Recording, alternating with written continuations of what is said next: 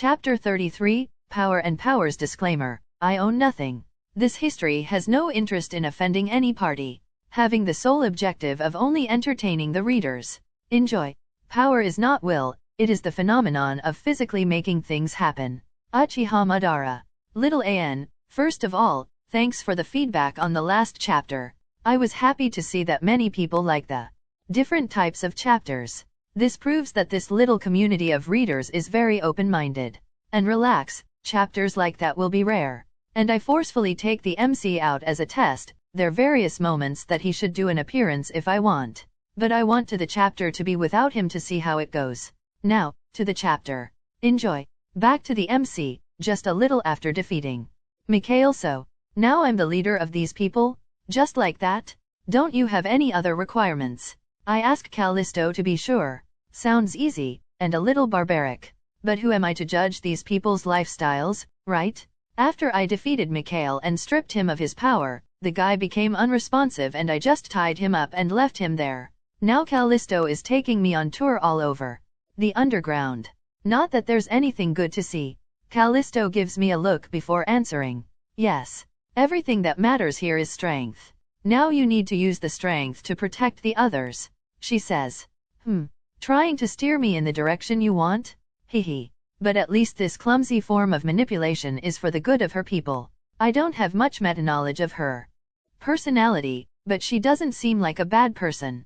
Doesn't seem like what the big Russian guy was going to do. I say, making her flinch a little. That bastard is crazy, she says with finality. I nod and speak. Relax, I have no reason to use you all for any nefarious purpose. I really want to help you, I say sincerely. She seems to believe it, but she still keeps her guard up against me.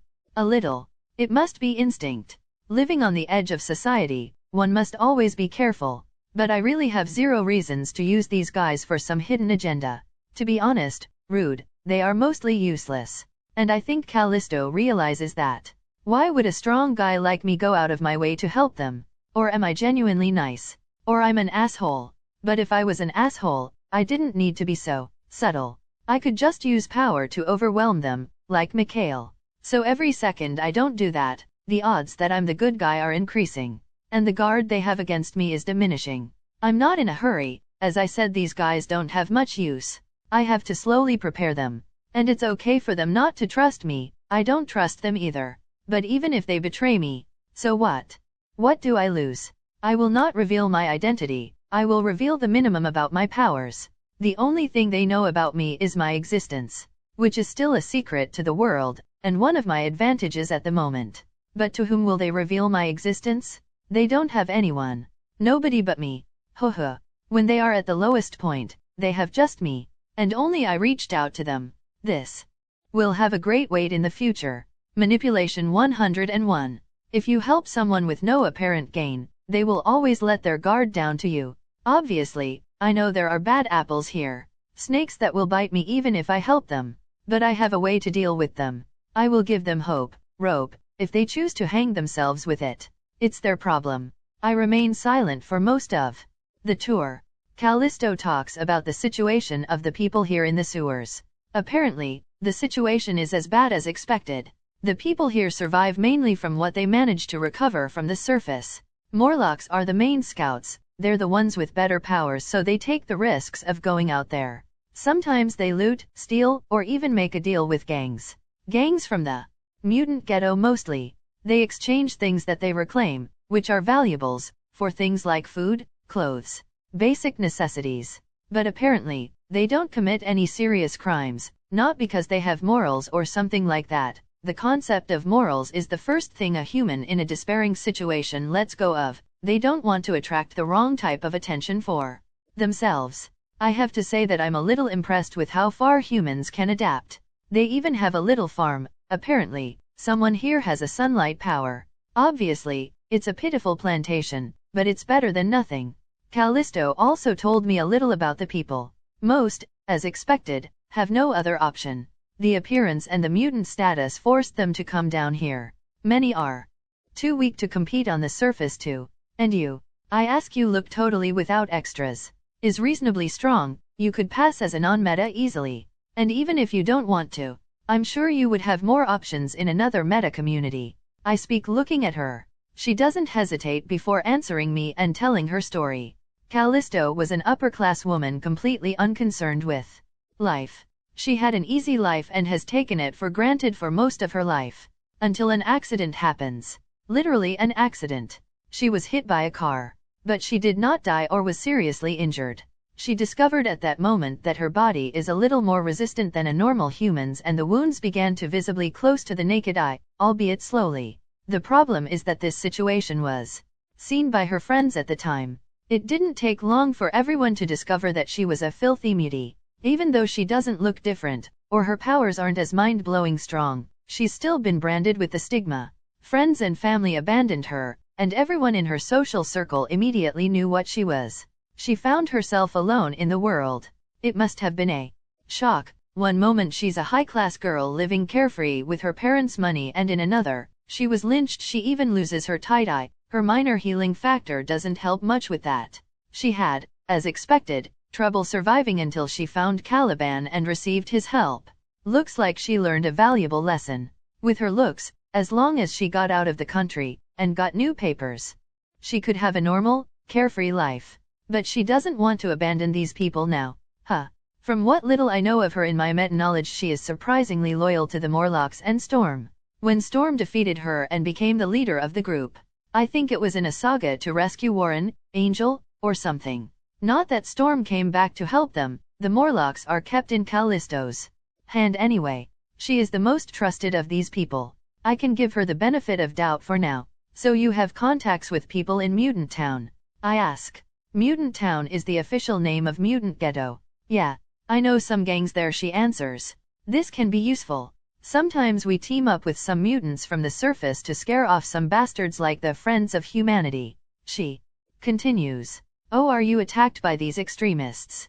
I ask curiously. These guys are here in the fucking sewers, and there are still people who come looking for trouble. Ugh. There are several mutant hate groups in Marvel. And I'm not even talking about things like Weapon X and Project Sentinel. Even normal people form extremist groups even worse than the KKK, Friends of Humanity, Church of Human Potential, and others. These people range from bored teenagers who come to lynch some mutants to really organized groups with firearms and other equipment.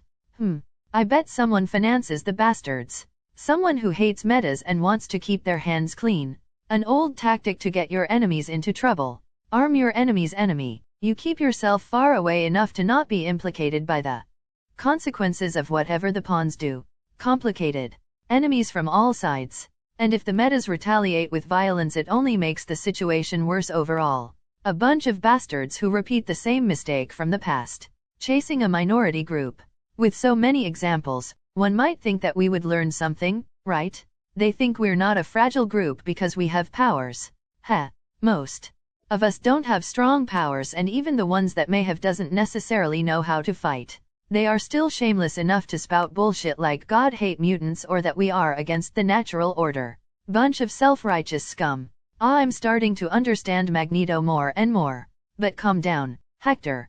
Let's try everything before moving on to the more drastic measures. Let's give the people of Earth a chance. If they disappoint, better not have these negative thoughts for now.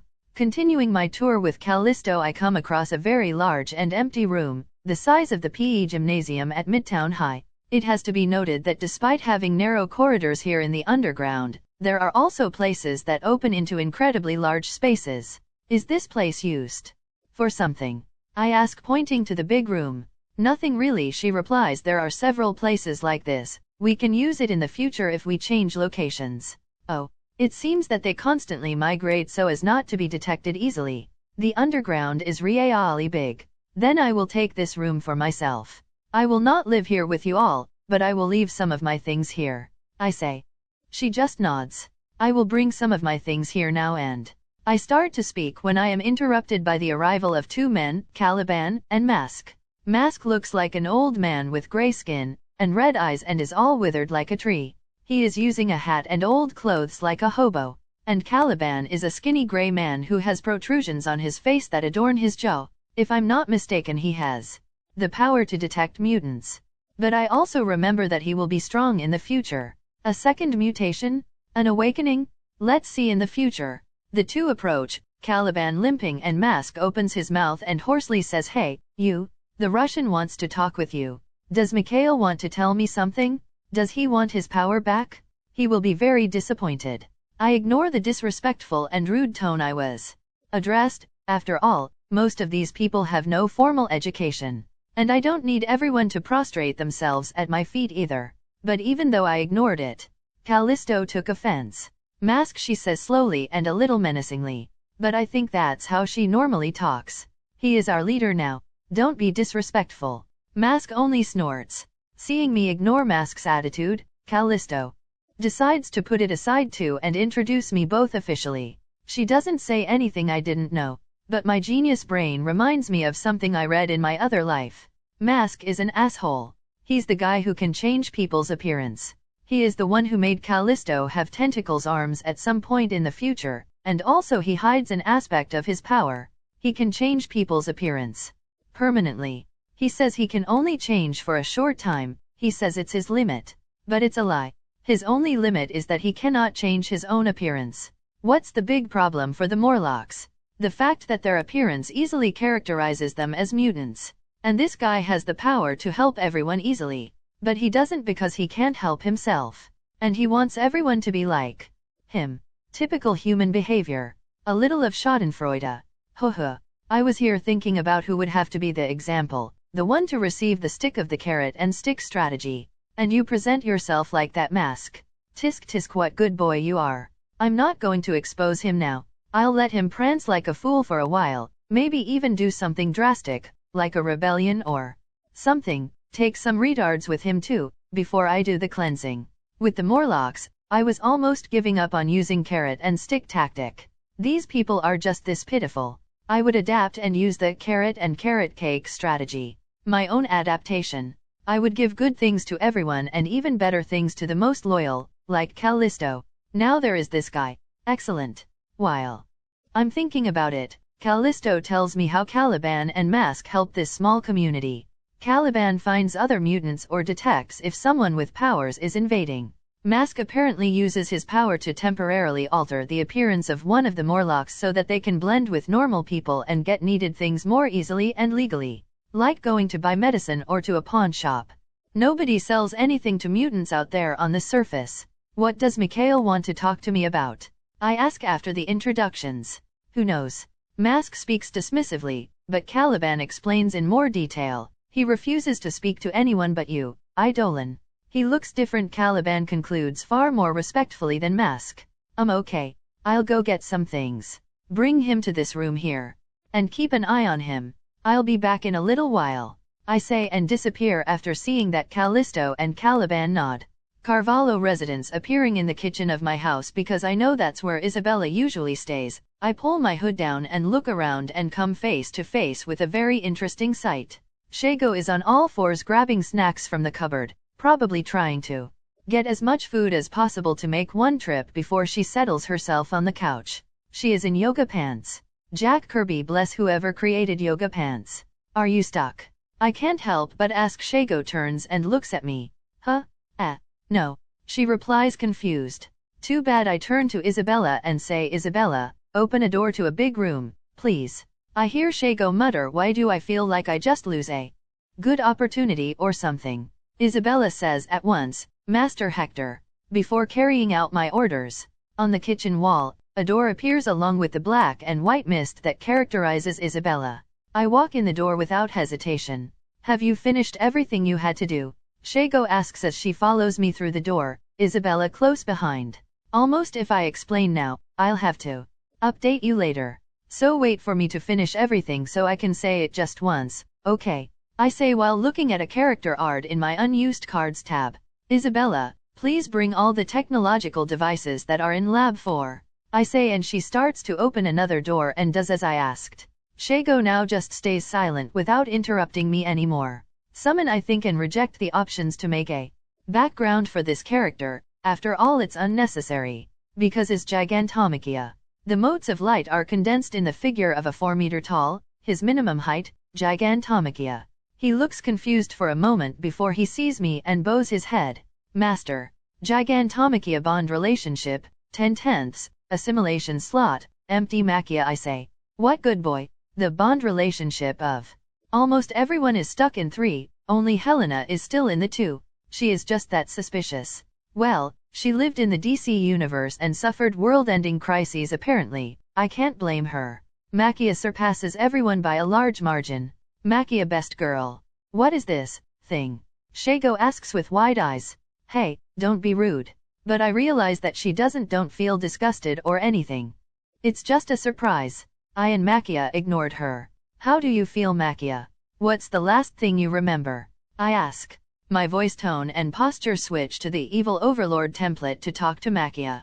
I need to treat my subordinates differently in certain aspects. After all, I will have all kinds of people under me. I feel nothing different, Master. And we just talked. Makia responds. Respectfully. When I moved between multiverses I felt discomfort. I thought it would be the same with Makia. But apparently becoming a card changed that. After all, none of the cards had the same problem as me. I wonder if the process makes them adapt to this universe, or any universe I summon them in. If I summon someone while in Naruto's world, will they naturally have chakra? Did Makia's powers adapt to become X-Gene here? Mental note to the future. And it looks like they're not conscious while they're cards. To Makia, I just explained to him about coming with me. And it's really my Makia. I had a little concern that he will become just any random Makia from the Omniverse. But it seems my fears were unfounded. Good, I continue to say, I will bring you to a certain community of pitiful people. You will protect them and my possessions until they grow and become useful. I say. The right job for the right person. Makia is no hero material, so it's fitting to leave him with the Morlocks. As protector and watchman. Makia knows all for one's modus operandi. About helping people and making them owe you favors to use them later. To Makia, it will look like I'm doing the same. And I do not intend to correct the misunderstanding. Because I'm doing something similar anyway. I'm just not going to treat Morlocks as disposable tools. I have limits. Makia nods. I start to explain the situation in general to Makia while sending some images to his mind with my telepathy. It's good practice. From the corner of my eye, I see Isabella bringing the equipment. I was prepared to help with telekinesis, but Isabella improvised. She made Lab 4 tilt and the equipment is simply sliding in this room. A door also opens in the ceiling and I see the lab upside down, and the toughest material falling. She is finally getting creative. She is a genius after all. Not everyone is good at using powers, but intelligent people are usually good at it. It is not necessary for a person to be intelligent to be good with powers though. Makia is a simpleton, but he is very instinctively good and takes good decisions, although very direct. Makia, you know that this world is much more dangerous. Time to an upgrade. I say and reach out to touch Makia's arm. First I take some useless and superfluous power, and replace it with better powers. Like the gigantification of MT Lady that is better than Makia's earlier power that increases his height. Carries him a hardening, search, shock absorption, some enhancements, and finally, Luke Cage power. One of the 2 copies of Luke Cage power that I have at the moment. Now Makia won't lose easily even to a mild angry Hulk. He won't win against the Hulk, and the Hulk can get infinitely strong. But Makia is the ultimate shield, meatbag, now. And I will improve him even more in the future. That's Gigant, but you can call him Makia. I say to Shago and Isabella. I introduce them both to the big guy too. In truth, he is my first follower, but because of logistical reasons I didn't bring him until now. I explain. I had intended to leave Makia at the farm I was going to acquire, but I changed my mind when the plan with the Morlocks went better than expected and after my conversation with Callisto. Shago waves with her hand to Makia, and Isabella bows her head. You can listen to them if I'm not around, Makia. I say, passing some authority to Shago and Isabella. Makia is a follower, he doesn't think much for himself. Let's avoid problems in the future by creating a small hierarchy now. And where is Helena? I ask and Isabella prompt responds. She is training in another room. Do you want me to bring her here? Isabella speaks. Unnecessary. I say simply and go back to explain things to Makia. That's everything, Master Hector. Isabella speaks after a while, calling my attention to a large amount of tech in the corner of the room. Thank you for your hard work, Isabella. I'm going now. Gigantomachia, follow me. Remember, there's no need for you to involve yourself too much with the people we're going to meet. Just defend them from intruders and don't let them touch my stuff while I'm not around. I speak, still using my overlord tone of voice. As I speak I remove a palantir, Lord of the Rings, from my inventory, and I use a giant chain to make a necklace and put it on Gigantomachia's neck. Voice. Palantir are crystal balls that serve for long-distance communication. With this, I can talk to Gigantomachia whenever I want, without fear of being intercepted by normal means. Much better than his previous radio. As I make final preparations to head back underground, I notice the way Isabella and Shago are standing. Back straight and looks a little tense.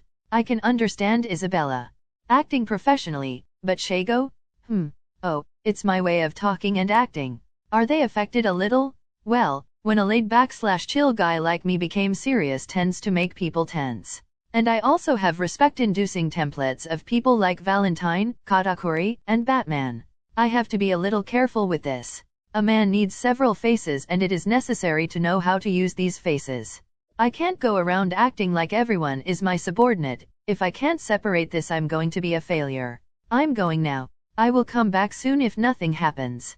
I say to both of them as I open a portal to the position where I was previously. I lift my tech with telekinesis and move saying to Gigantomachia follow me. As I cross the portal I hear Shago comment to Isabella. He is so hot when he acts like that. Okay, forget everything about what I said about separating things. Shago is probably an M noted. Back to the Idolan's room with the Morlocks. When I go through my portal I see that Callisto, Caliban, and Mask are here with the addition of one more person, Mikhail. That is chained while sitting on the floor. They turn their faces in my direction as they see me walking through the portal, relaxing a little after seeing it's me. After that, I bring my equipment and put it in the empty big room, which is now mine. Then the portal expands even more and Gigantomachia appears carrying the last things. They become wide-eyed when they see Machia and I even notice Callisto reflexively putting up a fighting stance. He is my subordinate Gigantomachia. I say placating. Everyone. He will live with you all here, he is very strong. Is all that I say. Callisto and Caliban nod but still with their mouths a little agape. Is Machia so strange? Is it because he is big? Colossal-sized things always awes people, right? How much this thing eats. Mask speaks and unlike Shago who is only surprised, I perceive hostility and fear in Mask. He will be sustained entirely by me, so you don't have to worry. I answer coldly. This guy make it easy to dislike him. I just give your guys plenty of food, bastard. After I've more or less sorted my things out, I turn to talk to Mikhail. Later I'll plug everything in and put a safety system in place when I'm away from prying eyes. So, speak. I say simply as I approach the kneeling Russian, once again putting an intimidating posture. After all, everyone present is my subordinates or opponent. To my surprise, Mikhail looks at me calmly, even though he is so helpless and he must have realized by now that he no longer has access to his own powers. I expected this guy to be a little more desperate. I want to thank you, Mikhail says with a heavy Russian accent. I tilt my head a little. Did I hit his head too hard? I have done so many horrible things. I even hurt my little brother. My head is clear now. What have I done? My love. Tra. Would you hate me now? He starts talking until he starts crying and bends over, his forehead touching the floor as he sobs. Oh okay. Something is weird here. A big Russian guy is crying like a little girl. Still keeping some of my posture cold I straighten him out with telekinesis and speak. Speak clearly, man. He sobs a little before starts talking. His name is Mikhail Rasputin. He was a cosmonaut from the USSR. During a mission, he and his entire crew were caught by a dimensional rift and sent to another reality. Only he survived because of his powers that were awakened at that moment. There, in this new world, he met his future wife, Traumaezeth, who was also the princess of the locals. He got into some political troubles because his father-in-law that was a tyrant, but overall he lived very well. Then disaster struck again. It seems the reality he found himself in was constantly plagued with dimensional rifts and dimensional storms, like earthquakes and hurricanes that often happen here on Earth. These are natural calamities. But people have learned to live with them.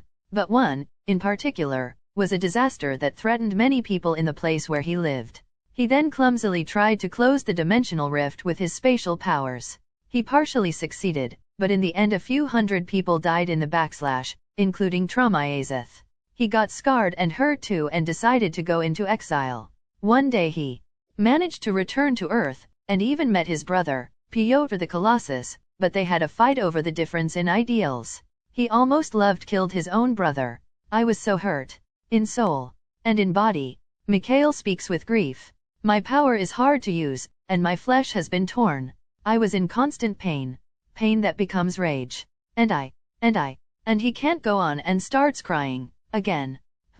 This guy is not lying. My powers can tell. So this guy is fucking traumatized. He lost his friends and colleagues, lost his wife, and nearly killed his own brother. He is crazy because of circumstances. It seems that he was in constant physical pain from the injuries he had received. Physical pain can influence someone's mind. Like Dr. House, he is grumpy because he is in constant pain. So when I used Overhaul to give him a shock and win the fight undamaged, I resolved to fix him, and now that he is no longer being tortured by pain, he can see things more clearly. This is unexpected. Do you want us to believe you and pity you just because you have lost? Callisto speaks angrily from my side. Even though she says that, I feel like Mikhail's story has affected everyone. A little. She just doesn't trust him. With reason, I could say. Mikhail in his suicidal rage almost dragged all the Morlocks with him. He is not lying. I can tell. I say, placating Callisto. Now I understand. You never want a revolution. You just want to die. But you want your death to have at least a little meaning. I say. He looks down ashamed. I'm sorry. I'm sorry, Tra. I'm sorry. Piotr. I'm sorry, Ilyana. I'm sorry, my friends. He says. Now, what to do? So, besides apologizing and thanking me, what's your point in telling me this? I ask. He specifically wanted to talk to me. If he just wanted to apologize, he would have already done so. I'm not even a victim of him. Maybe he wants his power back. He looks at me and starts talking as calmly as he can. My crimes and sin can't be erased. I can just atone. I want to go and meet my little brother and sister proudly of myself. I can't do this as I am now. He starts looking at me directly and then lowers his head a little further, trying to maintain eye contact. We both came here to do the same things, but obviously you have the best intentions. You really want to do something good with these people. You even healed me, even though I'm your enemy. Let me help you. Take me as an underling or whatever. I want to do some good too. Like my brother does. Like Tra would want me to. He finishes with determination in his eye. Oh, interesting. Before I even give my answer, Callisto and Mask are already talking. Are you crazy? We can't trust him. I raise my hand to shut them both up. Caliban and Hakia just stay silent. Caliban just seems to be the type who knows his place, not a conflict guy. And Hakia just looks at me in awe. If it were possible, I would probably see the bond relationship go up to 11/10. I believe you. I say finally. I see Mikhail's face light up and the outrage on Callisto and Mask's faces. But I continue before anyone interrupts me. Is not enough. To the people that you already hurt. I speak and see his expression darken. But I believe in second chances, and I also believe that everyone has the potential for great things, so I will help you tap your potential by giving you 2 options. I say, raising my hand and showing 2 fingers. These options are mainly to the benefit of these people and for you two to have your chance of redemption. I speak seriously. He nods his head gravely. Option 1, let me enter your mind. I say darkly, you will allow me to read your mind and memories to really know how sincere you are. Don't worry, I won't be looking at very personal things. This is the fastest method to you gain everyone's trust. I say, and let him digest what I said. The second option is, I will keep the restriction that I have placed on your power, but I will give you the freedom to live here, under surveillance, so that you can help this community into your own hands and gain their trust little by little and achieve your redemption. That's the long option. I say, if you choose option 1 and it proves true, I will release your power, but if you find out in your memories that you're lying to me, I threaten. I know he's not lying, I'm just saying this so the listeners know I'm serious. Sincerely, I want to help Mikhail. First I present a horrible and outrageous option, and then I present the best way. If I just let him live here, no one would like it. but presenting this option after another makes it easier for people to swallow the outcome. Manipulation 101. Words are like gemstones, it's all about how you deliver them to the person. If you gift it throwing at high speed, it will hurt regardless if it is precious. But if you put it in a fancy box, even if the gemstone is not that valuable, it will please the person. But to my surprise, Mikhail responds differently than I expected. The first option, he says without hesitation. As someone who hates the idea of someone looking at my memories, I find his response strange. Are you sure? Yes. I have nothing to hide. All right. I say and place my hand on top of his head. Unnecessary, but I need to do a show and it's good to downplay my powers. Don't worry, I'll stay away from your intimate moments, I say. Entering his mind, I confirm what I already knew. He is telling the truth, everything is like he says. I stay away from his happy memories, I don't want to see him naked with his wife. Finishing seeing the most recent memories and feeling the emotions he felt after his fight with me, I confirm again. He really does have a moment of realization and a pang of overwhelming guilt after he regained his sanity. He really was in constant pain, the world that he sees and feels is torture 24/7. Sigh, withdrawing my hand, I get out of his mind. I confirm that he is 100% telling the truth. I've already released your power, you're free to go. No need to stay here. You have several other means of redemption. Go find your family, if you want. They can help you, I say, giving him the last way out and releasing him from the chains. He gets up but makes no move to attack or walk away. He's really tall and I notice the Morlocks feeling intimidated by him now that he's free. I just stand my ground calmly. No, I want to repay you. Let me help. He is serious. Fine. From this day forward you're my subordinate, like Hakia here, I say, not rejecting the proposal.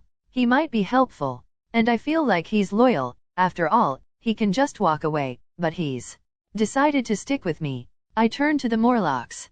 Go tell everyone what happened here. Callisto, you're in charge when I'm not here. Mikhail, you listen to her too, I say. He doesn't seem very happy, but he accepts. Callisto is glaring at him. Mask is downright rebellious. Caliban is neutral to the point that he doesn't care, and my most loyal people, Callisto and Mikhail, don't like each other. Being a leader is hard. After dismissing everyone except Hakia, I start organizing my new personal hideout. I think there is a saying that a smart bird has several nests or something like that. I have no strings with this place. If I am discovered, it won't be a big loss. I won't be doing anything important here either. Hakia, this is just the beginning. These poor people need guidance. I'm different from All for One. Even with all the methods, he still made himself an enemy of the world and lived only in the shadows. I won't be satisfied with just the shadows, Hakia. I want the whole world. I indoctrinate Hakia as I work. I'll probably use Hakia for some heroic jobs, but it doesn't mean I'll put spandex on him and make him a hero. But I might, for example, send him on a rescue mission, but that might go against Hakia's beliefs of Lord of Evil, so it's better to make some things clear right now. Finally finishing everything, I turn around and speak. Contact me if anything happens. I will come here constantly. Don't let anyone near my things. After seeing him nodding, I disappear. Carvalho residence reappearing back at my house, I make my way to the living room, which is where Shago is watching TV while lying on the couch and eating snacks. Eating so late will make you fat, I say before stealing some to me too. Removing my cloak and lowering my half mask, I sit in an armchair. My hair and eyes start to return to normal and I'm just in my UMF suit and I watch a reality show where people do survival tests. Shago is staring at me. What? I ask. Nothing. I didn't realize you had all these muscles. Mama likes it very much. You should always dress like that at home. She speaks slowly as she looks me up and down blatantly as she bites her lip. I roll my eyes. Damn, dark upper lips, my weakness. To change the subject, I start to tell her about what I just did. So you are grooming some pawns? Shago asks after I explain the Morlocks. Well, I really want to help them. If they're useful, I use them, but is not a great loss to put some effort into helping these poor people.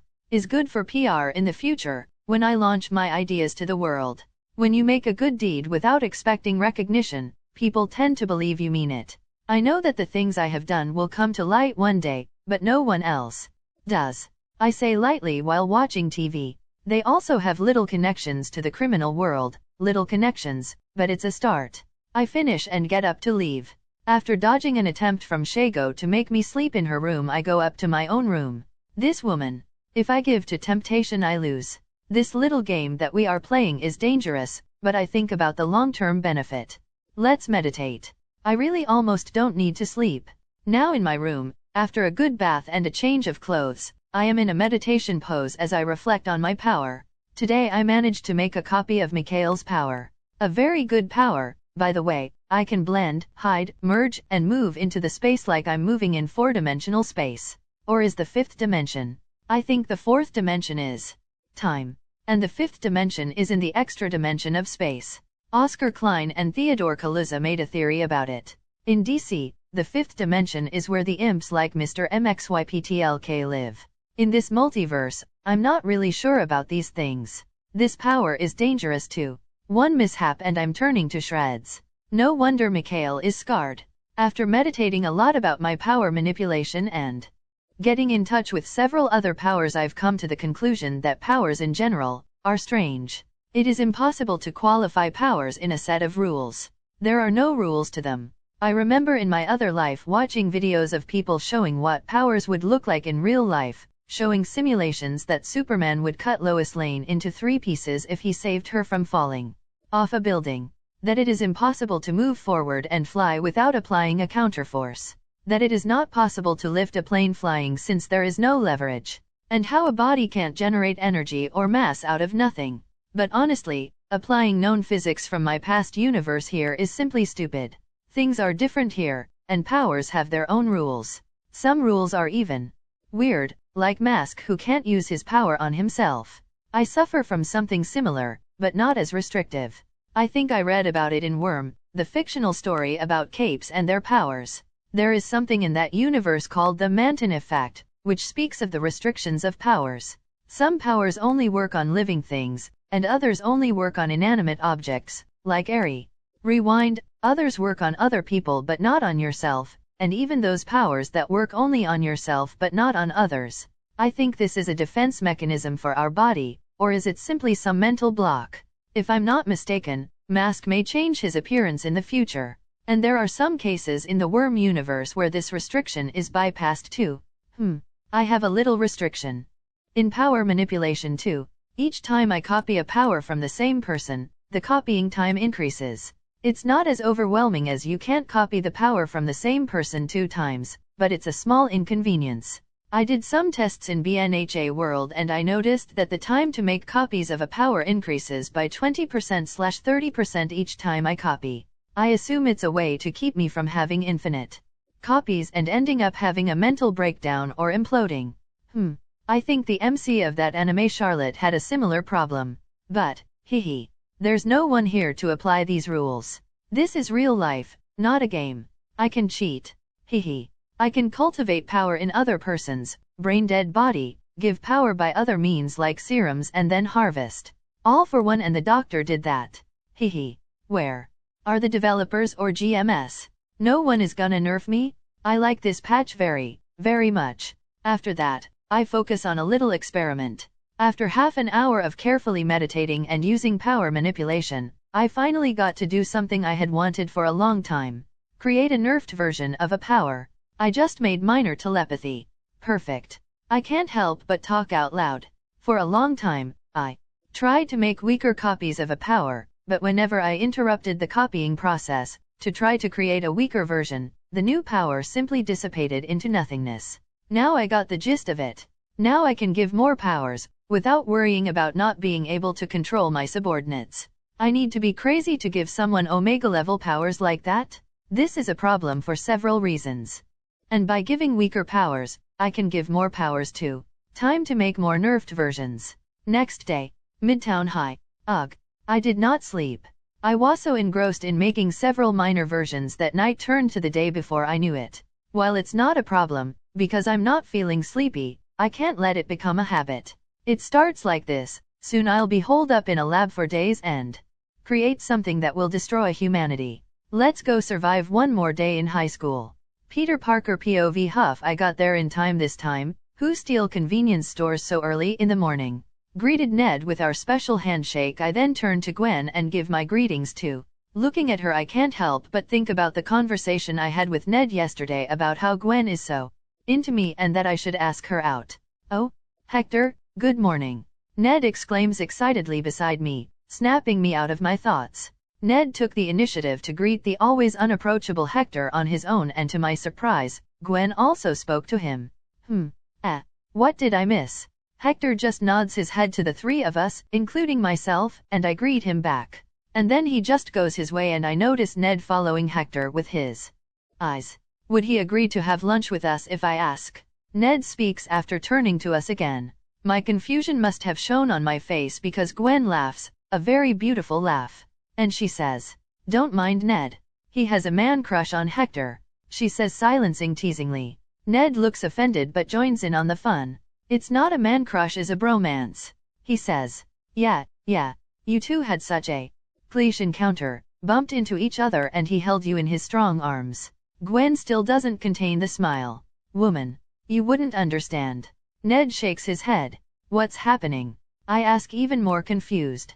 "Hector is a brother," Ned says, and drags us into the classroom while giving me Gwen signaling looks, for me to probably take the initiative.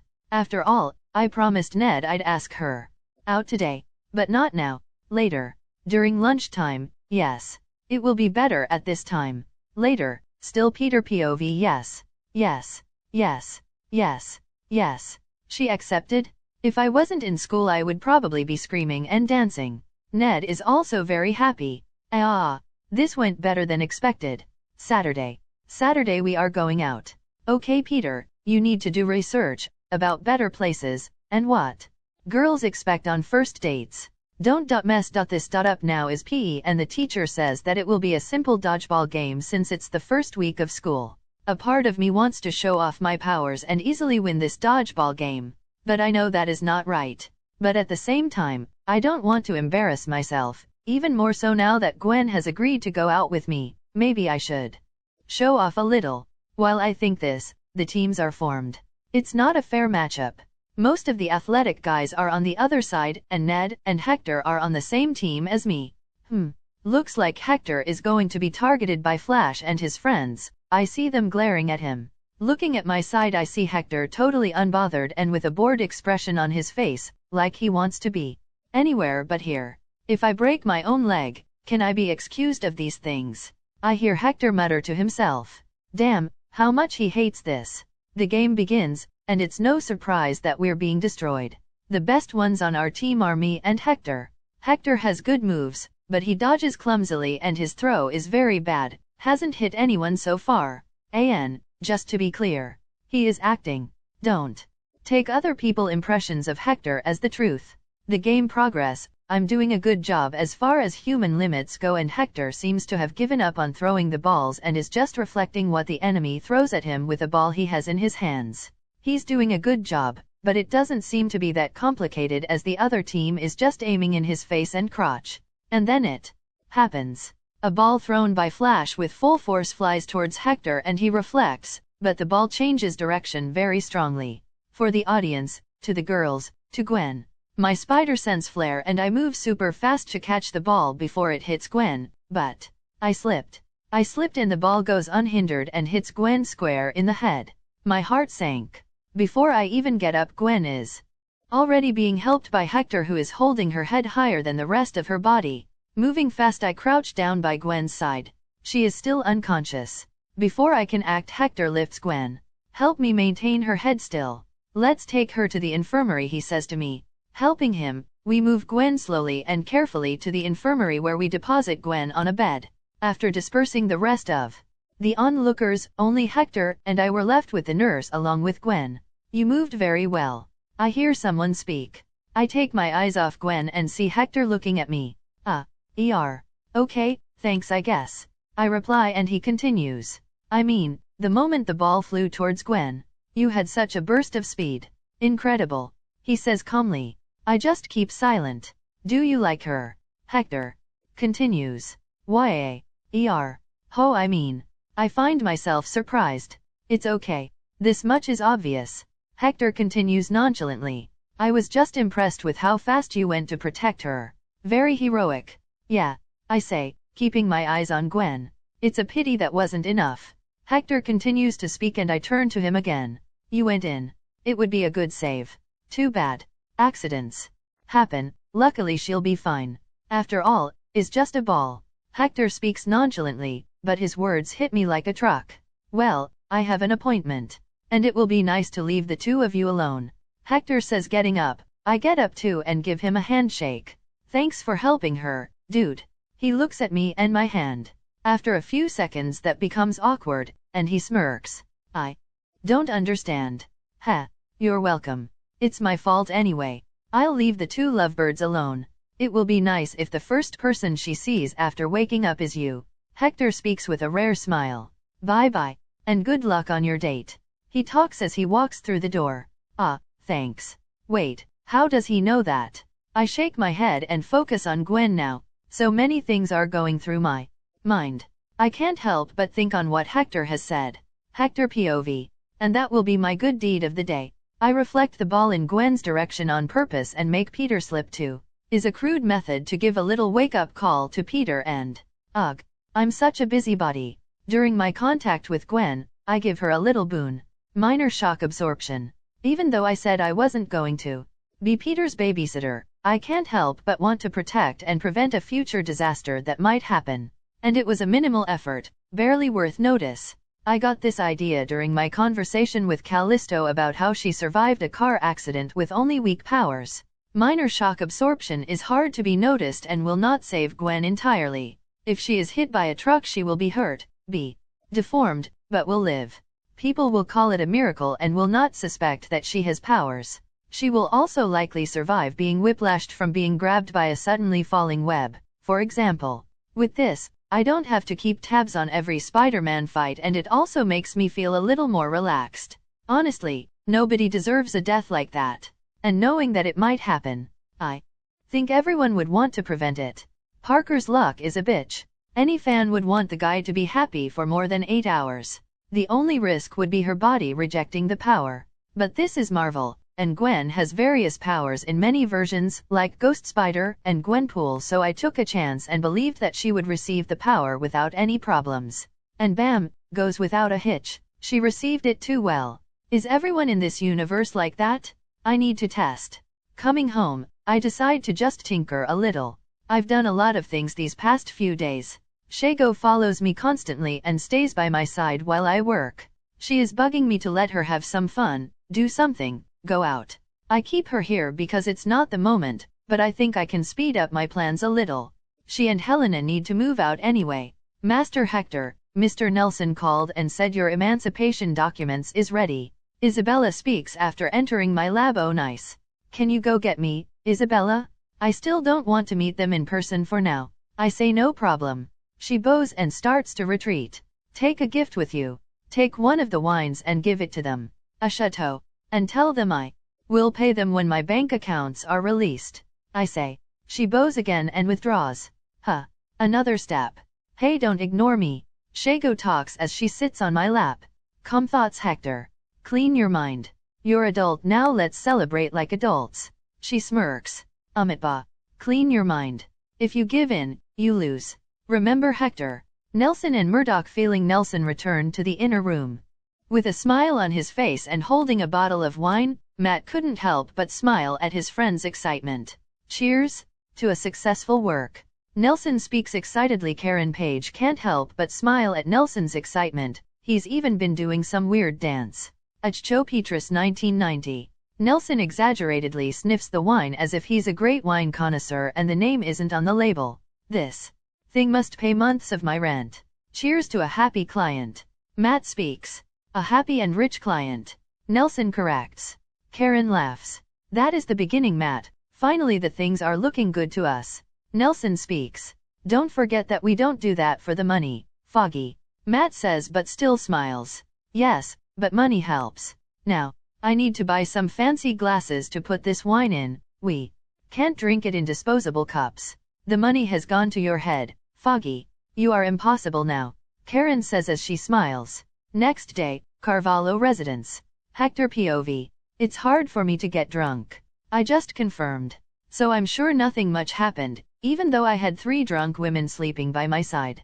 We are in the living and it all started with Shago discovering my father's wine cellar. Ugh. Even Helena and Isabella got carried away by Shago. Such a bad influence. She must be proud of herself. Isabella is sleeping on the couch, her hair loose. Helena and Shago are hugging me on either side while I'm in the floor. Staring at the ceiling, I try to get my thoughts and senses out of their bodies that are pressing against mine.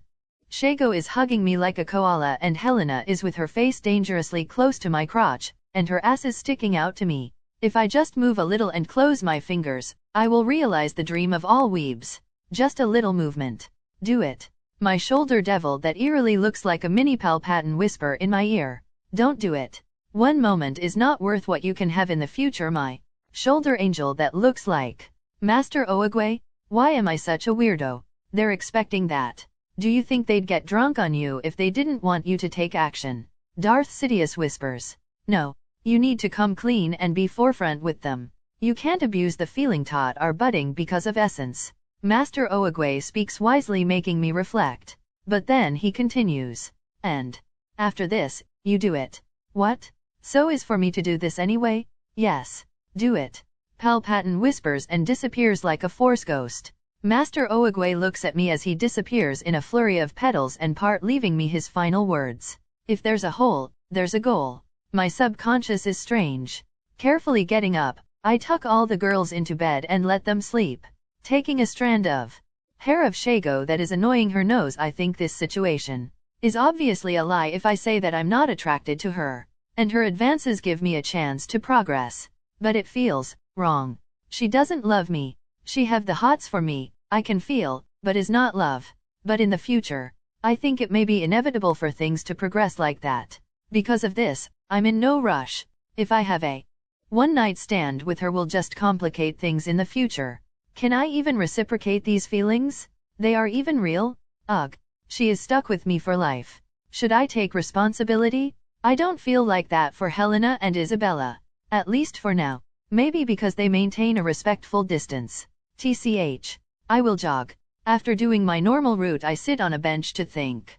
That might not be a problem now. I might consider Shago just being flirty, but I'm sure it will be a problem in the future. I feel someone approaching to sit on the same bench as me. Taking a quick look to see if it's anyone from SHIELD. I see he is just the homeless guy. He sits and relaxes beside me. I just ignore him until I realize he's familiar. Oh, you are the guy who was seeing a ghost a month ago. I talk. This is the guy I tested D4C on. He looks at me, squinting his eyes until he recognizes me. I've changed quite a lot. You are that kid from that day? Damn boy, what have you been eating? He speaks, looking at me up and down. Despite everything, I laugh out loud. Haha, grandma food. I reply, and it's his turn to laugh. Hiya, that's the best there is. Eat a lot, he talks, and I just agree. But it appears that he is not done. That day, man. I can swear for everything that is sacred that someone grabs my wrist. But nobody believes me. He strikes up a conversation. I believe in you. I speak simply. You do? Yeah. There's a man-spider thing fighting crime. Nothing is impossible now. Ha. That's true, that's true. After that, he started talking. And damn, he talks. I feel awkward to just getting up and leave. So I listen to his rant. He tells me about his life, his problems, and the past. I just listen. And you, kiddo, what's your problem? He asks. I need to have a problem. I ask, raising an eyebrow. You are here right now, alone. You must be thinking about something. And there better places to think if is something good. He speaks. I just shrug my shoulders. Girl, he asks conspiratorially. I look at him. Girls? I knew it. Always women. We can't live with them, but we can't live without them. Kiddo, you are young, don't fret so much about a girl. There are many fishes on the sea. He starts advising me. Not that I asked. It's more complicated than that. I speak. Oh, how? Against my better judgment, I resolve to speak to this dear. There are some girls. I start. Some? Damn? Then you don't have a problem.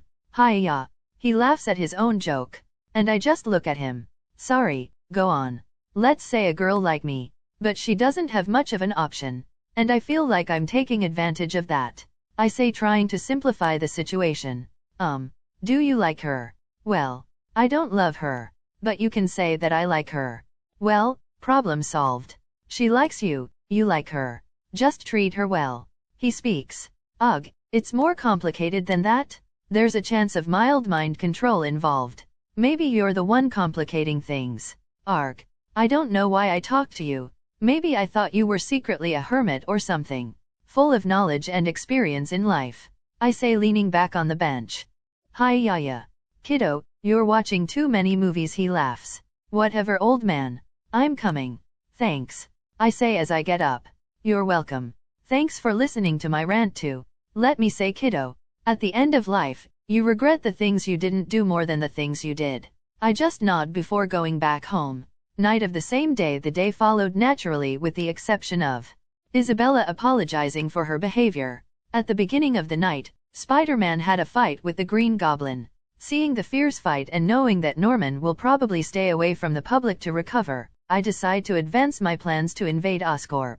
I personally used the little EMP attack into the block of Oscorp and prepared the invasion for Seago and Isabella. The two seem excited to finally be able to act. Watching the happenings on the camera that I left on both of their uniforms, I remain seated in front of the huge monitor. Cathalhu in my lap and Isabella collecting everything Shago recovered. Everything goes smoothly until the small confrontation with Black Widow and Hawkeye. What unlucky scenario, I say, frowning. Well, they probably also took advantage of the window I opened with EMP attack. I don't interfere and don't even give instructions. In the end, the results are satisfactory. After the objective is accomplished, I bring Shago and Helena with warping gag reflex. I hear Shago speak as she emerges.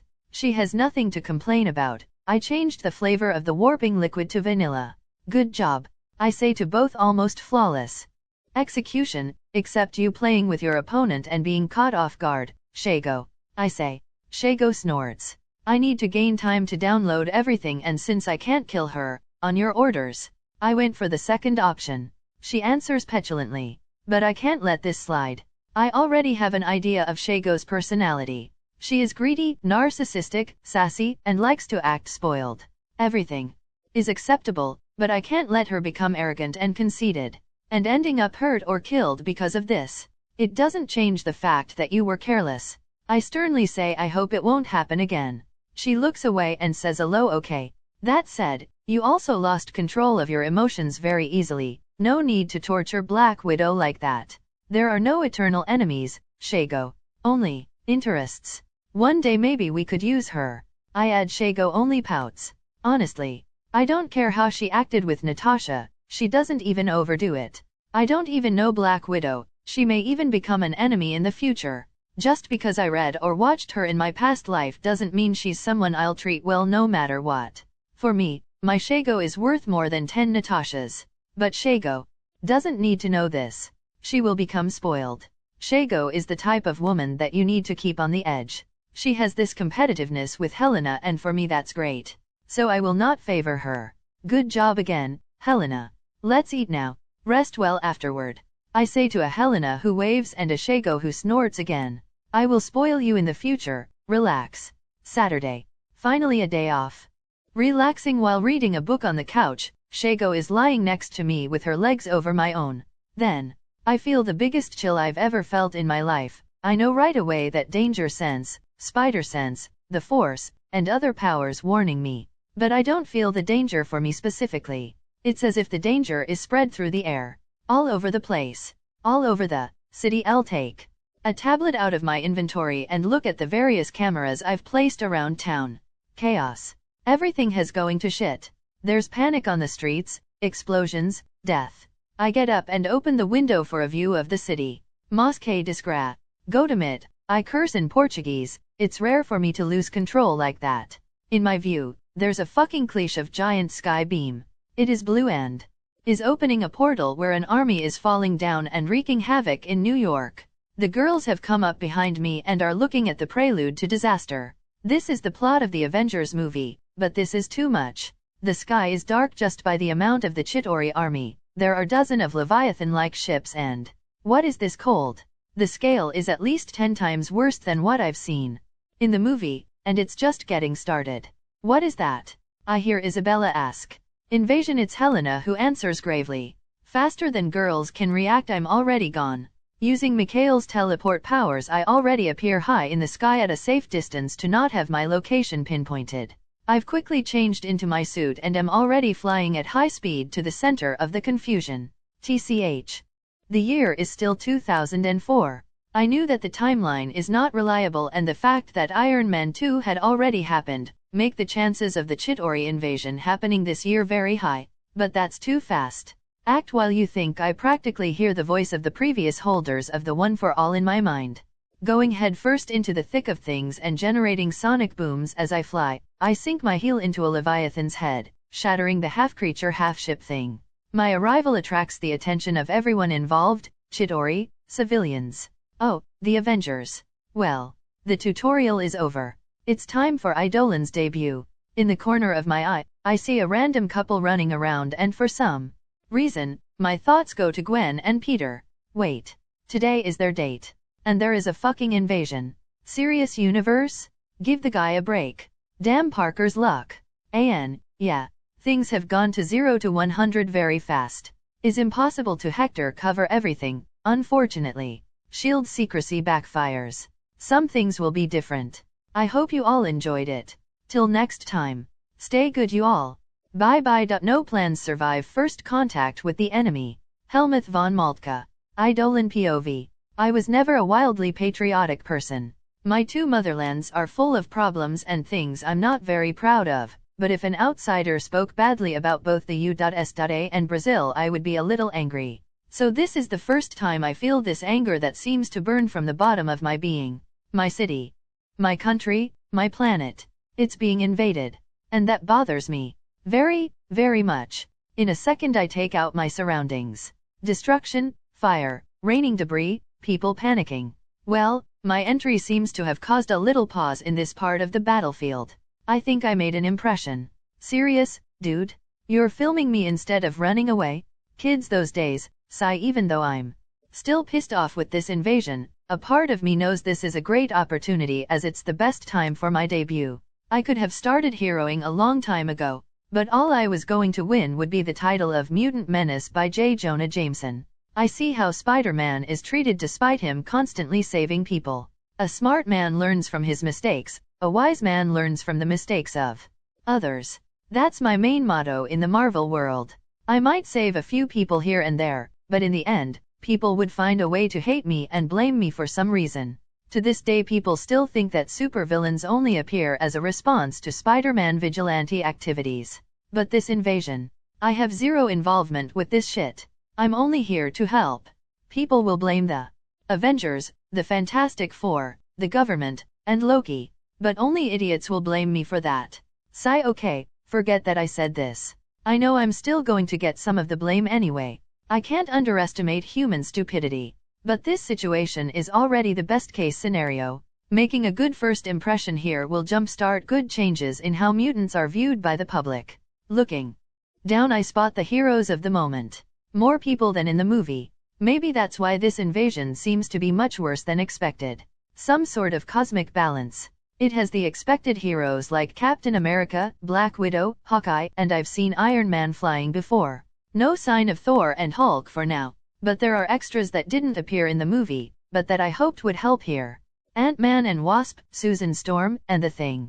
Reed and Human Torch must be somewhere else. Spider-Man should be helping as he can away from here as well. And maybe more reinforcements will appear, but better not to be optimistic. As I slowly float to the ground, I wave my hand down and crush all the Chitauri soldiers on the street. Idolan. Here to help. I say, hand signaling to myself as I address Captain America.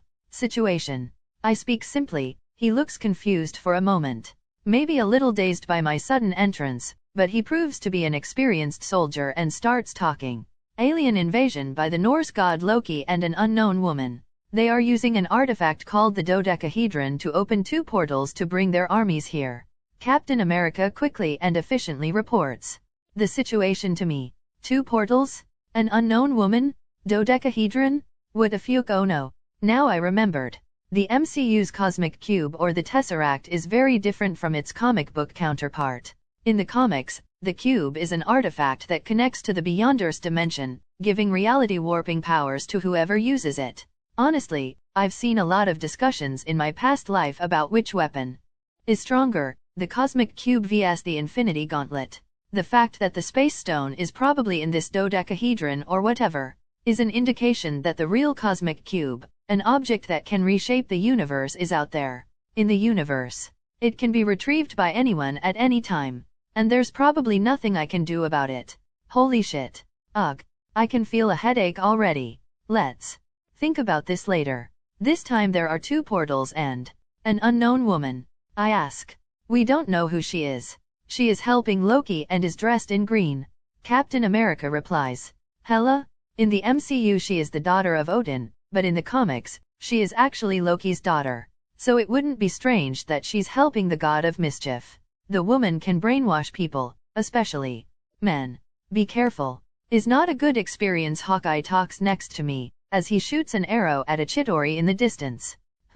That doesn't seem to be Hela's style. Amora? I see, that makes sense. There's no cube here. And no scepter either. This universe is like mending with the comic elements. Filling the gaps. Amora is replacing the role of Loki's scepter. If you think about it, it's logical that Thanos wouldn't give an Infinity Stone to someone to go and retrieve another Infinity Stone. So the Mind Stone is out there in the universe too. Ugh. I see. I will be careful. Thanks for the warning. I wave my hand casually and bring a Chitauri soldier who is still alive to me telekinetically. Captain America and the other heroes seem confused by my actions. I hold the Chitauri soldier in the air and make him look at me. He only grunts and hisses. Can you understand me? He doesn't react. He just tries to swing his arms to hit me. I try to get into his mind, but all I get is simple things like kill, obey, and things like that.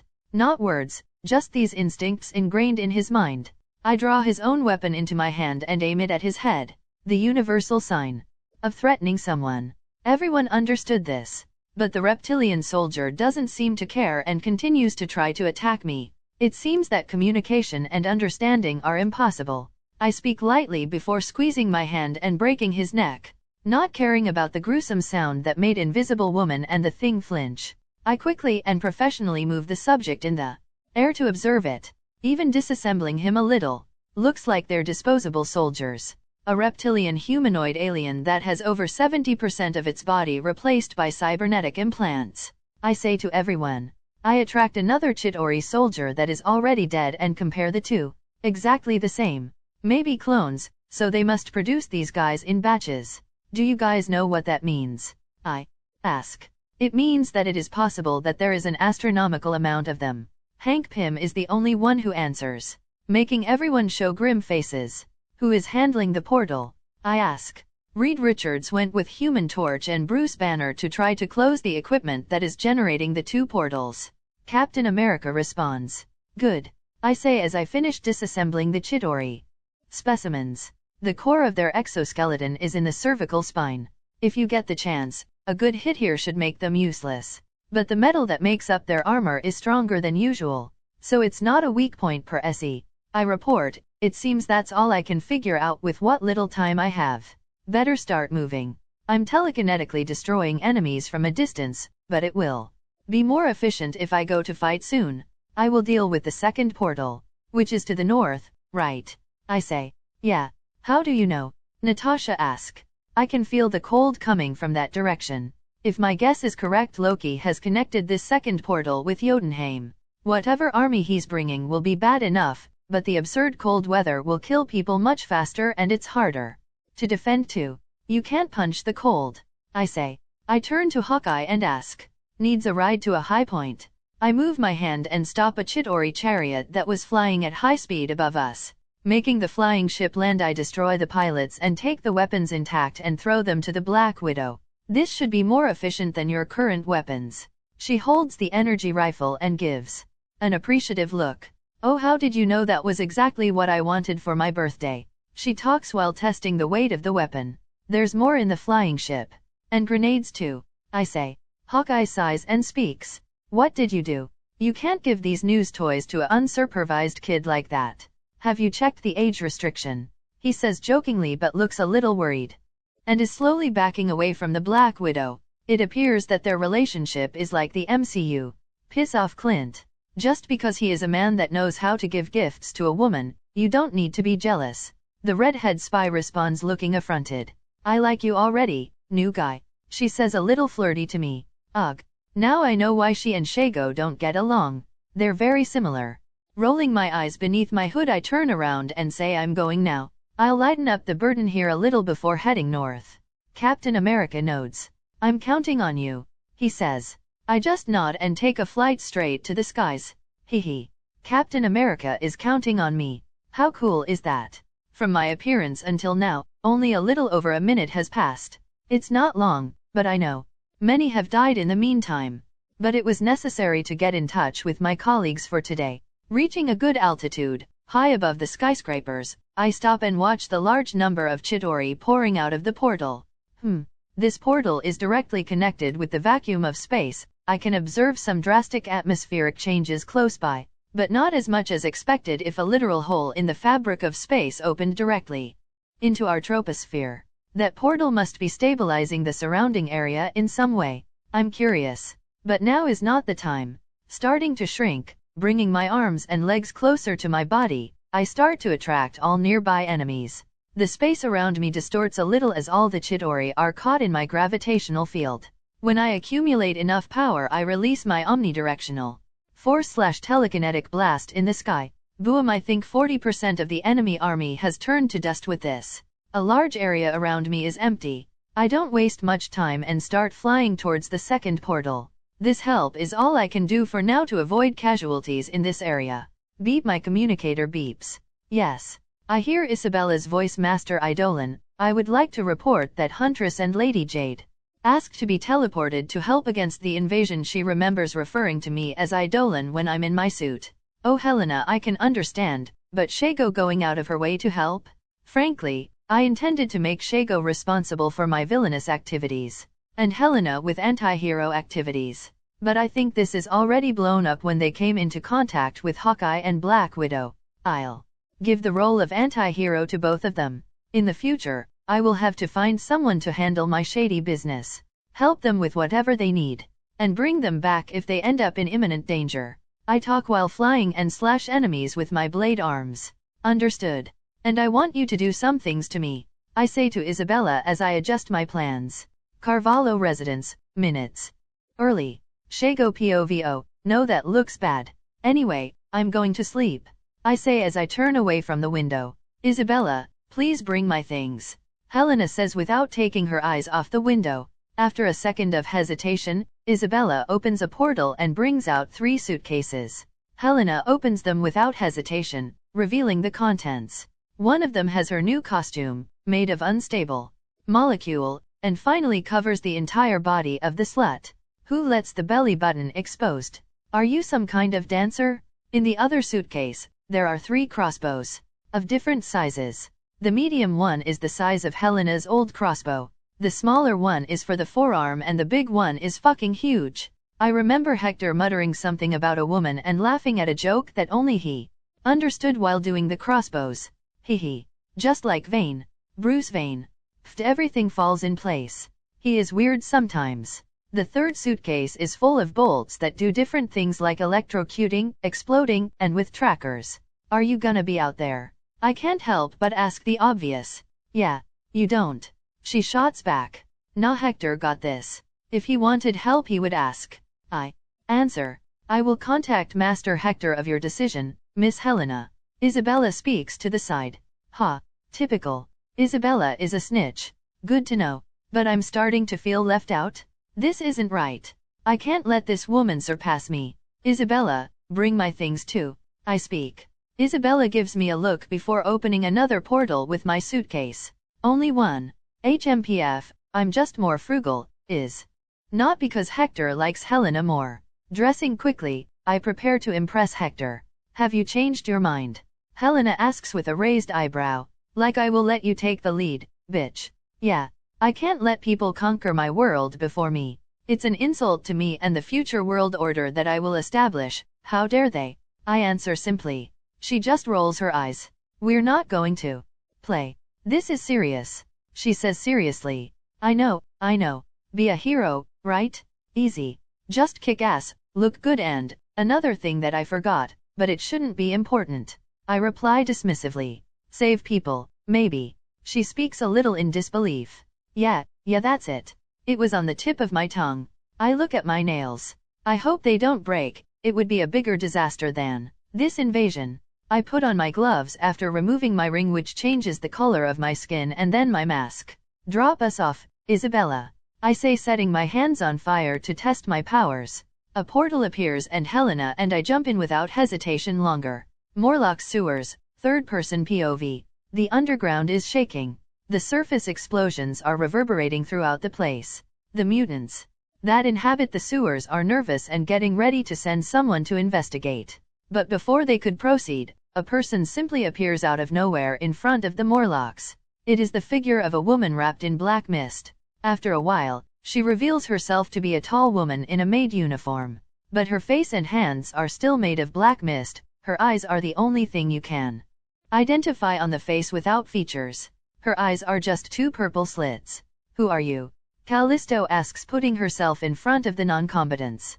Mikhail advances to stand beside her, ready to fight. The fact that the newcomer is in a maid's uniform took the tension out of the Morlocks, but they still haven't let their guard down. Greetings, I'm the caretaker. The woman who is. Obviously Isabella speaks as she hesitates a little. Her alias is something she and Hector hadn't decided on yet.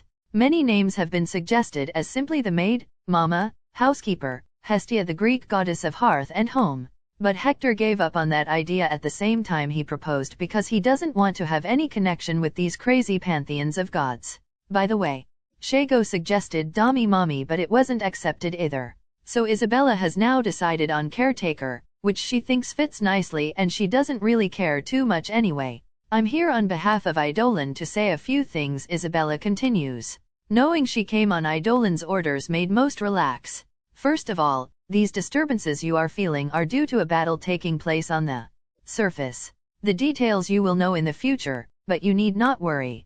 Idolan will do everything to make sure you guys are not affected. Isabella pauses to take a look at everyone's reaction before she continues. She talks calmly and gently as if she is convincing children to behave. You must be Mikhail, Isabella says, turning to the big Russian. Yes. Mikhail confirms unnecessarily. Idolan said that the battle now is a good opportunity for your redemption. If you're willing, she says while narrowing her eyes. Mikhail is dumbfounded for a second before showing a serious expression. I will trust in the judgment of the leader, he says. Good. Guide me to Hakia, Idolan said to get him to follow me. Mikhail speaks before starting to head towards the Idolan makeshift room. Isabella gives a deep bow to the rest of the Morlocks and says goodbye. Just stay calm. Everything will be alright. Words of Idolan. She speaks before starting to follow Mikhail. On the way, Isabella explains the situation in more detail. On the alien invasion, Mikhail asks a little absent-mindedly. You don't look very surprised. I have seen my fair share of crazy things. My lady, we are here. The two arrive at the entrance of a large room, and the 4-meter-tall Hakia appears to be sleeping. But as they approach he lifts his head and sniffs the air a little. Master's maid, he says. Yes, Hakia.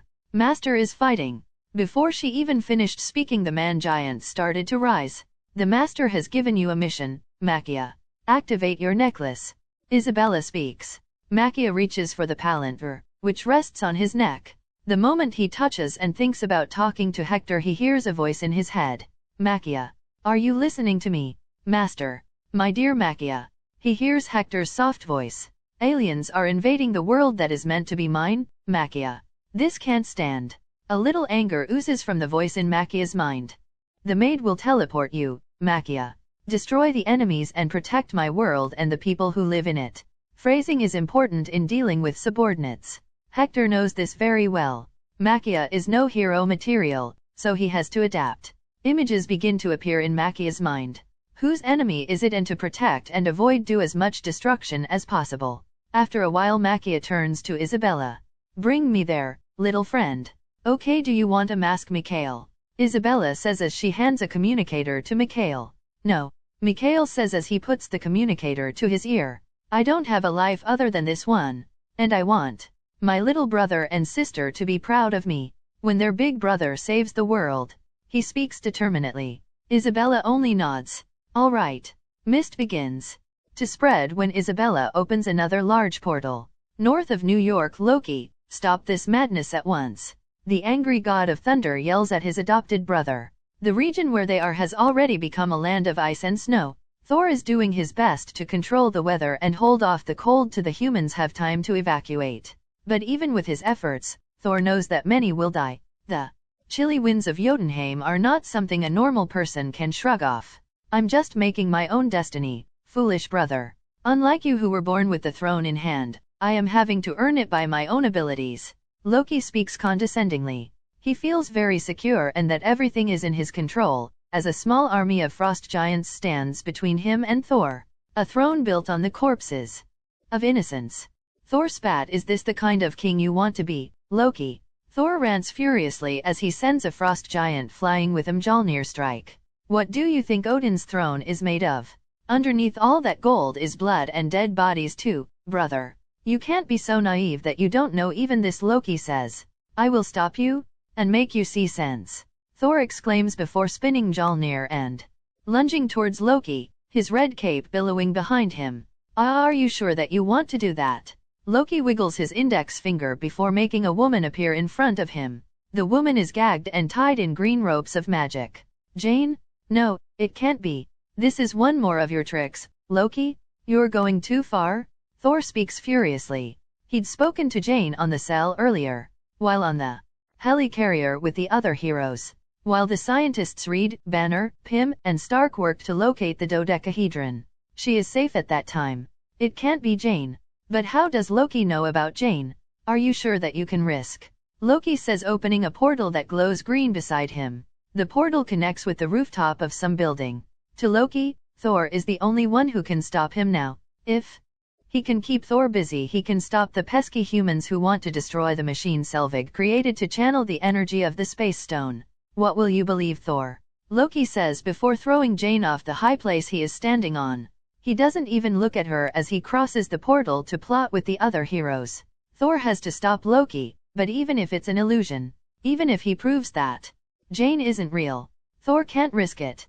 Electricity runs through his entire body. Thor has never pushed himself as hard as that moment when he launches himself into the sea of frost giants to capture Jane before she meets a horrible fate. Arg. Thor flies really fast, but he won't make it in time. Expertly he swings his hammer, making a gust of wind which goes against Jane, stopping her fall. Enough to him catch up. Meanwhile, he hits several frost giants in the way. He doesn't realize, however, that many more frost giants are already moving deeper in the city. Don't caring about him at all. Rolling a little on the ground with Jane in his embrace, Thor finally stops and looks at her to make sure that she is okay. He is glad he came to save her. The sensation of her body is not an illusion. It's real. But before he can get a good look at Jane, she glows green and an object the size and shape of a football ball appear in front of him. The Warlock's eye. It's all that his mind registers before everything goes blank. Amora stands up triumphantly. The plan is a success. She has to admit that Loki is pretty good with lowly tricks and schemes. Removing the illusion that makes her look like the mortal lover of Thor, she waves her hands, ending the spell. Using the image of a lowly woman is humiliating for her. And to see Thor disregard his own safety for other woman that is not her prick her right where it hurts. She will make Thor kill Jane with his own hands to prove that he loves her more, much more than that Midgardian harlot. Amora's mind control is different from normal. She doesn't turn the men she controls into mindless puppets, she changes their sense of priority, making her the person most loved by them, that they will do anything for her. Thor, get up, she orders. Thor opens his eyes that glow green for an instant before reversing to their normal coloring of blue. He gets up and faces Amora. Tell me, Thor, who do you love the most? She asks, unable to stop her heart from beating faster in anticipation. You, my love. Amora is the one that I love the most. Thor speaks sincerely. A smile blooms on Amora's beautiful face. Yes, my dear. Finally, you come to your senses, she says sultrily as she approaches Thor and hugs him. Thor instinctively leans forward and kisses her. Amora allows herself to get lost in the moment. After Sometimes she reluctantly separates from Thor and speaks. Thor, my love. Go help your brother a little and come back to me later. No need to seriously help, just put on a show that's helping. Loki little rebellion will be over when Odin comes. But we are together forever. With a peck on the lips, Amora bids farewell to Thor and prepares to abandon Loki and Midgard.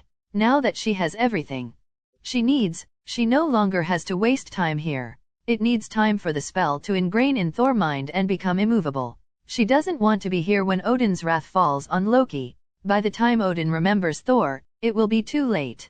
While Amora is thinking about the bright future ahead, space shifts close to her. Pain assails her neck when she sees a figure in a black mantle appear out of nowhere and punch her throat.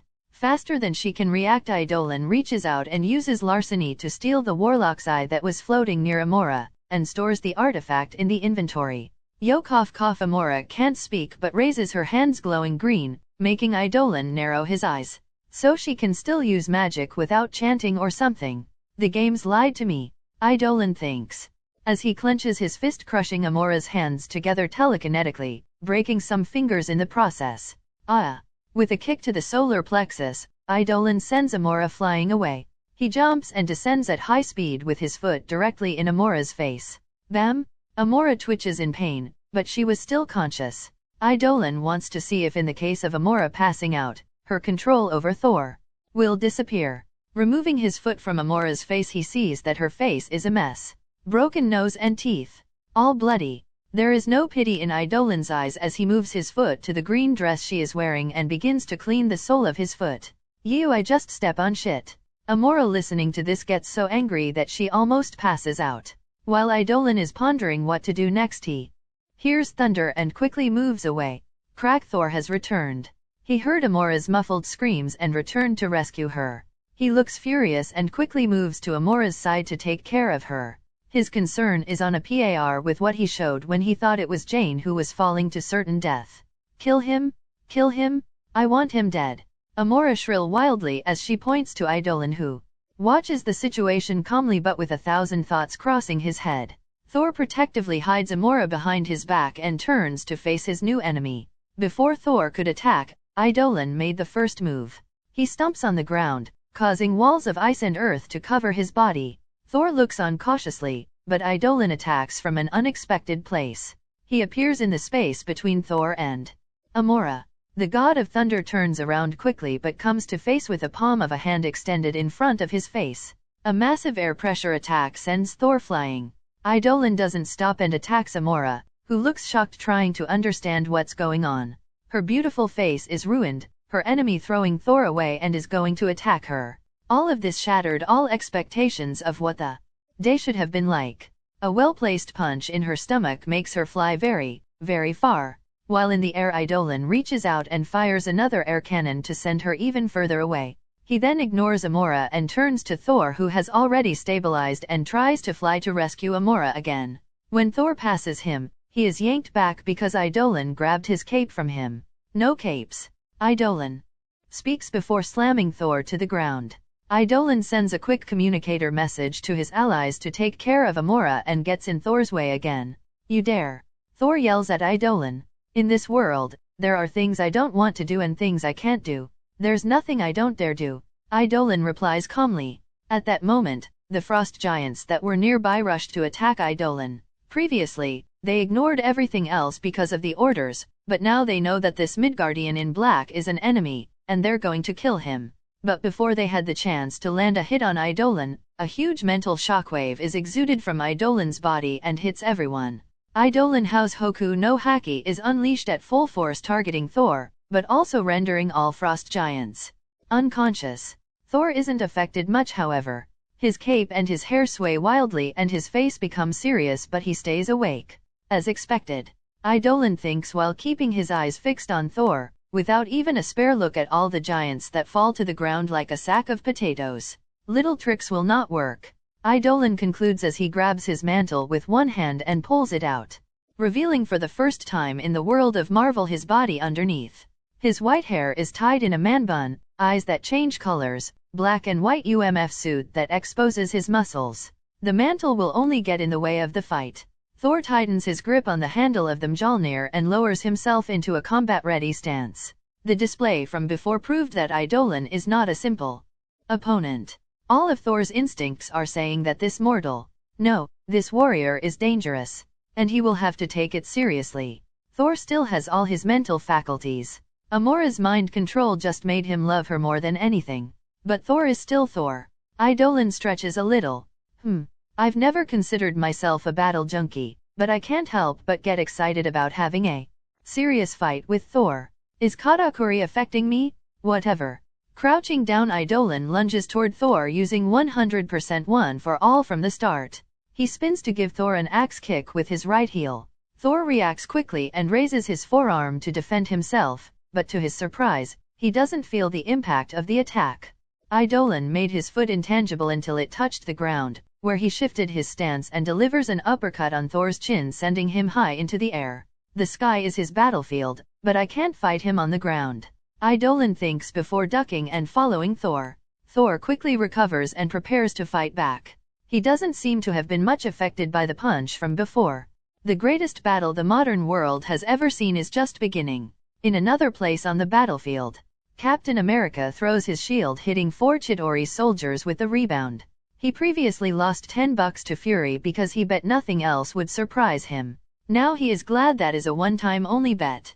The helicarrier, people with powers, Norse gods, and that Idolan guy who arrived as backup. He and the others had just arrived to fight this alien army when faster than a bullet something crashes into the front of one of those whale-like airships. That he's a friend is all Steve Rogers needs to know before he quickly briefs the situation to the newcomer. Every help is welcome. And later he realized that it is a great help.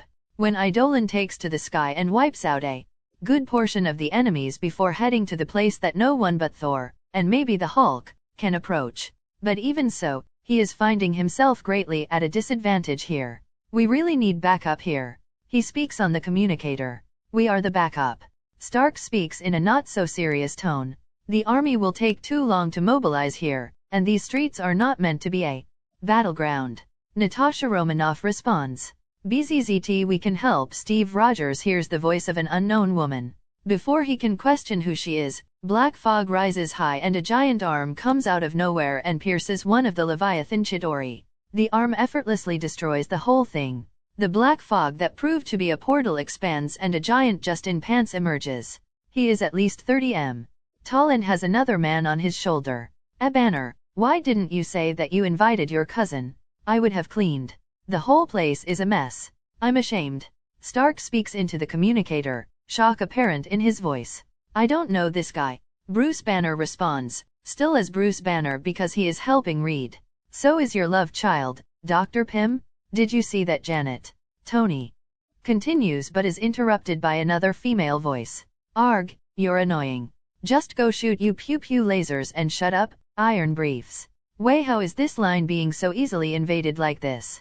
Tony asks. It's not that hard to hack. Since the incident with Ivan Vanko, I thought you'd be more careful, Tony. But it looks like you haven't learned from your mistakes. A voice that is now recognized as Idolan's speaks. Hey. Tony speaks affronted, but Captain America interrupts him to talk about more serious things. Are they your friends, Idolan? Yes. You can trust them. There's another too, you'll see. Idolan talks and that's all Captain America needs to hear. By the way, I have bad news and very bad news. Idolan continues. The bad news is that I lost Loki. He teleported somewhere. Be careful, he warns. Can you not say the very bad news then? Clint asks hopefully. Thor is being mind-controlled. Everyone's expressions freeze. This is bad. Idolan continues.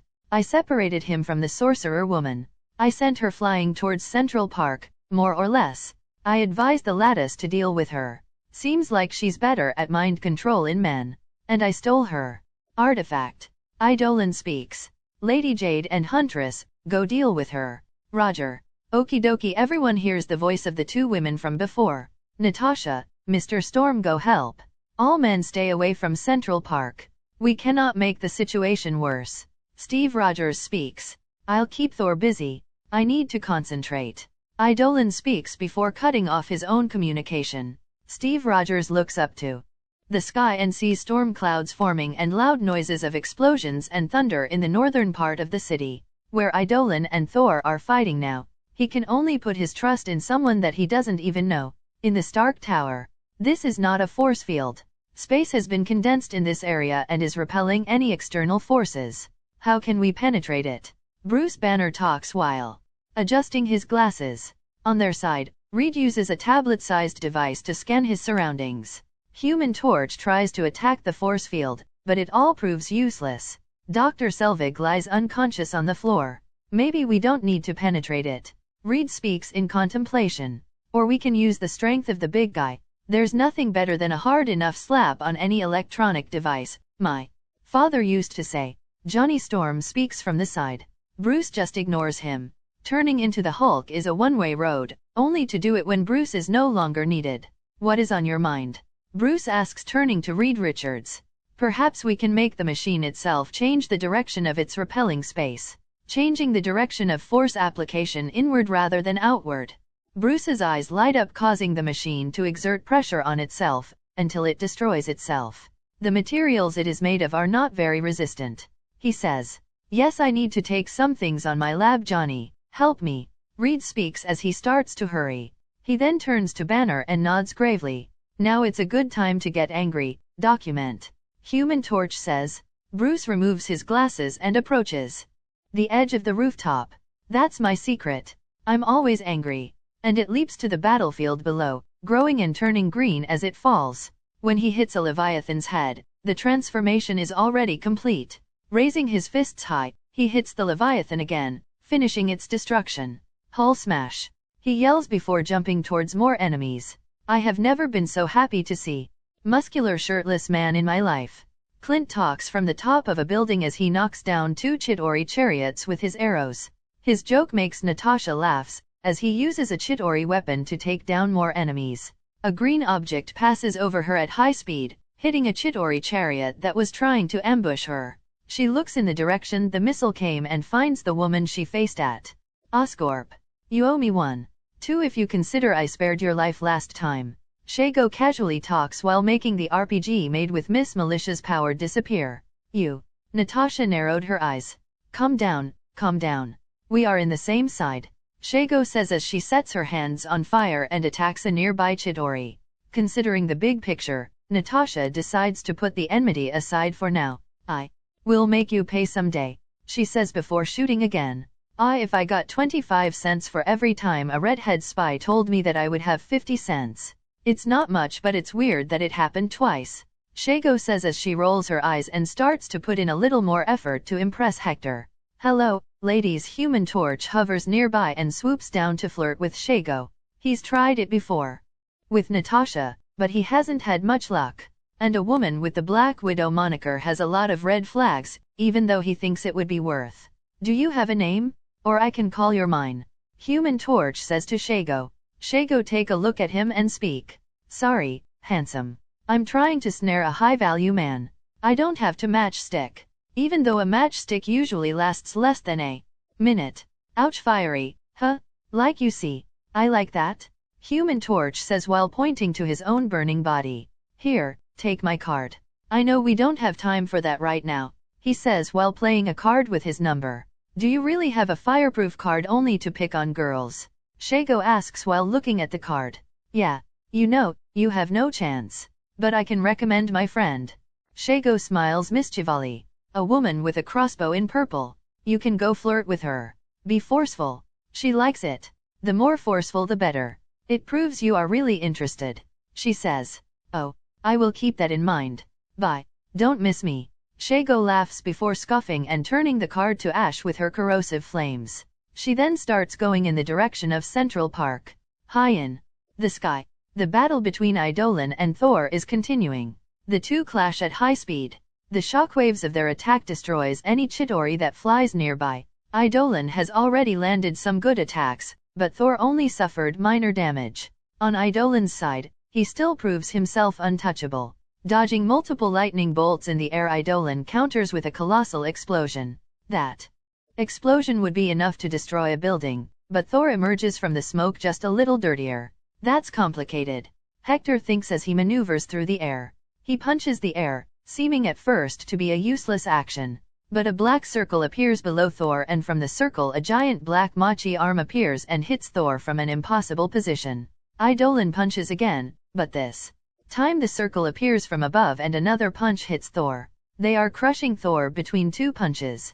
Thor tries to break free, but machi is sticky. The black machi then begins to change and morph into a ball, trying to capture Thor. Thor's eyes glow blue before electricity is emitted throughout his body. A large thunder hits him like it's reloading his power. The energy is directed omnidirectionally and vaporizes the machi, freeing Thor. Sigh, if things were that easy, it wouldn't be Marvel. Idolan continues with his attacks. Thor is proving himself to be a tough nut to crack, as expected. He is strong, durable, and surprisingly very fast. All his attributes are higher than Idolan. But Idolan has two advantages. His moveset is ridiculously big and he knows Thor. Not to mention he has something he's unmatched. His dodge skills from. He is basically untouchable. Hakia, danger sense, spider sense, the force and many others. Thor has so far failed to hit Idolan even once. Even with fast attacks like literal bolts of lightning, Idolan is still unscathed. But even though he's doing great, Idolan is worried inside. The truth is that he is fighting on several fronts. First of all, he's directly fighting Thor. And he is concerned about the destruction of the city and people's lives. Though Thor sticks to his principles, and doesn't target innocent lives, he's not holding back. Second, there is a battle in his mind with Thor. Idolan is trying to use telepathy to reverse the brainwashing. But Thor has a mind tempered by hundreds of years of life. The effort is proving futile. Third, he is wrestling control of the weather. His efforts are almost pitiful to compete against the god of thunder, but he's lowering Thor's influence a bit. Idolan is also fighting on a completely disadvantageous battlefield, but he can't help it. Helena looks up to the sky and sees the results of the battle. Lightning, explosions, pillars of fire, shockwaves that shake the clouds. It looks like a scene from the apocalypse. But she is not surprised by the battle. She saw things like this already in her old world. She is surprised at the level of strength Hector is displaying. This is almost a Superman vs Shazam level of fight. And Hector is just a 16-year-old teenager. She can also see that he has excellent control. The city is almost unaffected by the battle. Damn. Did you know that he is this strong? She hears Shago's voice behind her. No. He is not the type to flaunt his power. Helen responds. That is hot. Shago says, looking at a blue pillar of fire that looks like a huge laser. The fire cuts through the skies, destroying a good part of the Chitauri army. She notices that he is helping even during his fight. By the way, I'm talking about Idolan and the fire. Shago adds, unnecessarily making Helena roll her eyes. So, I know Thor and Loki. But who is the other god? Tony asks on the communicator watching the battle. Even he is forced to fly low because of the fight. The shock of the blows is enough to destabilize his flight. He swears to himself that he will improve his suits. I think the other is a human, Natasha says. Are you sure? Tony asks as he sees Idolan flying so fast and punching so hard it breaks the clouds Thor had just gathered. No is the only answer he hears. Steve Rogers has previously said that he believes there is only one god and that he wouldn't dress like that. But now he knows that even though Thor and Idolan aren't gods, they're close enough not to matter. Because when gods fight, the mortal suffers. The struggle that is taking place in the sky is of a level that no one can interfere with. Maybe the Hulk. But the Hulk doesn't know how to fly. And when Steve Rogers thinks about it, he sees the Hulk jumping high enough to meet the two combatants. His trajectory meets the point where Thor and Idolan will clash again. Everyone watching is curious about the result. But as if combined, the two turn towards the big green guy and hit him with an attack. Don't interfere, the voice of the two reverberates, before they return to fight. The battle moves to another part of town where Steve Rogers can no longer observe. Hulk is sent flying to the ground like a cannonball. Did these guys just bitch slap the fucking Hulk?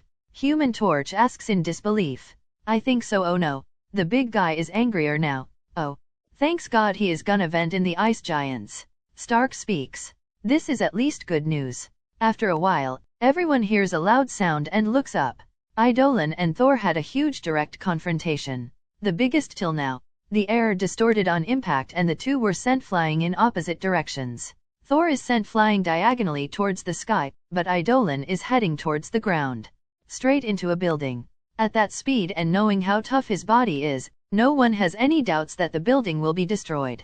But Idolan recovers and spins around in the air. When he touches out the building, he doesn't go through the building like everyone expected.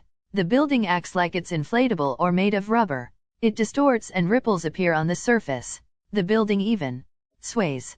Idolan used gentle criminal power elasticity very quickly and now using his new foothold to propel himself towards Thor, who still hasn't recovered from the previous clash. He starts to dominate the flow of battle. Despite the advantage, Hector is worried.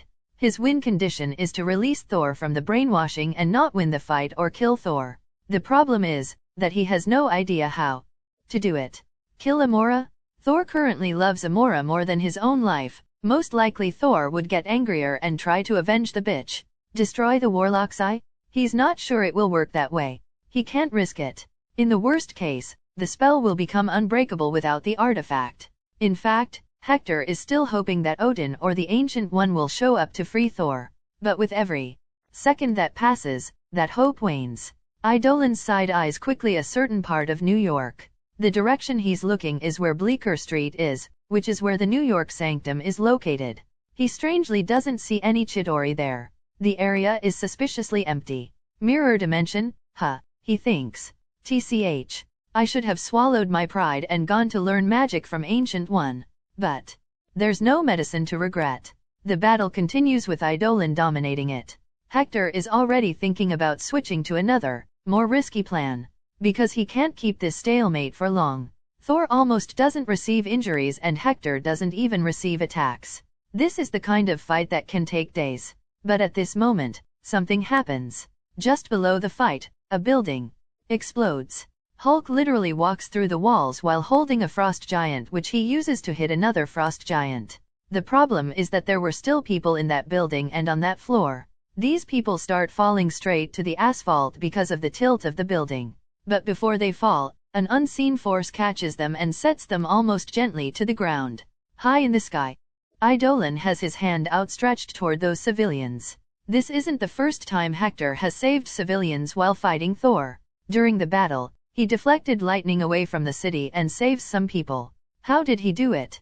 The force can redirect energy. Like Yoda, who condensed Palpatine's force lightning.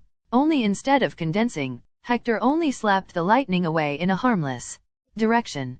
His force user template, Starkiller, is not the best with subtle things. He was created to be a walking nuke, so Hector lacks much of the skills that the true master of the force has. But improvising with martial arts, and imitating a little Garu and Bang from OPM, Hector deflect Thor's attacks. But this time was different. Idolan focused a little too much on saving all those civilians. And Thor didn't let the chance go. Even with all the powers to prevent it, Idolan was a millisecond too late to dodge the Mjolnir that was heading for the side of his face. Thor swings at full power and connects. But Idolan is no slouch either. Quickly becoming intangible, he let the hammer pass over the rest of his face harmlessly. But the hammer had hit a little his first layer of skin. The impact makes Idolan fly like a bullet to the ground with a broken jaw. Boom! Hector has enough presence of mind to remain intangible and phase through the buildings he would crash into. But he's not sure where is up and where is on, so after a while, he calculates it becomes tangible again so he can use the ground to stop being sent too far. He can't let Thor alone. Idolan crashes into the street but doesn't stop. His body keeps going through cars and doing a vast scar on the concrete. Anyone who sees it cringes. After a period of silence, Idolan stands up as if nothing happened. Putting his jaw back in place, he lets all dirt fall out his body because of a little power called Always Clean, which prevents dirt from sticky on him. Many teeth have been broken and Hector's mouth is full of blood. Because of the mask, he can't spit, so he just literally swallows his own teeth. Looking at Thor, who also watches him too, in the sky, Idolan says, "Okay, the child gloves are off now and the warm-up is over." After saying that, he removes the sword of actuation from his inventory. The blood-red eldritch sword gives the creeps to the onlookers, and even Thor himself feels uncomfortable looking at the sword. Thor instincts feels that Idolan is now many times more dangerous. The air around him, his posture, the gaze, and the sword. Everything screams that if Thor doesn't give his all, he could die. For those who don't know, the Sword of Actuation is a weapon made to kill the God Hand in the Berserk manga. Those of you who have read it know that the difference between the powers of the antagonists, the God Hand, and Berserk's main character, Guts, is so ridiculous it's almost despairing. The enemy of Guts is literal gods who control fate, souls, and causality. Thor. Don't worry. I will not give up on you. Idolan says one day in the future, we will drink and laugh about the time that you were brainwashed by a bitch witch. The Sword of Actuation, which was made to fight beings that are so strong that it seems hopeless to fight against them. This sword has been improved and evolved with the help of Gatcha cards. In simple terms, seeing Idolan disappears and appears behind Thor. Thor moved fast and managed to avoid a bigger wound, but an ugly scar that runs from his cheek to his ear appeared and blood is spilled. Even his helmet was destroyed. The Sword of Actuation is a god-slaying weapon. I will try not to kill you, and you try not to die. Idolan speaks coldly before attacking again. Sorry for the delay. I would post early, but I had a problem. Next chapter, round 2 of the fight Idolan vs Thor. The heavens do not fear me because I am a god, they fear me because I am a man. Pantheon. Isabella POV everything.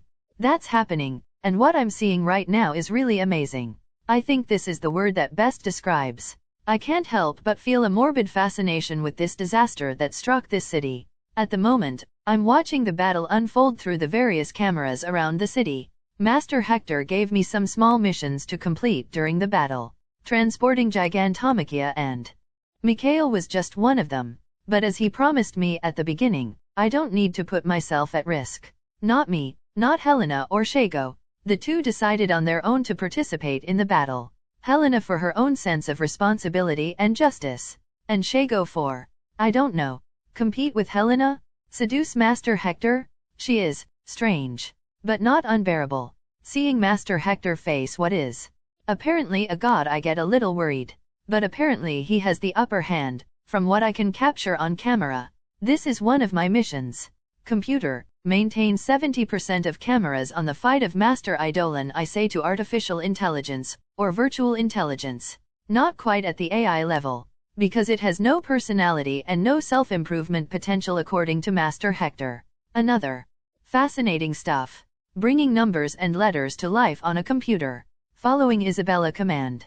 The robotic voice report distributing 70% of COD in 4K resources to Idolan battle. COD in 4K is the name Master Hector gave to the plan to film the invasion to have proof against bad and fake advertisements in the future. Apparently, Master Hector is waiting for the blame for this to fall on him and the others who are fighting. Human nature, he said.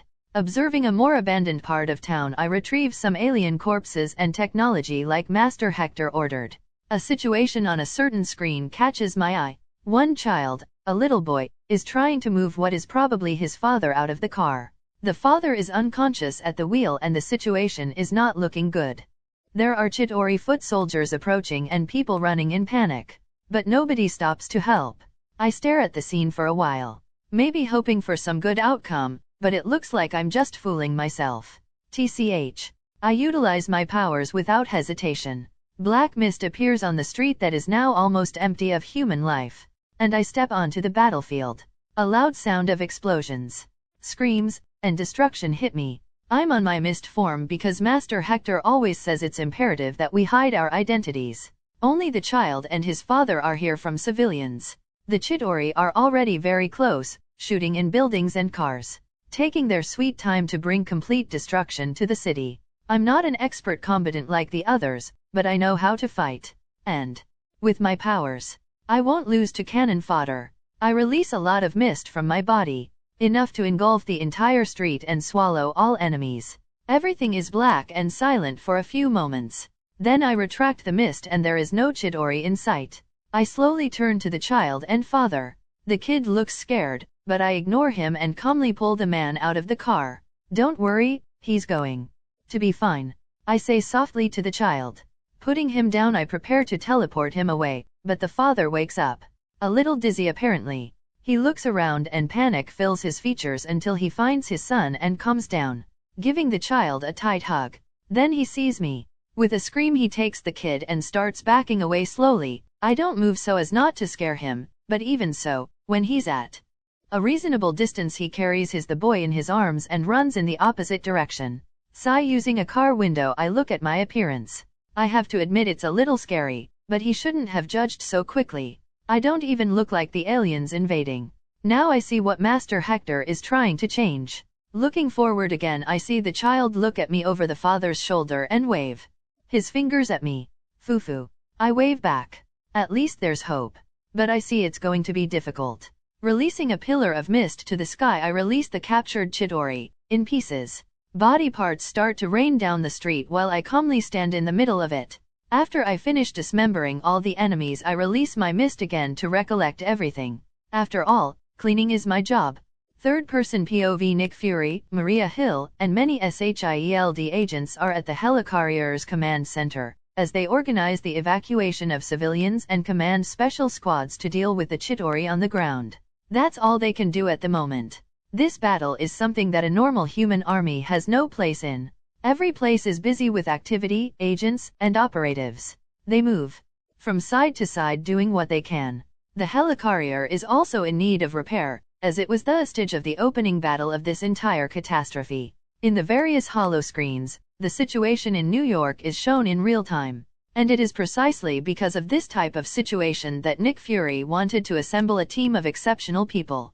And now his fears have come to life in the form of an alien invasion led by Norse gods. Fortunately, the exceptional people were rounded up, with reinforcements apparently. The arrival of this Idolan makes Nick Fury happy and at the same time not.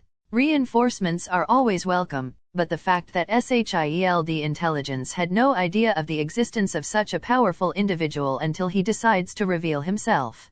Their job is supposed to know things. But deep down Fury knows it can't be avoided. People with powers must have unknown means to stay under the radar. And they can only be discovered if they make some grand gesture. This Idolan and his companions, Fury has no idea where they came from. Aliens too? Experiments? Mutants? Wizards? For now, Idolan is an ally. It's all that matters. Sir, the council is on. Maria Hill approaches a little out of breath. Her expression tells everything Fury needs to know about this call from the World Council. Fury groans in his mind. Director Fury, the council has made a decision. One of the council members, a woman by the voice, speaks. I recognize that the council has made a decision. But, given that it's a stupid-ass decision, I made the decision to ignore your guys' decision. Nick Fury speaks sarcastically, holding back from punching the holoscreen. Director, you're closer than any of the 4 subs. You scramble that jet. Another councilman speaks, but is interrupted by Fury. That is the island of Manhattan, councilman. Until I'm certain that my team can't hold it, I will not order a nuclear strike against a civilian population. Nick Fury staunchly protests. All operatives and agents, including Maria Hill, listen to the conversation while holding their breath. The result of that exchange can decide the life and death of millions of people. If we don't hold it here, we lose everything. The councilman says, we can't trust the fate of the planet in the hands of unreliable individuals. My team is going to win. And they're our last chance. You make this nuclear attack, and you kill them. And if the invasion doesn't stop, what we have left? Fury argues. Not wanting to continue with this useless discussion, Fury shuts down the screen. He will not order this attack. He is ready to bet everything on the people fighting right now. New York Spider-Man web slings his way through the streets of New York. I got you, and you, and you, and you too, he says as he launches webs to pull civilians out of the way of falling debris. Acting fast, he makes a huge web that stops an empty bus from penetrating a building. People nowadays have no regard for public transportation, he says while web slings in a building and blocks the path of a flying Chitauri chariot. The chariot crashes into the web and spins out of the way, hitting several other chariots and then falling onto a battalion of Chitauri. Come on people. To the subway. Spider-Man urges the people on the street. He jumps in another chariot and kicks one of the Chitauri out of it. He turns to the pilot and grabs his hand which is on the steering wheel. Hey, sorry but it's Saturday. Earth is closing early. Please come back never, he says as he drives the chariot to hit a Chitauri Leviathan. Using his webs to secure the steering wheel in place and prevent the pilot from changing direction, Spider-Man jumps a few seconds before the chariot explodes into the Leviathan. Releasing another web, he swings to another part of town. Damn, I've used up almost all of my web fluid. I should have made more. He drops to the ground to engage in a fist fight with another alien battalion. Today the day had started so well. A date with Gwen, but then everything goes to shit. So after leading Gwen to the subway, Peter disappeared to put on his suit. Now Gwen must think again that I'm a coward who abandoned her, sigh Peter thinks. It's not the first time this has happened. Last Christmas he, Ned, and Gwen were at the Stark Expo, and when the Hammer Industries combat droids went rogue, Peter also had to disappear to make way for Spider-Man. Peter noticed Gwen's anger and disappointment at the time. I hope this will be over soon. He needs to explain himself. Oh my, look at the time. I'm 20 minutes too late to some, clobberin'. Ben Grimm A.K. The Thing gestures to his watchless wrist before jumping into the group of frost giants. Him and Hank Pym, the Ant-Man, or rather the Giant now, since he changed his alias after cutting ties with the government and figuring out how to grow in size. The two are mainly fighting the frost giants, as they are both heavy hitters. The Hulk helped, when he wants. Since the Hulk does his own thing, it's already a surprise he's differentiating friend from foe. While they are engaged in their conflict, reinforcements arrive. Gigantomachia appears from a corner and drags his hand along the ground. His fingers, like claws, destroy everything in front of them. He destroyed most of the Chitauri cannon fodder that was still around. The frost giant raises an axe and attacks Hakia in the shoulder. Hakia simply grabs the axe and stabs the arm of the frost giant with its claws. This part of the city is problematic because the cold has already taken hold, so only those who can withstand the low temperatures can fight. Well, I can't hold for much longer. Will you be okay? Hank Pym asks. He is the most affected by the cold. User the Pym particles to grow in size spend too much energy too. No problem, pal. Go back to kick some lizard alien ass. Come answer. And yo, big guy? I mean, bigger guy. Are you all right there? Bame asks Hakia, who holds two frost giants and hits each other on the head. Hakia doesn't respond. He takes a deep breath, sucking in all the cold air and expelling it with a blow. The high pressure blow everything forward and knocks away even some enemies. Bigger insects are still insects. Hakia says, if you say so. Well, speak. Awkwardly. In another part of the city, Mikhail is doing short work of the Chitauri. With his spatial abilities, he is very good with guerrilla fights against great numbers of enemies. He is using a short sword, his own preference that he has had since he lived in the other dimension. Due to the nature of his powers, using guns is very problematic. Easy to damage, you need to keep giving small pauses to aim, and it's even slower than him just showing up behind someone and decapitating them. The more powerful you are, the more common guns become obsolete, and it is better to go back to the roots and use swords and other melee weapons. A pistol would only limit Superman's abilities, for example.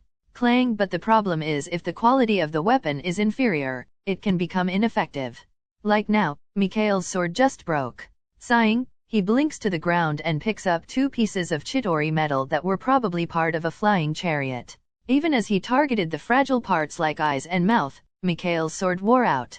So the best option is to use an equivalent material for fighting. Holding the two pieces of metal like clubs, Mikhail prepares himself to continue his onslaught.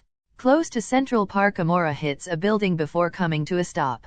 She ended up breaking through some walls and being buried in debris. But an Aesir is not fragile enough to die from being thrown for a few kilometers. Even Amora, a woman, and someone who pursues the mysteries of magic instead of physical strength, has stats that far surpass a normal human. In fact, it far surpasses even the likes of Captain America and Black Widow. A normal Aesir like her can lift 25 tons and has equivalent durability. So Hector knew she would survive even if he was a little rough with her. Amora gets up slowly and uses magic to start healing. She is not well versed in healing, but she can mend her broken bones and patch her skin. But because she is not that good at healing magic, she will need a lot of time and materials to get back to her 100%. So for the moment, she will remain in bad shape. When she sees the state of her face, she refuses to believe it. Broken teeth, swollen lips, and eyes, messy hair. She had never been so humiliated in her entire life. She is Amora, the Enchantress, the most beautiful, self-declared woman in all 9 realms. How can someone, a man of all things, bear to treat her like that? She gnashes what's left of her teeth and swears revenge.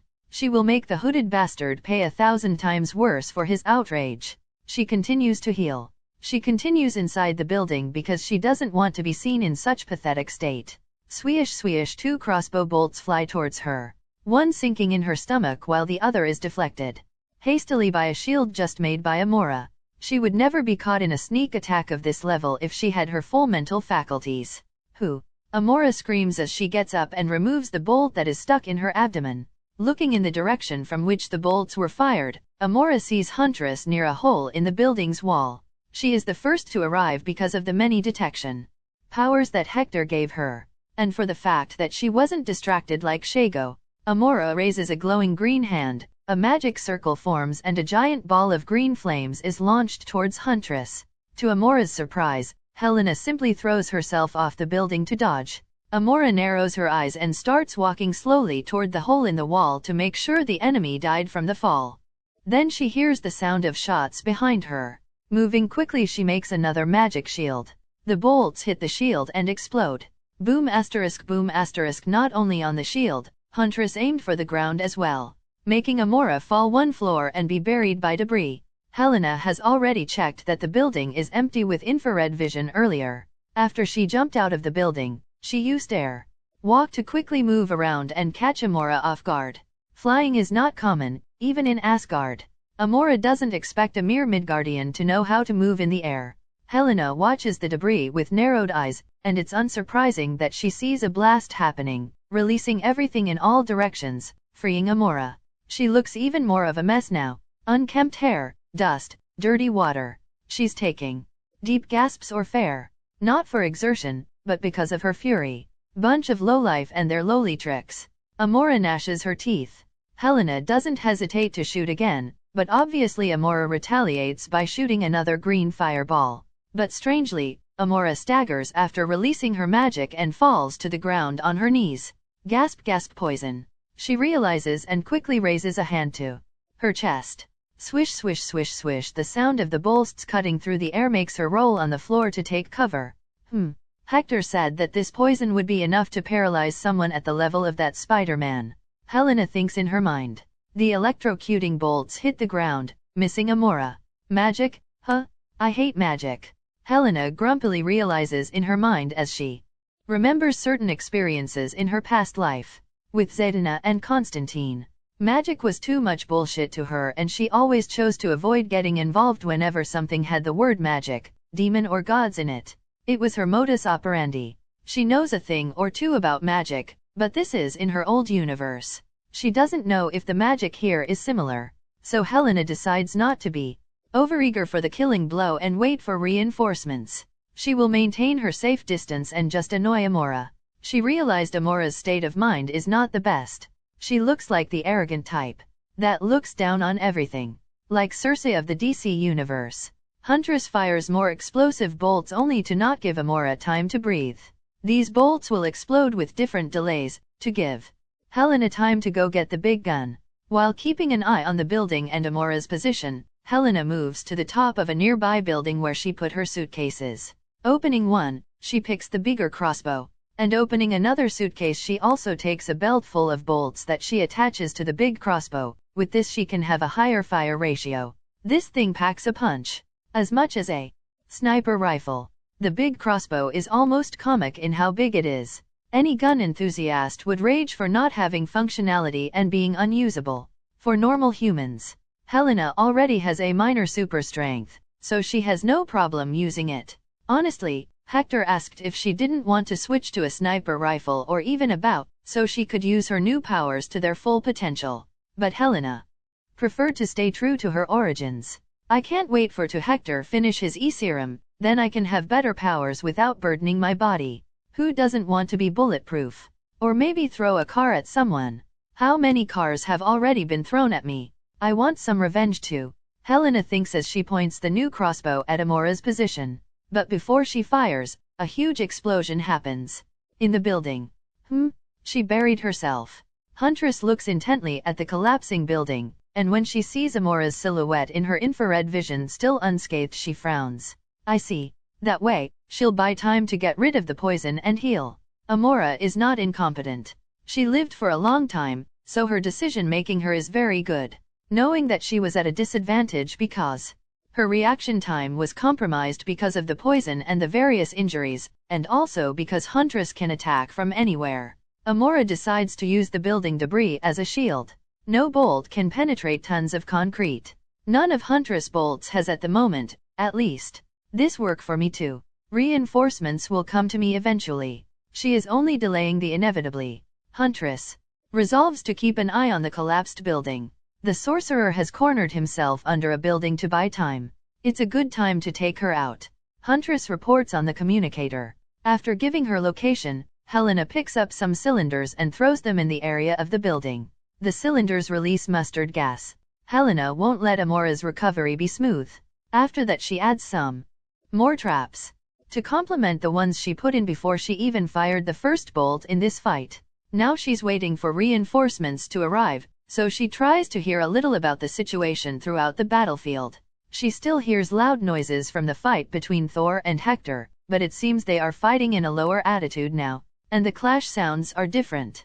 More like clangs? They're using weapons now? Hector even needs a weapon. Helena wonders in her mind. Honestly, she'd rather be moving in and taking out the Chitauri or frost giants.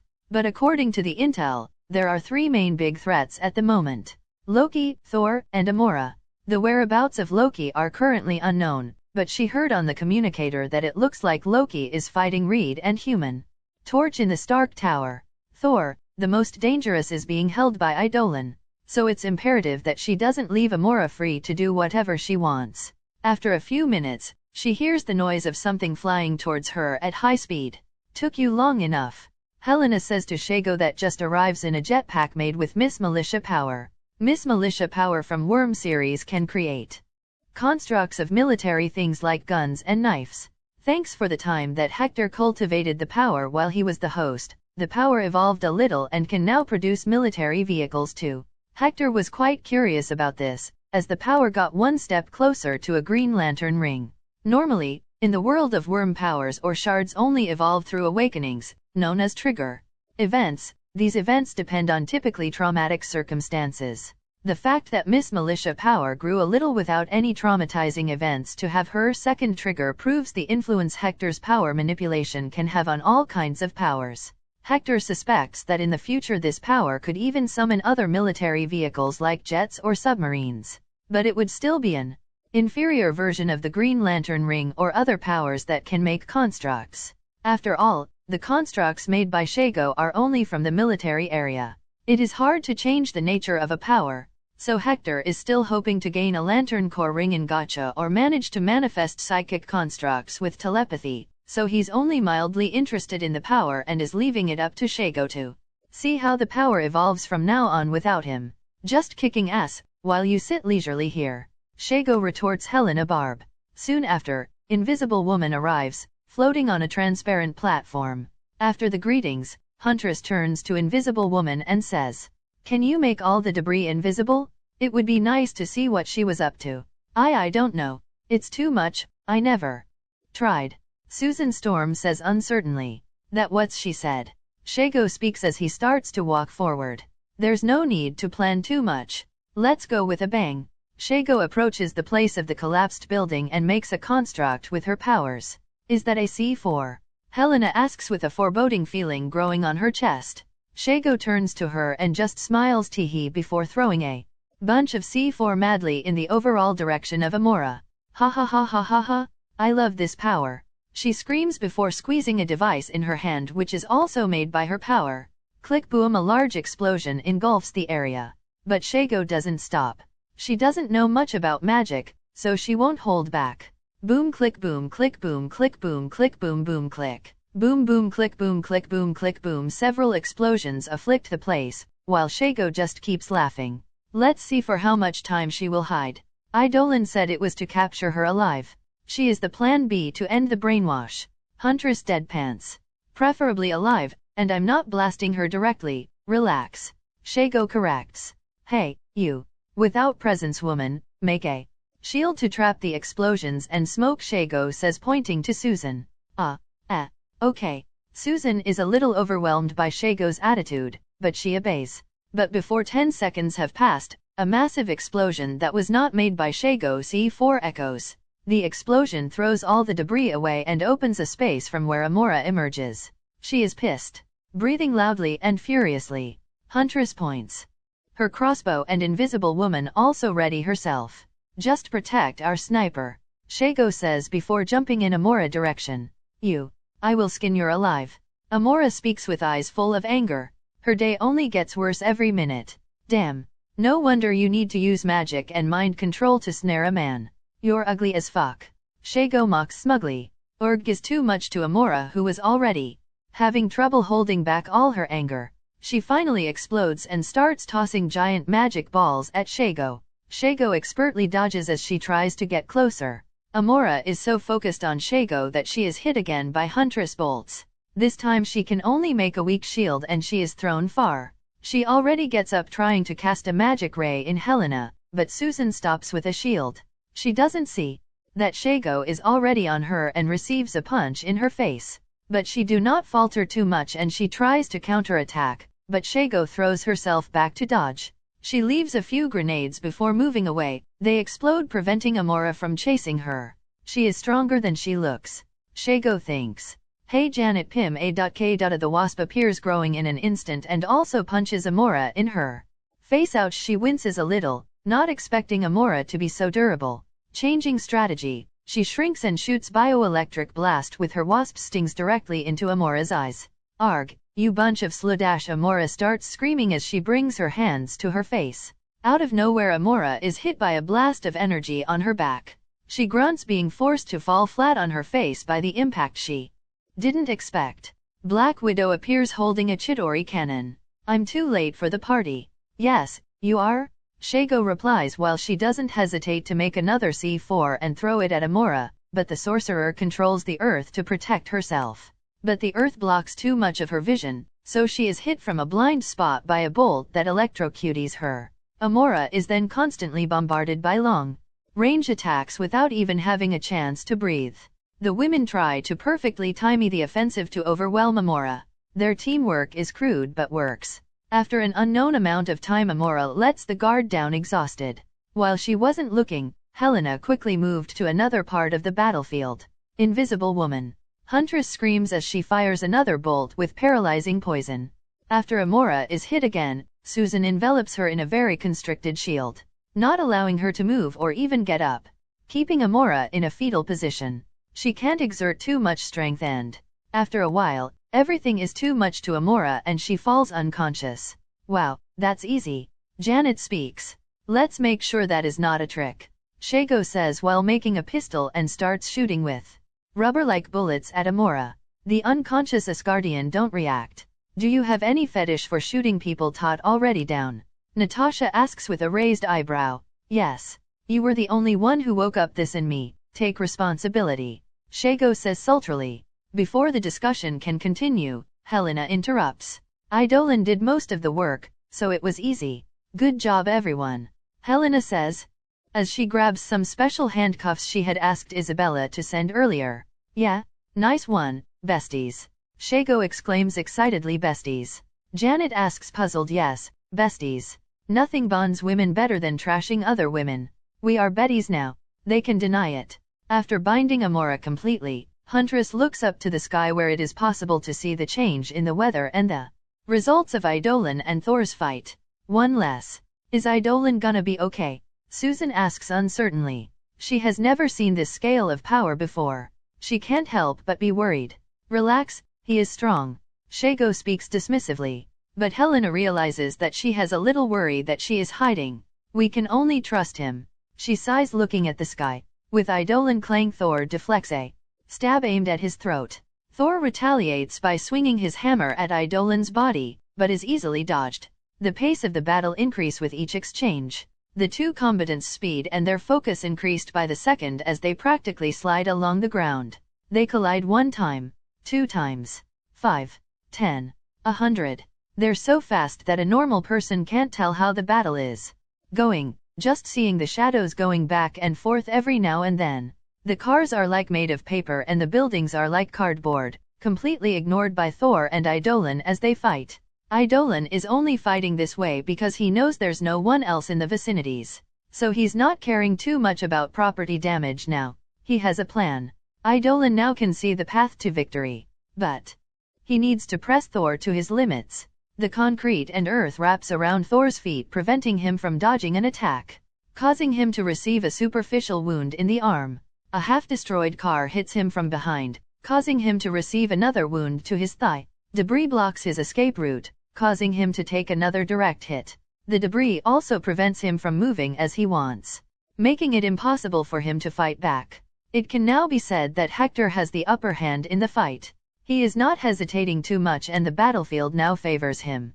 Previously, fighting in the air, Thor can control the atmosphere and climate. Even flying to Hector was difficult because he was practically in Thor domain. But now, with no civilians, Hector doesn't have to worry and he has lots of things to use. He still wants to take the battle to the skies though, to the grand finale. But he wants to take advantage of the terrain to weaken Thor a little. After another clash, Thor abruptly uses Mjolnir to attack the ground, causing a shockwave to spread in all directions. Everyone feels like a mini earthquake hits the city. Even Idolan has to stabilize himself and the fight goes on a temporary break. "You say your name, warrior," Thor says while pointing his Mjolnir towards Idolan. "I'm Thor from Asgard, god of thunder and son of Odin," he declares proudly. "I'm Idolan, a metahuman. And now a hero, apparently," Hector replied, unsure. This is some sort of recognition among fighters. "Good. Idolan. Your tricks won't work on me. Let's fight with our all and decide this fight. Already HMPF. To me is working just fine." Hector scoffs, "And you're the one that moves don't work. Your hammer can barely touch me.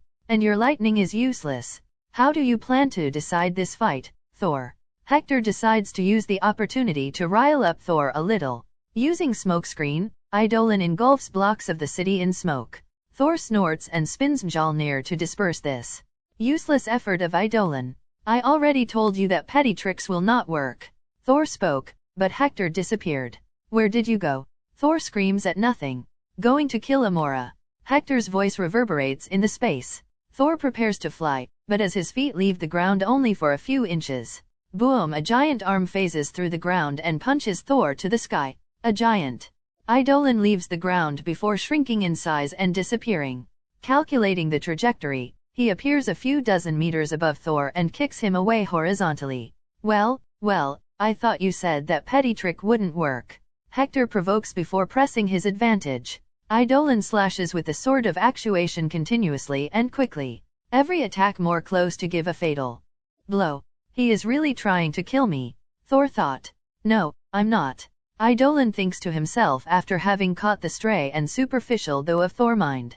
He is flustered, thoughts escaping like this ever since Idolan started to wield the sword of actuation. He has felt that his senses are different.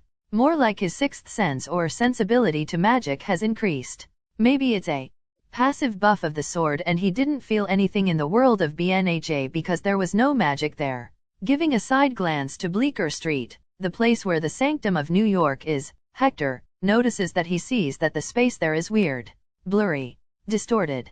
Hector focuses on Thor and smiles. He can see his win condition. In fact, previously Hector is worried. Even with all the epic battle he's had so far with Thor, the most he's managed is to make Thor bleed a little. Obviously, if he really wants to kill Thor, but he would have to pay a heavy price. Using powers like Decay, Overhaul, and others is not so simple. Thor is not going to sit around waiting to die, and Hector couldn't kill him instantly. Hector needs to be ready to sacrifice some limbs to give the killing blow. Everything is almost ready. Hector just needs Thor to give him the chance. The battle continues fiercely. The two have already moved a little away from the center of town. "Trying to keep me away from Amora, huh? Works for me just fine." Hector thinks Thor utilizes the impact of a strong blow of Idolan to gain space as he is blown away.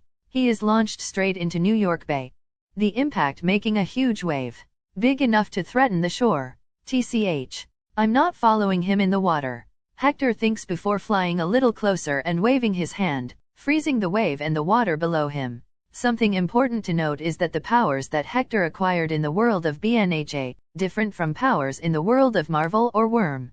Its strength is directly linked to the user's physical capabilities, like his fitness or his stamina. So, to Hector, that is beyond human. He can bring out the true potential of all his powers. In other words, ever the weakest of his power can reach alpha-level power in his hands. Closing his hand in a fist, Hector tries to seal Thor in ice. Unfortunately, Thor manages to escape to the sky again, keeping himself between Idolan and New York City, like protecting it. Or rather, preventing Idolan from going after Amora. Why, it looks like the villain here is me. Hector thinks before lowering his hand to the ice around him. With ice manipulation he splits the large frozen wave into small spears and starts hurling it at Thor at high speed. Ice can be hard as steel if it's cold enough. Thor starts spinning Mjolnir to defend himself.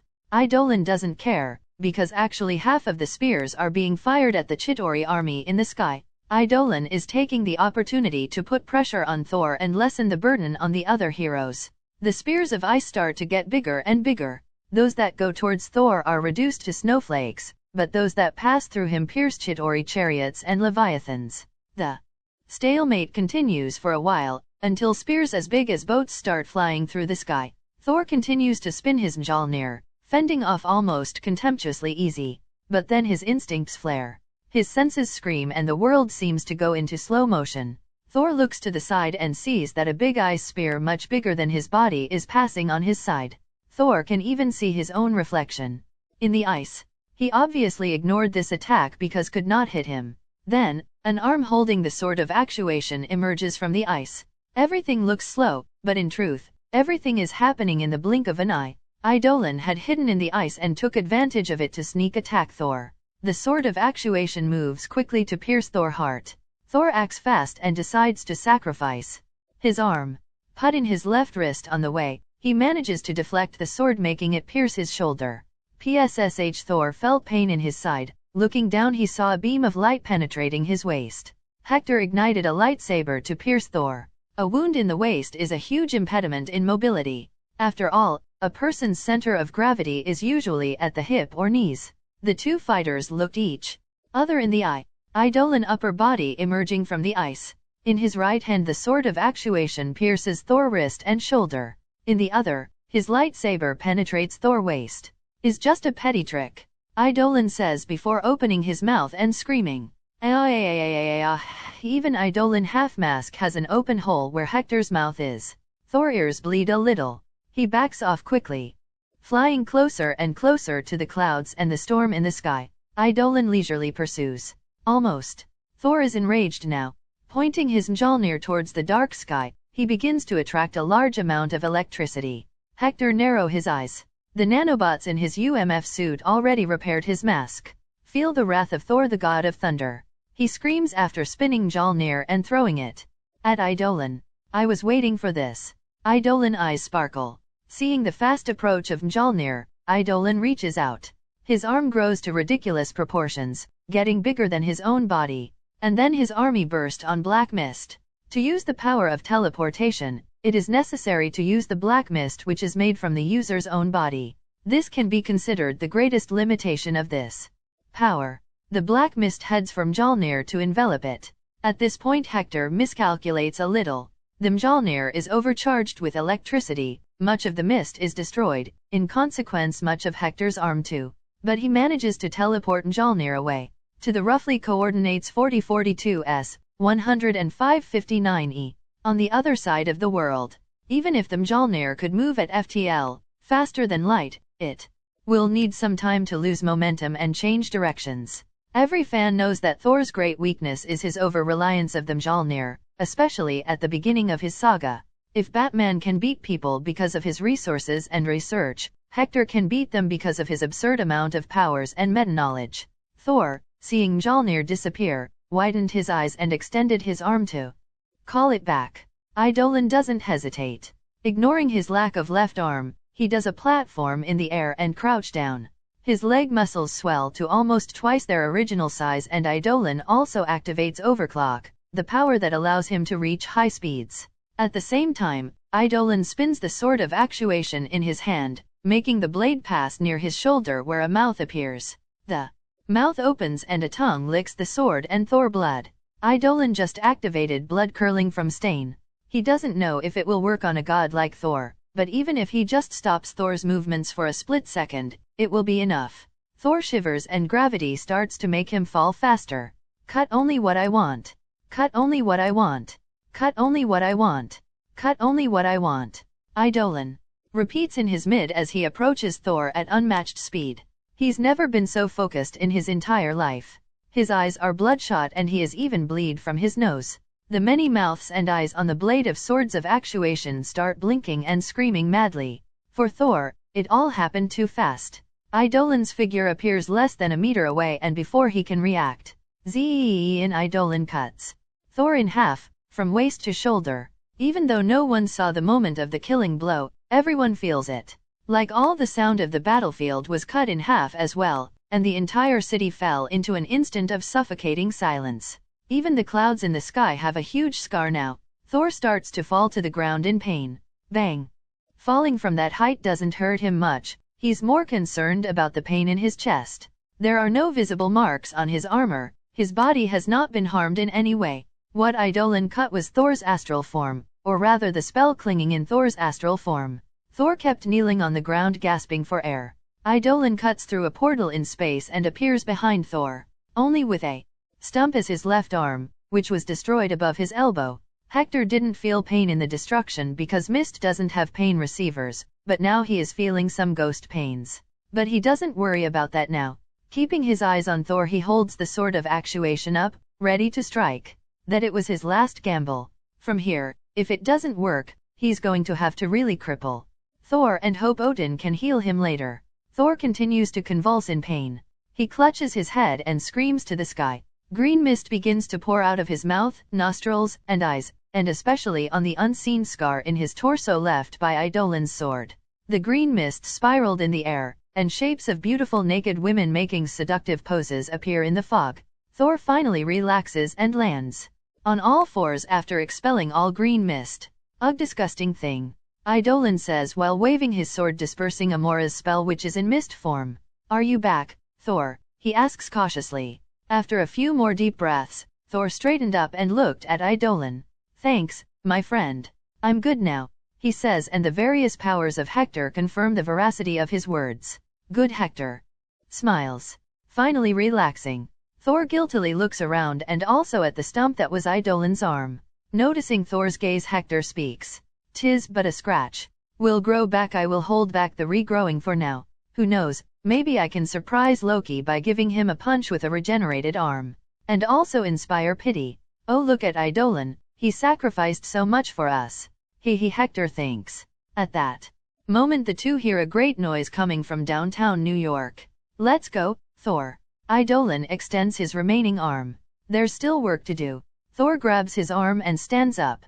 Extending his other arm, he calls Mjolnir back. Let's teach my idiotic brother a lesson, he says. Some minutes early, in the Stark Tower, Reed Richards had returned to his lab to retrieve a device to destroy the machine that's powering the portal. The device is an abandoned project of his even before the Fantastic Four gained their powers.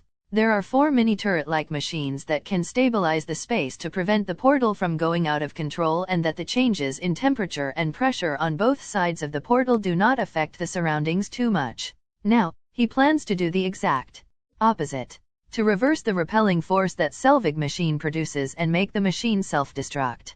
But before he can install the devices, Loki attacked him. Loki has been hiding nearby since he said goodbye to Thor, and he doesn't plan on letting anyone interfere with the portals. To him, his army will eventually overwhelm the heroes. And he needn't care about the damage since he's the invading force. Loki was successful in defeating Reed and Human Torch. The two are now grunting in pain on the ground. It wasn't much of a fight as Loki caught them off guard. But before Loki can boast, Crash Hulk appears and punches him, causing him to fall off the top of the building onto a car on the street. Hulk follows jumping and lands just as Loki gets up. Enough! Loki screams furiously. All of you are beneath me. I am a god, you dull creature, and I will not be bullied by. He is interrupted by Hulk, who grabs his leg and slams Loki repeatedly on the street. Puny god! Hulk snorts. But Hulk is sent back a few steps by an energy blast. Now, I'm the one that is angry. Loki says before spawning the casket of ancient winters. And surprisingly, he doesn't unleash the power of the casket in Hulk. Instead, his skin starts to become blue. His eyes and sclera glow red. Loki's mouth comically expands and he swallows the casket.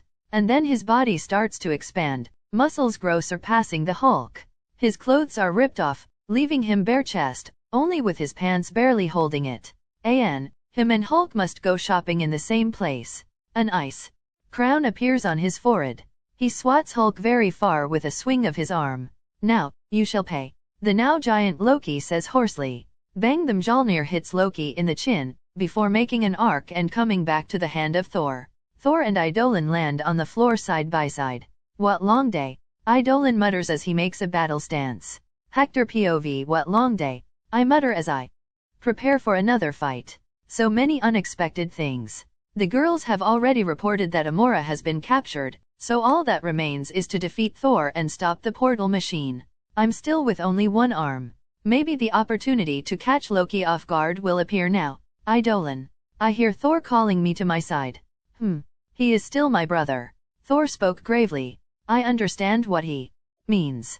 Sigh. Okay. I nod. I support you. I say simply. Thor nods and prepares to attack. Spinning the Mjolnir, he launches himself towards Loki. Loki raises his hands forward and makes a blue magic circle. Zing! I move really fast and cut the magic circle with my sword.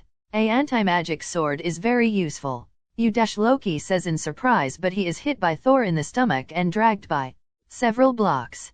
After slamming Loki into the ground, Thor floats in the air and draws lightning with his Mjolnir and blasts Loki. I move swiftly and wait for an opportunity to counter any of Loki's possible counter-attacks. Crash. Hulk comes jumping and stumps on Loki's chest. But in the process, it is also hit by Thor's lightning. Ugh. That's why I didn't want him to get involved in my fight with Thor. It would get too messy and easily get out of my control. Because of Hulk, Thor stops using lighting. Loki seizes the opportunity and blasts Hulk away as he tries to get up. I cut his heel, forcing him to his knees. Going under him, I give him an uppercut to the sky. Thor seizes the opportunity and throws himself again at Loki. Sincerely, this is not a fight. Is a beating. Every spell that Loki tries, I cut. Every move, Thor overwhelm him. You are just a mortal ant thinking that can challenge a god. Oh, trash talk? I'm good at it.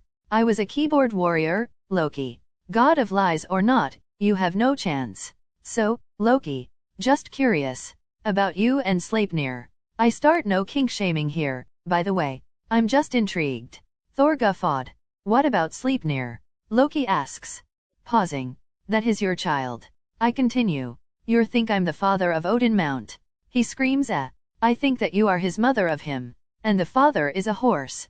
Loki's face blanks. Thor continues to laugh. Thor, what kind of lies are you spreading in Midgard? Hey brother. Don't point your fingers at me. It was Sif, as revenge for you shaving her hair off. Thor spoke with a chuckle. But I have to say brother, because of your other kids. It was easy for people to believe in it. Thor speaks and laughs. Oh godly gossip. I say as I move for an attack. Idolan, my friend. One day I will tell you other interesting stories. Thor speaks as we continue to press angry Loki. The fight continues for a few minutes. Even Hulk delivers some good blows. As I move quickly across the battlefield, I can't help but hum a little.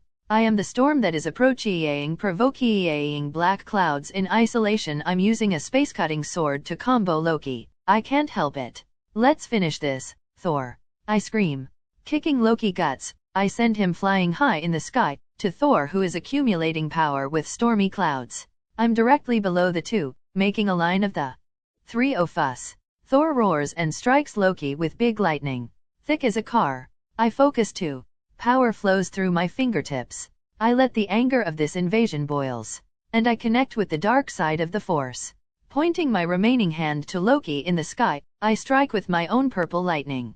Blue and purple lightning meet with Loki in the center, lighting up the entire city. Even the scattering lightning strikes flying Chitauris, making them fall from the skies like flies. As if we had agreed, I and Thor stopped at the same time. Loki begins to fall, scorched. I jump at him, with the sword of actuation in hand. The sword makes me see the core of the origin of Loki's cold energy. right in his stomach. I cut Loki and emerge from behind him with the casket of ancient winters in a telekinetic grip. Loki starts to fall to the ground, shrinking. Still alive, I feel. I grip my sword like a spear and throw it at Loki, sticking him on the ground. I avoided his vital points so he won't die from it. But the sword of actuation is an item from the Gatcha. No one can move it if I don't allow. I land on the ground, Thor landing beside me. Don't worry, he'll be fine. I kick Loki in the balls.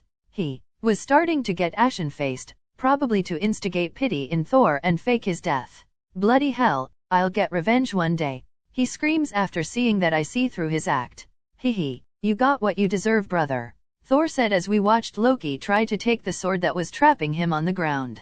The thorns in the handle lash out like a whip, striking Loki's hands. What in damnation is this sword? Loki asks. It's not just anyone who can use it, I reply. I did something similar once, put Mjolnir on his chest. He didn't move for 3 days. Thor speaks beside me. You should have left him there longer. Hulk lands in the middle of the two of us. Good job, Dr. Ban, I mean, Hulk. Thor starts but corrects himself in the middle, seeing the face the Hulk made. Then the Hulk extends both arms as if to give a small punch to both our shoulders. Thor is sent flying away. But I saw this miles away and was intangible. Ugh, no smashable puny guy. Hulk sad. He says as he runs his hand through me like I'm a ghost. Best luck, next time, big guy, I say, moving away. Interesting. I felt a tingle where the Hulk's hand was passing. Is this radiation? Gamma? I remember in the comics the Hulk has a connection to the one below, all because of the gamma radiation. Can he hurt me even intangible if he learns to control it? Better to be careful and not 100% trust my intangibility. Top of Stark Tower. After Loki is taken away, Reed Richards can finally install the machinery to destroy the portal. Just a few more minutes and the portals will be destroyed. He reports on the communicator, boosting the morale of the rest of the heroes. SHIELD helicarrier, sir, we have a bird in motion. Maria Hill reports to Nick Fury across the control room. Fury's face fell and he doesn't hesitate to take off and run towards the hangar. Anyone on the deck? We have a rogue bird? We need to shut it down? I repeat, shut.it down. Maria Hill desperately conveys orders. She and Fury know what is this about. The World Council overrides Fury's authority and is launching a nuclear assault. Meanwhile, Fury has already run and jumped through various corridors and bridges of the helicarrier. He reaches the deck holding an RPG just in time to see the fighter jet getting ready to take off. He aims the RPG and expertly shoots it at the back of the jet, to prevent it from taking flight and also to not kill the pilot who is just following orders. Boom, the jet is half destroyed and is gliding along the runway. Before Fury can breathe a sigh of relief, another fighter jet passes him quickly and takes flight. Nick Fury by reflex takes out his pistol, but he knows that will be a futile effort. Sighing, he goes back inside the helicarrier and presses the button on his communicator. Stark, do you hear me? We have a missile, and it's going straight to the city. Fury reports gravely. Grunt, how long?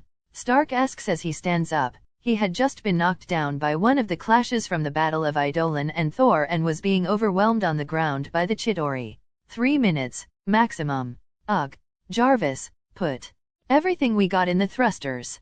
Stark speaks before taking flight. Reed, delay the destruction of the portal for a while.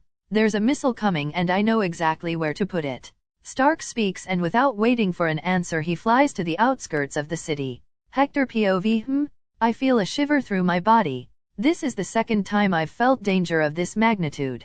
The first was when I felt the invasion, but this time it's much worse. I don't feel a danger that threatens only my surroundings.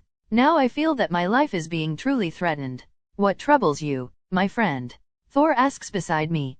I don't answer, eyes focused in a certain direction. It was then that I saw it. A nuke. Filhos da puta. I curse in Portuguese. I raise my hand, but then I see that Iron Man is already directly under the missile. TCH. This complicates things a bit, but I can still send the nuke away. But, I'm in a dilemma. On the one hand, the safest route is simply ripping Iron Man off the missile and opening a portal to the middle of the Pacific Ocean. But on the other hand, this is a turning point for Tony Stark. The first sacrificial play that he made. This close encounter with death was the first step towards making him a true hero, at least in the MCU. What will happen if I interfere? Will I hinder his growth? Will there be some snowball effect that makes him weaker and less prepared than what he normally would be? It could even lead to his eventual death. Ugh. This dilemma is probably something those fan-FICMCs must always have. How much to interfere with the plot of the story? In theory, the best thing to do is to prevent catastrophes and encourage good things. But in practice, it is not so simple. Stark already has the missile under control and is sending it into space. The best case scenario. But he will have severe PTSD.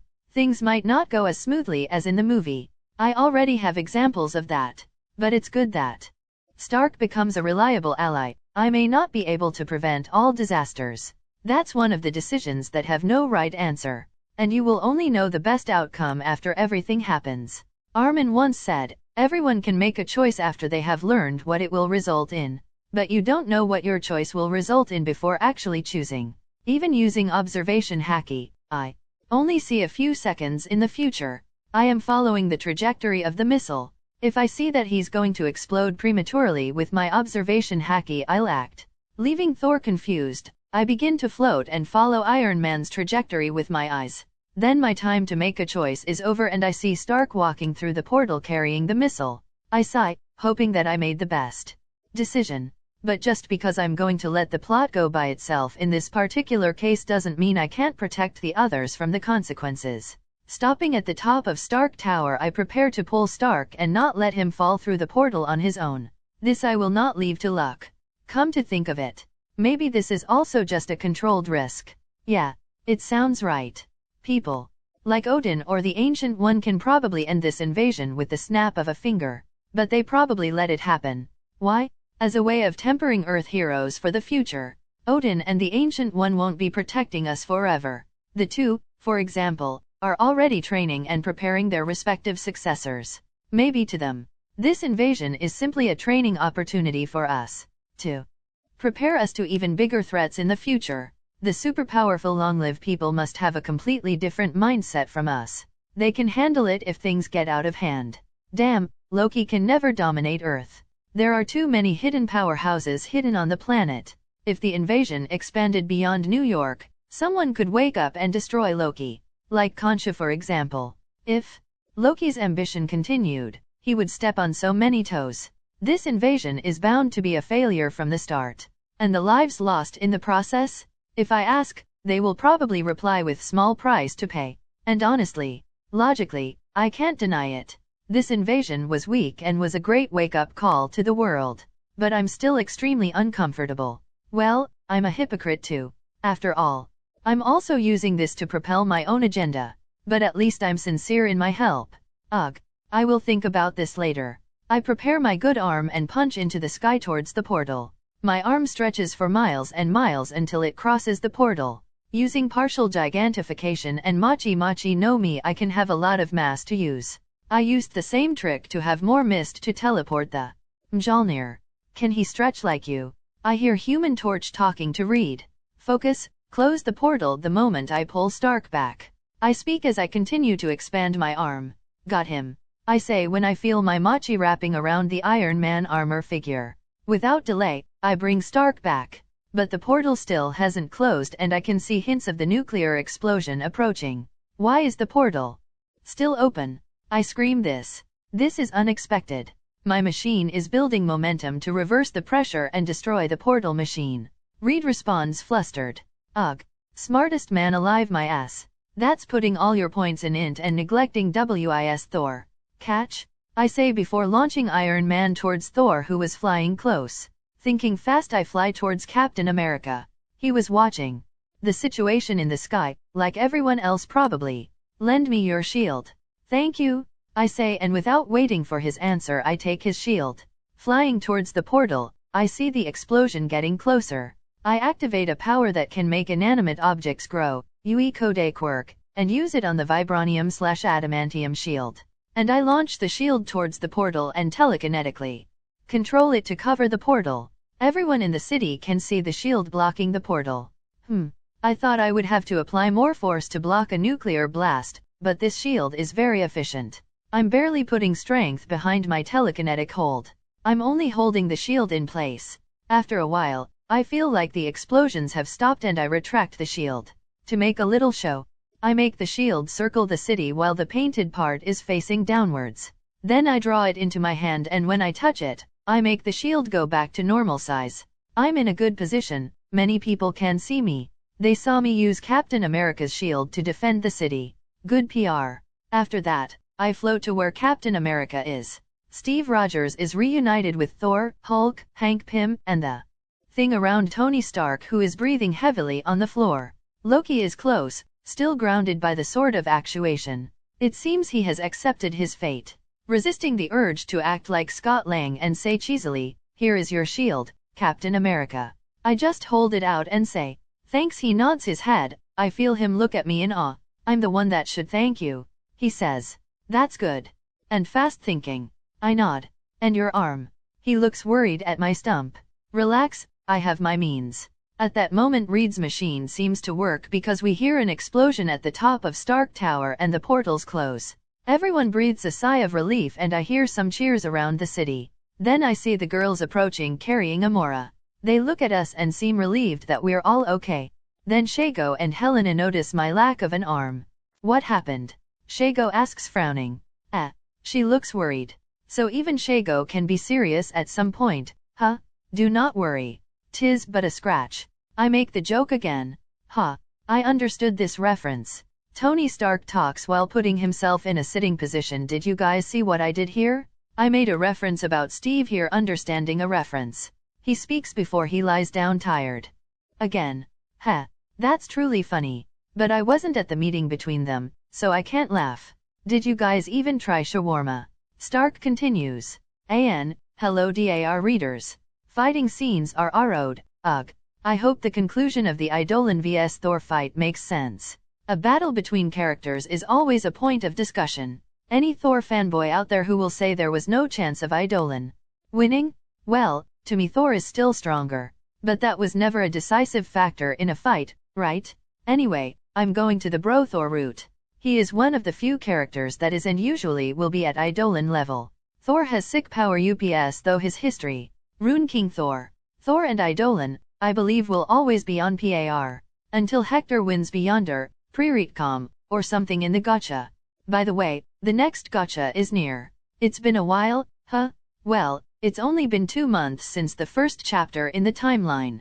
In the future, the timeline of the story will progress faster. You guys can give suggestions for the next Gatcha here. I have 70% decided already. But remember it has to be of a reasonable power level with Hector currently. No Gilgamesh. For now, next chapter will be the ending of this arc. The world reacting to the changes. I always like reaction chapters. Till next time. Stay good. A hero is someone who is concerned about other people's well-being, and will go out of his or her way to help them, even if there is no chance of a reward. That person who helps others simply because it should or must be done, and because is the right thing to do, is indeed without a doubt, a real superhero. Stan Lee. I'm late because this chapter is big. Like the one that ended the BNHA arc. Sorry. Now, enjoy, Idolan POV. Finally, the battle is over. Now all that's left is cleaning and rescuing. No time for shawarma. I think all the heroes who participated in the battle have already gathered here around Loki. All that the MC know, minor. Heroes like Luke Cage or Daredevil are not here and they fought too. Spider-Man is not here too. Captain America, Hulk, Iron Man, Giant, Wasp, Black Widow, Hawkeye, the Fantastic Four, Thor. And my people too, Helena, Shago, Mikhail and Gigantomachia. Mr. Fantastic arrived bringing the dodecahedron or whatever and I was finally able to look at the thing. It looks exactly like the Tesseract in the movies, only that instead of a cube it looks like a D&D dice. My group is a bit separate from the other heroes that are around Loki. We are out of earshot, to normal people. I think Loki can probably hear us if he wants. No mask. I ask Mikhail. He looks a little worn out, but uninjured. No need. He simply answers. Whatever. I shrug my shoulders. It's not a big deal if people know of his identity. No one can relate him to Hector. It can even be a good bait for anti-mutant groups. It's hard to track the bastards. They will make my job a lot easier if they take the initiative to come looking for trouble. I turn to my most trusted companions. No injuries either, which is a relief. Helena and Shago are spotless and Makia is just a little dirty. Makia is just standing there, waiting for new orders. Helena is looking curiously at the group of heroes, her expression is a little complicated and Shago is next to me. She looks almost protective as she stands right next to my left side which is still missing an arm. Honestly, I could have regenerated already, but I feel a little awkward to do so. Like I missed the best moment. I'm a little surprised that you show up. I say to Shago. What? I can't? I was bored, she replies as she twirls a lock of hair around her finger and looks away. Obviously you can, I just thought it was out of character. I comment. Humph. She snorts before asking, a little unsure, did I disturb your plans? She gives me a side glance. Nah. Initially, I really planned for you to take care of my most unsavory activities. But that went down the drain when you were seen with Huntress. It's my mistake. I sigh. No plan survives first contact with the enemy. We can only adapt now. While I planned for Helena to go the anti-hero route, I wanted Shago to be my proxy for criminal activities. Because it's something more compatible with their personalities. But it's alright. Shago became important to me. Being a proxy means that the person has a chance of being abandoned. If Shago as a criminal was captured by heroes, Idolan couldn't help her without losing his reputation. I would have to create a new identity and this would bring a whole new set of problems. I will delay my plans to swallow the criminal empire of the Kingpin until I have one person capable of managing it all. Good. Shago speaks. And your arm, she says, looking at my stump. Relax.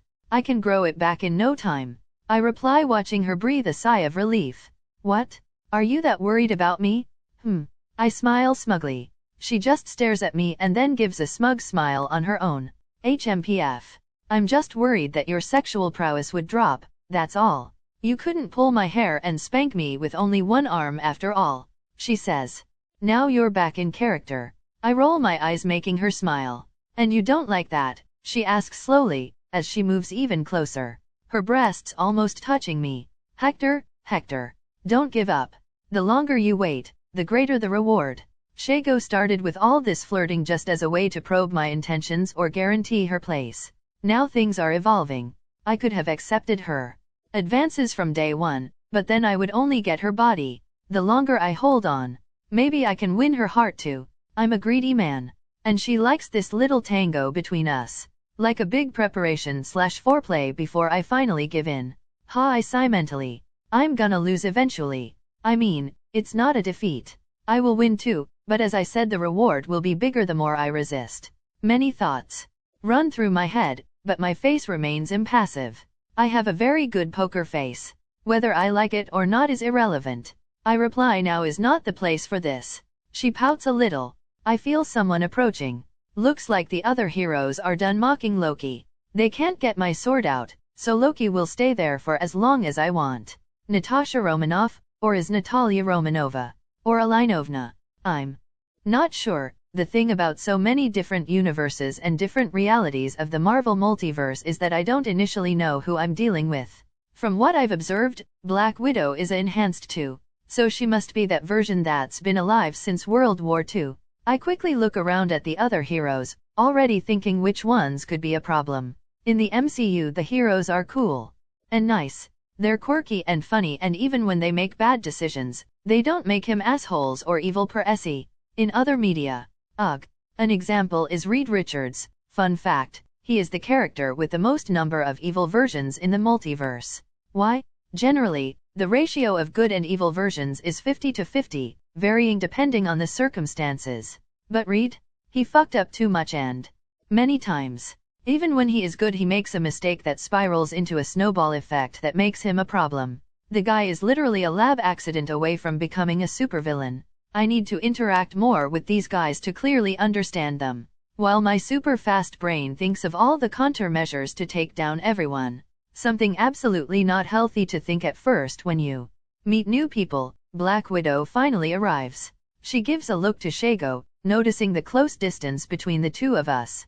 My body language betrays nothing, but Shago doesn't shy away even under the gaze of the redhead spy. I didn't get a chance to thank you for your help, Idolan. Black Widow speaks while reaching out to take some imaginary dirt from my shoulder. Shago starts to glance daggers in her direction. Ha, I see what she is doing here. Pa. Shago slaps Natasha's hand. Paws off, woman. Shago says. Natasha smiles, looking unfazed by Shago's attitude. Come on, I just want to know him better. What bad can happen? Your moniker is Black Widow. I think you'd better keep a good distance. Shago speaks. The two facing each other. Can't you even share him a little? I thought we were besties. Natasha says, still smiling and taking a step closer to Shago. TCH. She just wants to annoy you. Don't fall on her game, Shago. A woman's friendship is a fickle thing. You don't know that. Shago is not intimidated and approaches to.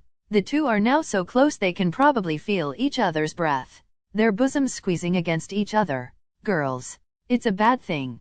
If I have a hard-on in this tight suit, and Shago is the jealous type, or is only with Black Widow, she is not that aggressive against Helena. Ha, I sigh, attracting their attention. Stop your games, Black Widow. I say, extending my closed hand towards her. To give her something. She unconsciously reaches out as well. I put on the trackers and bugs she put on me in the palm of her hand. You are good. Just not that good. I say. Not Batman good. I reach to Shago too and remove the bugs she put in her too and give it to a blank-faced Black Widow. Bitch, you bugged me. Shago asks, frowning and angry. I look at Helena and see that she has nothing. She is more cautious and knowledgeable about these things apparently. She probably didn't even let Natasha near her. Hearing Shago's accusation, Natasha just smiles innocently. Isn't a woman's friendship the fickle thing? She says. Oh ho, she got you there, Shago. That's a good lesson. Shago stare for a while before letting a crooked smile. I thought that you're a goody two-shoes. I'm starting to like you now. Well, let's help Shago gain some lost ground. Don't be so angry. Ms. Black Widow here is active as a spy for a long time. It is normal that she can deceive you like this. I say, consoling Shago. Shago turns to me and asks. Active for how long? Natasha also turns curious, probably surprised that I know so much about her. Since World War II, one say and one know I'm right by Natasha's reaction.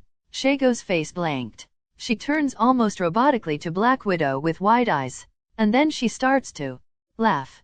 Ha ha ha ha ha. You're a fucking old hag. I see Natasha's face twitch a little. Shago doubles over as she holds her stomach and laughs uncontrollably. Pfft. Are you back okay? You moved so much today. Haha. My back can take a lot of blunt force. Black Widow says as she looks at me, but Shago appears immune to provocation now. Haha. Okay, Grandma. Later you tell me more about your adventures in your youth. Hold on to me as I help you across the street so you can rest. Seeing that Shago won't be letting this go anytime soon, I decide to interrupt. Okay, we have more important things to do now, I say as I walk away from the two. I walk towards the other heroes and speak facing Thor and Steve. The Chitauri deactivated after they lost connection with their mothership. I knew about their weakness from the movie, but I couldn't leave Thor alone, and I won't survive in the space vacuum yet, at least long enough to destroy a giant alien ship. Not to mention the risk of someone closing the portal while I'm on the other side. The problem is the frost giants. They came in much smaller numbers than the Chitauri and most were defeated, but there are still a few out there. Leaderless. I say, watching everyone here more closely. Steve Rogers and Johnny Storm aren't identical. They don't look like Chris Evans, to be more specific. But they're both blue-eyed blondies. But Steve is more rugged, while Johnny looks more like a rich second-generation kid. The two are handsome. I mean, everyone here is beautiful. Nothing surprising. I continue. Another problem is the climate change because of the portal connected with Jotunheim. Can you help me with this, Thor? I ask. Of course. I can eliminate the cold in no time. He answers. Be careful with the infrastructure. Cap, call for anyone to send all the help possible to the rescue efforts. I say, and Steve nods and goes to contact Fury. It's probably unnecessary, but it's good to be sure. I will start the cleaning. I say, not elaborating further and starting to walk away. It's time to show off a little. But, as I walk I find myself inside a force field. Frowning I turn to look at Susan Storm. Yes. I speak slowly. Can't do, mister. You're hurt. Come with me to be treated. then you come back to help, she says with a big sister-like tone of voice. I just stand there staring at her and let the silence prolongs. Tension begins to weigh on the air. So I take a step towards Invisible Woman, phasing through her shield like it is not even there. She almost winces when I get really close and tower over her. The rest of the Fantastic Four begin to get into position around her. Don't do that, I say calmly. To me at least is calmly. She flinches a little. But before things escalate too much I say, look, I know that you mean well. You're worried about me, but the way you did it, not good. Blocking my path and imprisoning me with your power. Tisk tisk, I say looking down at her before continuing. It's not hard to deduce that you're probably the glue that holds your team together and you probably have to act in the most authoritative tone to things work. But be careful not to go too far. You arbitrarily decided what is best for me, without consulting me, and used your powers to exert your will. Do you know how dangerous this is? Start in small things like that. I look at her and see that Susan starts to get my point from the widening of her eyes. I correct myself, we have to be very careful how we use our powers. Laws and morals only stop us when we allow them to. We need to put certain limits on ourselves. But only we know ourselves well enough to make those rules, I say and look at my stump, causing everyone else to look too. Then I regenerate. A fascinating side of my arm growing back is seen by everyone. Bones, muscles, and tendons grow in a matter of seconds. The nanobots in my suit keep up with and covers my arm instantly too. Everyone, even my companions, is wide-eyed at the sight as I flex my arm and open and close my hand. Testing some jabs too. I look at Susan again. See? No problem, you would know if you had talked to me before. Without acting forcefully. Sorry, she says shyly and blushing a little. Susan Storm is one of the people I have a good first impression of in this world. She is compassionate, thoughtful, and not afraid to stand for her ideals. I have a strong impression of the comics in the Civil War. She holds off all pro-registration, even against her own husband, so that the anti-registration group could escape. This was after Reed, Pym, and Stark made a clone of Thor that killed a certain hero. See why I want to lobotomize these guys? Honestly, answering the question, what Marvel character would you take as a wife? My answer would be Susan Storm. The woman has power, is beautiful, smart, and so patient she's practically a saint. Seriously, she keeps up with Reed for years. She is supportive and loyal. It's no wonder Namor and Doom want to be Mrs. Steal Your Girl. She is also the mother of baby Jesus, Franklin. Another problem. Should I prevent the birth of child plot armor? I can sterilize her. Or Reed. The safest would be to sterilize her. But sterility can be cured easily. Maybe I should become the mini-god's father. Honestly, the thought intrigues me. I'm already practically I'm the ADM of the metas. Franklin will likely be born buffed as hell. Wait. Stop that. Don't go into this rabbit hole, Hector. The Fantastic Foursome has too much drama already. Honestly, I'm torn between trying to stop Franklin's birth and letting him be born just so I can copy his powers. Well, I can always visit another universe where a Franklin already exists, without needing an Omega-level reality warper to be born here. The risk is he'll sneeze and erase me from existence as I try to copy his powers. I need to get stronger steadily. More shortcuts are just too dangerous. Well, let's save that thought and prepare for the future. Pulling my hand off Susan's head I continue. Starting to think we are always right and using our powers to impose our ideas on others is a dangerous path, Ms. Storm. I say. That's how most of the disasters in Marvel happened. Maybe she's being influenced by Reed. Sorry to startle you, but I want you to understand that. I want everyone to understand that. I say looking around.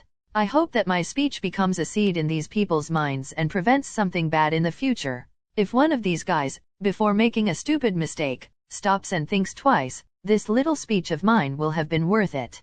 I gained some morale and respect today with my actions. I can try to influence them. Susan nods. Others too, especially the more normal like Hawkeye and Black Widow. Normal people are the most concerned about the actions of the supers. The world is in the process of change, and our actions can shape the world, for better or worse. I say as I turn my back on the heroes and walk towards the wreckage of a building. Lifting my hand, I float the debris to reveal a pool of blood and gore. A child, or what's left of her. I noticed the smell very early. It is different to see the consequences of disasters in person. The Avengers moved is PG-13 after all. I notice everyone's face darkening. Until recently they were still celebrating the victory. Is a good wake-up to reality moment for them. To me too. Fuck it. I won't hold back now. Let's show some abilities. Show that metapowers can be used for good. Let's shock the world. There's no time to shawarma right now, I say as I pull my mantle out of my inventory and cover myself again, letting only my head exposed for those who are very injured or tired, go recover for now. The rescue efforts took a while.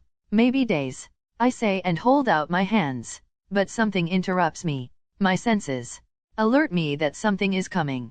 Fast, powerful and mysterious, but not dangerous. I turn my head in the direction of whatever is coming. My movement is noticed by everyone and the more experienced ones realize the strangeness and quickly put themselves on alert. Then a multicolored beam of light hit the ground. The Bifrost, I say. Bifrost. Thor spoke at the same time as me. A little late for reinforcements, I would say. The beam of light continues for a few seconds until it reveals the figures it transport here. 5 people. 4 men and 1 woman.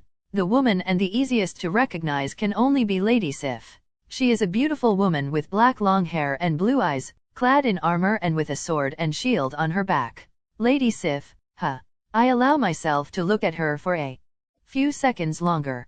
Everyone has a childhood fictional crush. One of my cartoon crushes is Shago, who made me and an entire generation have the hots for goth girls. But Shago is not my biggest fictional crush. My biggest and first fictional crush from my childhood was Xena, the princess warrior. That character pretty much defined my initial favorite type of woman.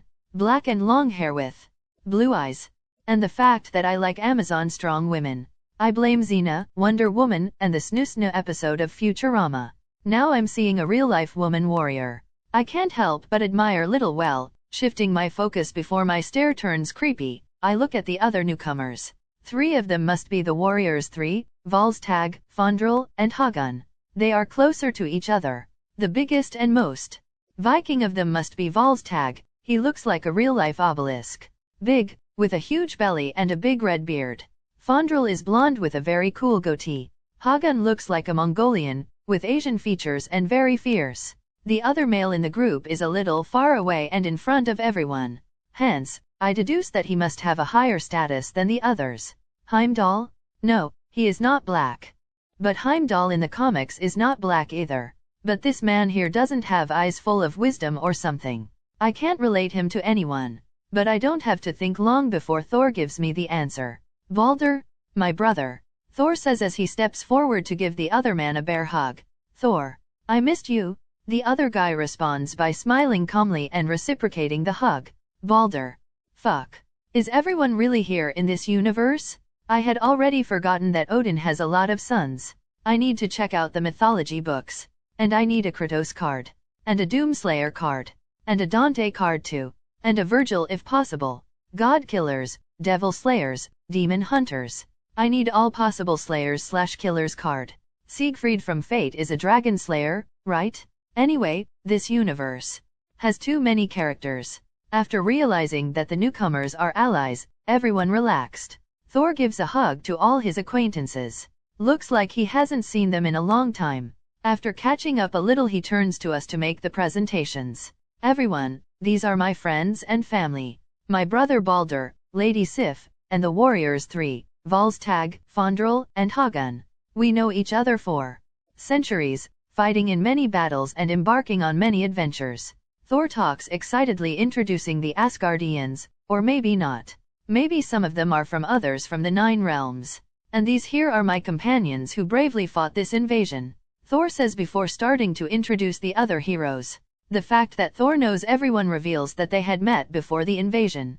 Like in the movie. And I didn't know a thing.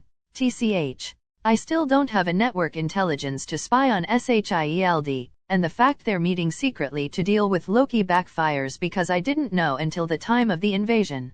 No moment to introduce my group. Thor stumbles. These are he starts. But before it gets awkward Huntress steps in and introduces my people. Huntress. Lady Jade, Gigantomakia, and Mikhail she says gesturing to each one. Mikhail nods. Gigantomachia just looks vigilantly at the Asgardians and Shago side glances before her attention focuses on her fingernails. I think her gaze lingered a little longer on Lady Sif. Is it because of me? Or I'm overthinking? My gaze lingered only a couple of seconds longer on the warrior woman than the rest. Damn, I glared more at Balder because I didn't recognize him. Did Shago notice that I had stray thoughts for Sif? Is this some innate women's superpower? Scary. Anyway, Thor turns to me and puts his arm around my shoulders. This one is Idolan. He helped me get rid of Amora's mind control. Thor speaks smiling. I nod. A pleasure. Amora managed to bewitch you. Sif's eyes narrow dangerously. She uses foul methods, but she is all in the past now. Thor speaks. But brother, to Loki bring all these problems. What is the situation in Asgard? Thor asks. Apparently, he's been here in Midgard for a while. No wonder he was wearing his Donald Blake persona at my parents' funeral. Yeah, thank you for coming. But it's a little late. No offense. Stark speaks. He took off a lot of his armor because so much of it has short-circuit and it's hard to move with that if Jarvis doesn't help. Black Widow swats Tony's head because he was being rude. Even though he said what everyone else is thinking. It doesn't matter. As long as they get Loki, Amora, and all the frost giants off our hands, it'll be enough help. I say and notice that everyone agrees. I'm sorry. It's not that we didn't want to help. But we were delayed because of Loki. Balder speaks regretfully. Loki sent Geirmungander to poison the roots of Yggdrasil. The Bifrost was inoperative for a long time. It is actually still badly damaged at the moment. Lady Sif speaks. We were only able to come with the help of the Allfather's powers. Fandral talks, twirling his mustache. We came first as a vanguard. An army of Einherjar was already being prepared. Volstagg speaks. But it looks like it won't be necessary. So let's just take the criminals back. Hagun complete. They will receive justice in Asgard. And we also came to bring you back from exile, brother. Balder speaks with a smile. Yeah, the personality of everyone is as I expected. And I don't have too much knowledge of Balder because I've never seen any media about him. But terms like Balder, the bold, Balder, the brave, or Balder, the good cross my mind. And he gives that impression of being an honorable knight. If Loki is sly and Thor boisterous, Balder would be the most serious and responsible of the siblings. Yggdrasil? Like the tree? What this have to do with your guys coming here? Tony asks. The tree of life roots are what connects all realms together. Thor explains likes is enough. Must be common sense to him. But how? Read Pergunta like the roots expand across the universe or something. Susan asks. I decide to explain to the muggles. Imagine the Yggdrasil like a cosmic nimbus that connects all 9 realms. It overlaps all realms, allowing you to travel between worlds without the need of space travel. The Bifrost is the rainbow bridge that uses this power of Yggdrasil to teleport people between the 9 realms. If I'm not mistaken, the Bifrost was created in the time of Bor, Thor's grandfather, and it was what allowed Odin to finally unify the 9 realms. I explain. I notice the silence and see everyone looking at me shocked. What? Do you know a lot about our history, Idolan? Thor laughs. I read in a book. A comic book. How do you know about all these mysteries? Black Widow asks. Because I'm Idolan. Mysterious men are sexy, she says flirtingly. Meanwhile, Fandral and Volstagg head towards the fallen Loki, who still has my sword, pinning him to the ground, and Lady Sif heads towards the unconscious Amora. They're holding some special kind of handcuffs and gags. Already foreseeing the problem, I head towards Loki. And as expected, when Fandral reaches for the sword to pull it out, the thorns in the handle lashes out like a whip. He retracts his hand quickly but is still hit. Ow, that hurts a lot. He looks surprised. Sorry, it can't be used by anyone, I say, and take the sword quietly. Like Mjolnir? Volstagg asks, interested. Something like that? I say as I make the sword go back to Sword of Thorns mode. Looking like a normal longsword. Thorns in the handle? Fandral asks with a raised eyebrow. Yeah, the design of this sword is really strange. As I said, not everyone can use it. I answer. I remember Guts also can't quite hold Sword of Thorns in the Berserk manga.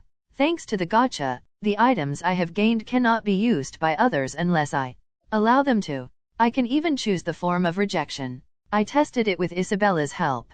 I can make the item so heavy that only I can lift it. became literally intangible like an illusion to everyone else but me. And if it's reasonable enough, make the item attack whoever tries to use it. Like with the sword. I tested it with Alucard's jackal pistol and managed to make the pistol become jammed and unfireable. Oh, interesting. What is the name of your weapon, my friend? Fondrel asks. Usually like this you can call it Sword of Thorns, but like this, I say morphing the sword in its eldritch form you can call Sword of Actuation or Astral Tear. I say making small talk. Fun fact, the Sword of Actuation is not the true name of the sword. The name does not translate very well to English. The name in Japanese is Yabamizu no Tsurugai, which would literally be a sword to prime a water pump. The name of behemoths, the things the sword is made of, is in Japanese Ikai no Yabamizu. The behemoth sword would then be the most exact translation. Because of the word Yabamizu, why did Hector call it Astral Tear? Yabamizu is related to water, the behemoths look like droplets of water, or tears. A sword to tear the astral. It would be the best translation of the sword. This is my interpretation of what the best sword name should look like. I think Astral Tear would be a good translation for the sword's name. Oh ho ho. I've never seen a weapon like that. Volstagg comments as he pulls Loki to his feet very brusquely. Take that thing away from me. Loki practically snarls. Are you afraid, Loki? Fondrel asks mockingly. Knowing there's no need to keep it a secret, since Loki is probably going to talk anyway, I say, is because this sword is very good against magic. Now, that's interesting. This is rare. How did you get it? Fondrel asks. I made myself, had chance encounters to find some rare materials. I lie, I can't say I won on Gatcha. And saying that I found the materials by luck, prevents me from being asked to replicate the sword. Oh, did you make it? That's incredible. Fondrel comments as he holds Loki with the handcuffs and gag. Making a twirling movement with my wrist, I make the sword disappear in my inventory like a magic trick. I notice Lady Sif, pulling Amora up. Less gentle than even the guys with Loki. Well, even you have a day like that, huh, Amora? Sif lifts Amora and wastes no time in gagging her. Oh, is there any bad blood between them? I think they both like Thor, right? Who would have thought that Jane would be the victor? Well, for a little while at least. They will break up, I think. I think on most timelines Thor marries Sif. By Odin's beard. What happened to Amora? Balder looks shocked by Amora's bruised appearance. Balder has a thing for Amora. Fondrel whispers to me. Oh, what a weird love triangle. Seriously, Marvel has too many problems with relationships. I still blame the writers for wanting to please everyone's ships. I remember Jane, Thor once got involved with Sam Wilson. Thor kisses Betty, the girlfriend of Hulk, but when she was in her Red She-Hulk form. It's no wonder I'm so reluctant to start a relationship with Marvel Woman. It's me, I say moving forward. I already foresee some friction, so it's better that I take all responsibility. I beat her to see if I could break her spell. It didn't work, but she deserved it worse. I say evenly, is it really necessary to be so rough with her? Balder asks, turning to me. Yes. But I still pulled my punches. It would look a lot worse if I went all out. I say. If you're so much stronger than her, you could have subdued her without hurting her too much. Balder argues. No, I have no time or disposition to care about her. I just want to take her down the fastest way possible. I say, you have no shame in doing this. He states, pointing to the sorry state of Amora to a woman. Oh, he is one of these. He's not just a knight. He is a full-fledged white knight. Not even a little. I am an advocate of true gender equality. I will not hesitate to drop-kick a woman's chest if she deserves it. I quote the great Kazuma. Seeing him getting mildly furious with me, I resolve to tease him some more. Seriously, this guy is worried about a woman that just brainwashed his brother. Oh, I see. You are one of these. I say in sudden realization. One of these. A simp. I say. Simp? He asks, and I say the rest are confused too. Ah, the simp term hasn't been popularized yet? So I will introduce it today. I'm very proud of myself now. A simp, coming from the word simpleton, is a term I use for a person who is desperate for the attention and affection of someone else. Doing everything, defending, giving gifts and money, and even humiliating himself to have his one-sided feelings accepted. I explain. Usually the simp is a man. I'm sure all the beautiful women here must have found a simp in their lives. I say, looking around. I see some nods. The worst is when the woman has ill intent. She can use the simp, never intending to have any relationship with him but keeping him close enough to have a convenient tool. I continue. Seeing your straightforward personality and Amora's rotten one. Let me guess some things. You must have chased her, right? But she has an obsession with Thor.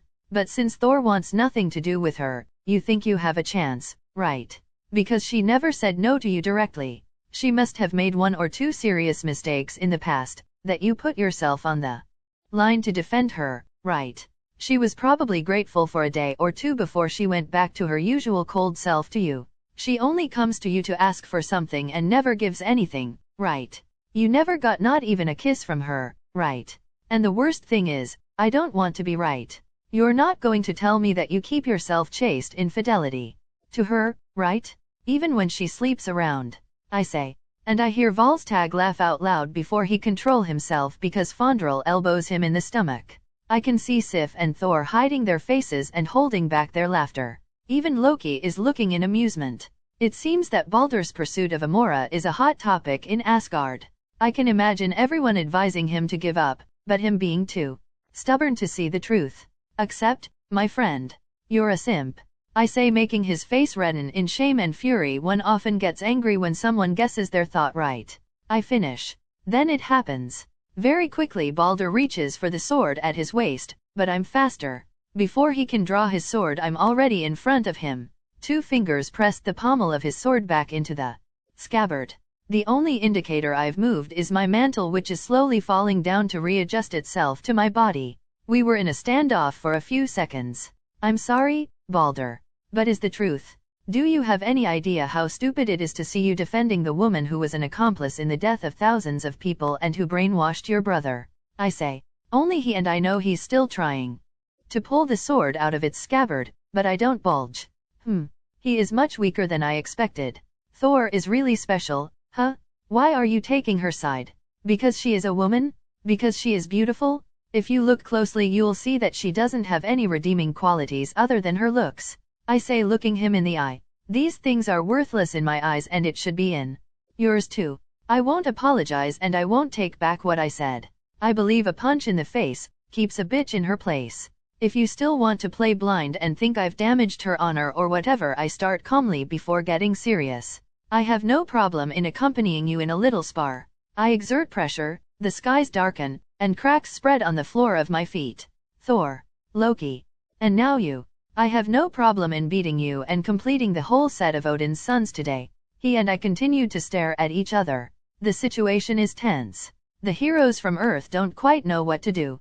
Gigantomachia has now become ready and started to grow slowly. Shago and Helena are already in a ready-to-fight stance and Mikhail has uncrossed his arms and is ready to.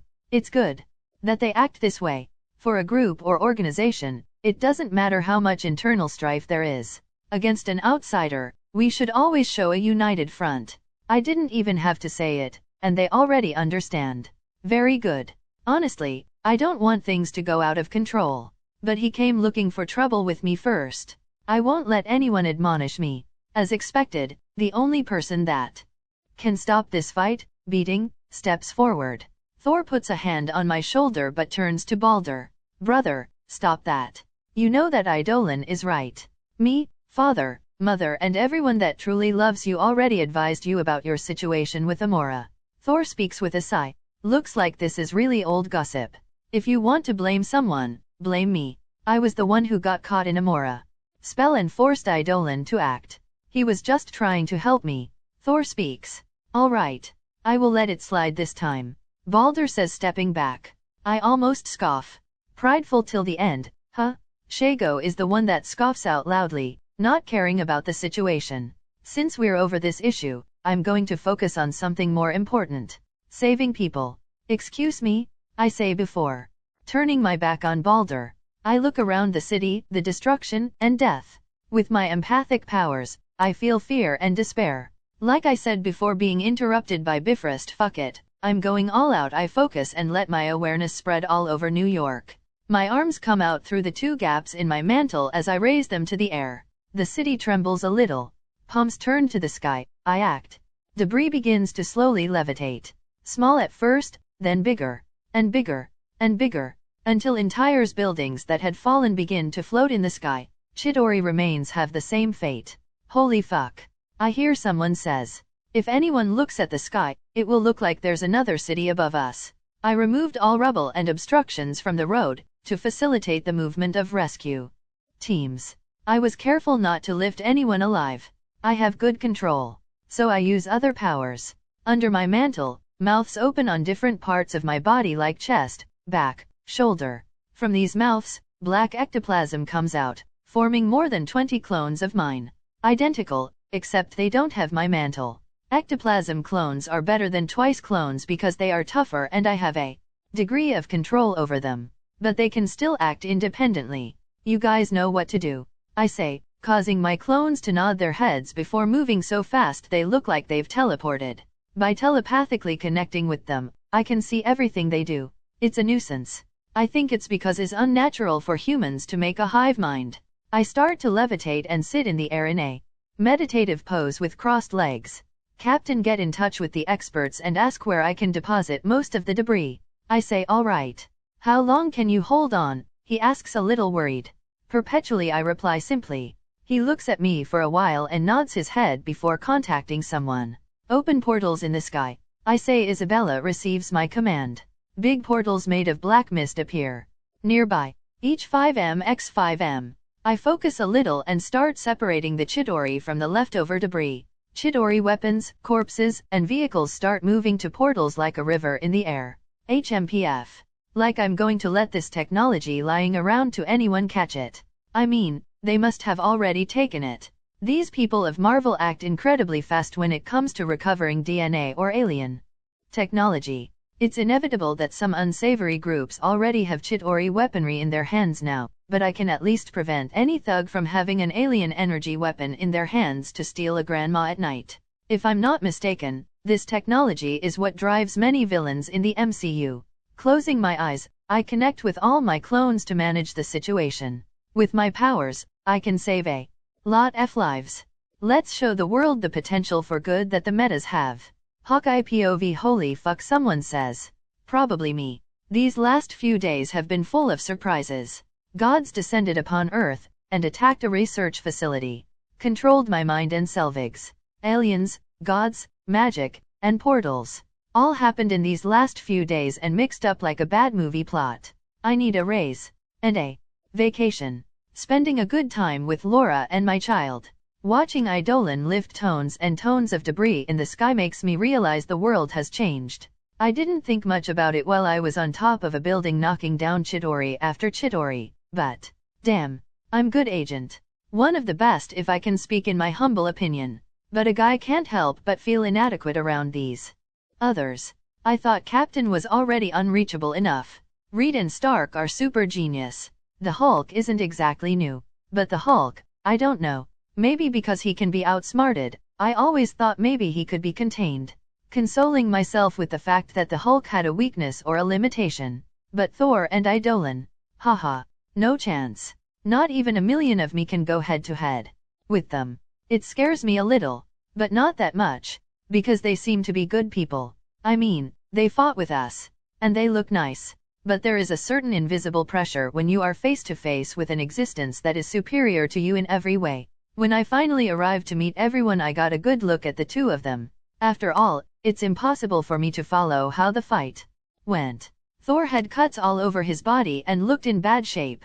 But he was talking and laughing like he was full of energy and hadn't been fighting a battle that nearly destroyed New York. Idolan was spotless, with the exception of his missing arm. But he also seemed to care little for that either. Then it was revealed to me why. Because losing an arm is as insignificant to him as being scratched is to me. Maybe even less. And I can't help but agree with what he said to Ms. Storm.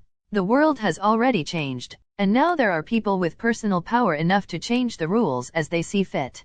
It's a scary prospect. Right now, they're truly people who can go to nation leaders or whatever and say change that. No, you can't do it. As a normal human, obviously, I fear for myself, and especially for my family. Third person POV. The city is a wreck.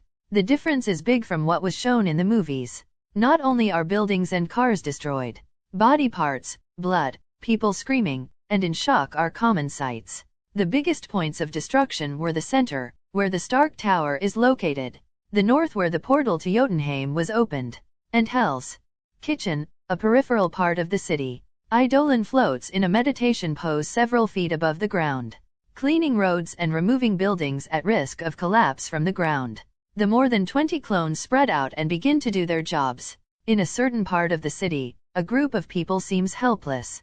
They are crouched on the ground trying to communicate with someone who has been buried. A store is destroyed above them. It's okay. Help will come. Hold on. A man screams into a crack in the wreckage. Crying and shouts for help are heard in response. As this man tries to look around for any help, something moves very fast and sinks to the ground. Wadash. Before anything else can be said, Idolan clone emerges phasing through the ground, holding a woman and 2 children in his arms. Slowly levitating, he goes to an open space and places the 3 people on the ground. People around look in awe. Idolan kneels and examines the wounded. The children seem fine, but they must have inhaled a lot of dust, he analyzes. The woman has her right ankle totally crushed. Narrowing his eyes, Idolan makes a decision and allows the clone to act. Reaching out with his hand enveloped on a golden glow, Idolan uses rewind to heal the woman's leg. People around gasp in surprise. The woman who was in pain sits and looks fascinated at her leg. Thank you very much. She starts crying and hugs the 2 children, who also cry in her embrace. Idolan nods and gets up slowly. Do not worry. The worst has ended. Everything is gonna be alright. I'm here now. He smiles, and with this cheesy line, he takes flight to another part of town. Idolan decided to use rewind as a cure, with some limitations. Only treating some serious wounds and doesn't restoring lost limbs. Idolan has some powers to heal, but the 2 most effective are rewind and overhaul. But he can't use overhaul, is too much gruesome. Destroying someone to repair them afterward is not good for his PR. So he decided to use rewind carefully. Even if Idolan is revealing his powers, he's still downplaying them a little. And he also still has other trump cards. And most importantly, Hector gets stronger every month. In a little over a week, he will pull another Gatcha and get stronger. So it's not a huge disaster to reveal that he can make clones or other medium-level powers. Back to the group. Are you gonna help too? Shago asks Helena. Yeah. And you? I'm already here. Let's see this till the end. Shago responds and turns around. Makia, help me here, she says, attracting the giant's attention. Look, let's go heroing. Let's share our work. She speaks as Makia brings a palm to the ground and helps Shago climb onto his shoulder. A hero helps people and looks good doing it. Obviously, we know who is better at doing what. You help, and I look good, Kapis, she says as she goes guided Makia to save some buried people. Helena also moves. She's not the most qualified for a rescue, but she can help a little. Mikhail also disappears by teleporting. He intends to carry people to help zones and hospitals. With Captain America metahuman. Captain America asks while guiding some civilians to a safe zone. An Idolan clone is carefully moving small debris away and restoring the road with its powers. Yes. Meta for short. Basically, I'm a mutant. But I find the term very defamatory. And Homo superior is too arrogant. Clone Idolan responds as he heals some children. Pieces of metal had stuck into their backs. They would probably be paraplegic if Idolan didn't use rewind. In my day, I never saw many mutants. Metas. Steve corrects himself. But I remember one guy, he was fierce on the battlefield, almost crazy and fearless. One day he was hit by a grenade. But when I went to see him he was unharmed. After that he disappeared. I think he should be a meta. Idolan looks at Steve. I see a small, hairy man with sideburns. Steve's eyes widen. Yes, do you know him? He asks, surprised. As expected, yeah, I know him. He is alive to this day. Very young even. I won't reveal his whereabouts. Sorry. But he has the power to regenerate. He must have run away because he raised suspicions. Idolan speaks. So he won't be captured by the government and experimented on, Idolan mutters. Steve looks on in horror. You'd be surprised, Cap. Steve sighs. He understands. He is a smart man. The experiments with the dodecahedron, the nuke. The government is by far perfect. He's a little disappointed if he were, To tell the truth, I thought I would be the last. Steve says, referring to the attempt to create super soldiers. He understands that the success of his experiment must have caused an armamentist race for super soldiers all over the world for all these decades, and the number of people who died was not few. Don't feel bad. None of this is your fault. Idolan consoles and raises his hand. He uses his powers to cleanse his cap of the blood and heal him. We are only responsible for our own actions. Let's do some good. Idolan speaks. Captain America smiles before nodding and moving to another street. Idolan flies and stays in the air for a while. He lifts his hand and looks at the blood floating in his palm. Captain America blood. The original super soldier formula. Idolan looks at the little ball of blood with self-deprecation eyes. I'm sorry, Cap. But I need this.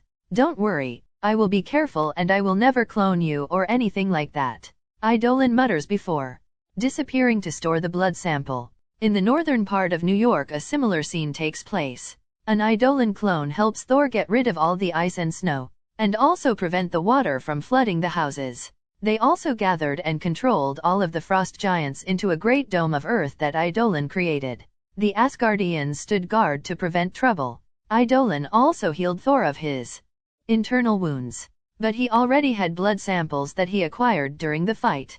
Hell's Kitchen Luke Cage moves a bus that is blocking the street to the side as if it were a couch. Broken pieces of Chitauri litter the street. Obviously a battle has taken place here. But only Luke Cage is standing. His clothes are practically torn apart, but his skin is unharmed. Feeling like he's being watched, Luke stops moving an electric pole and looks up. Sure enough, an Idolan clone is floating a few feet above him watching him. You're that guy. Luke speaks. Yes.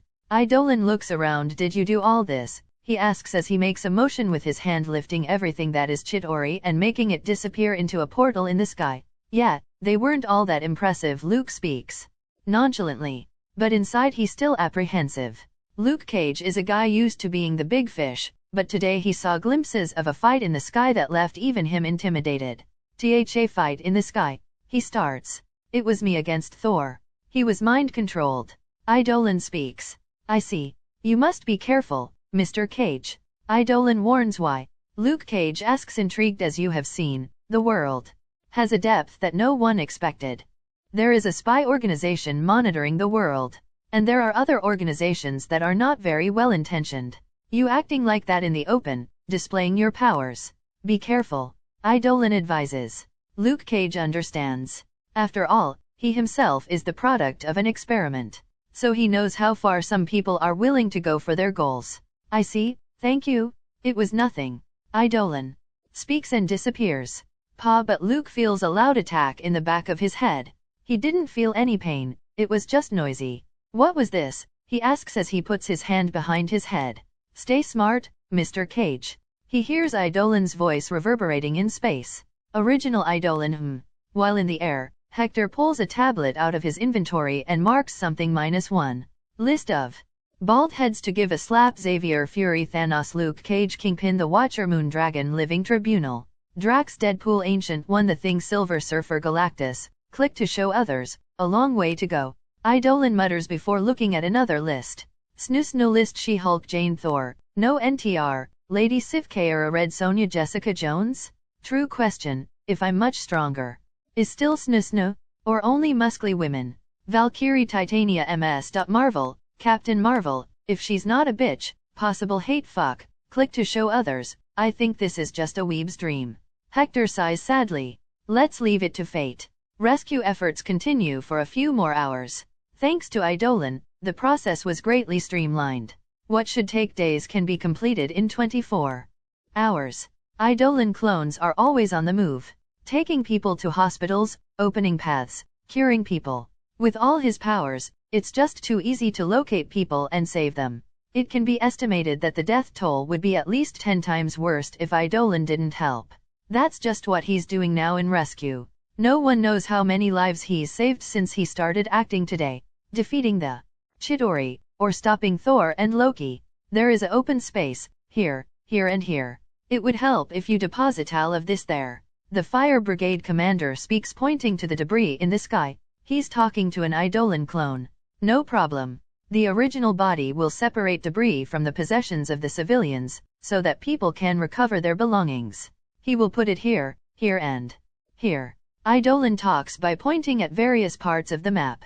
In each place like this, he will place what he has managed to recover from the nearby houses.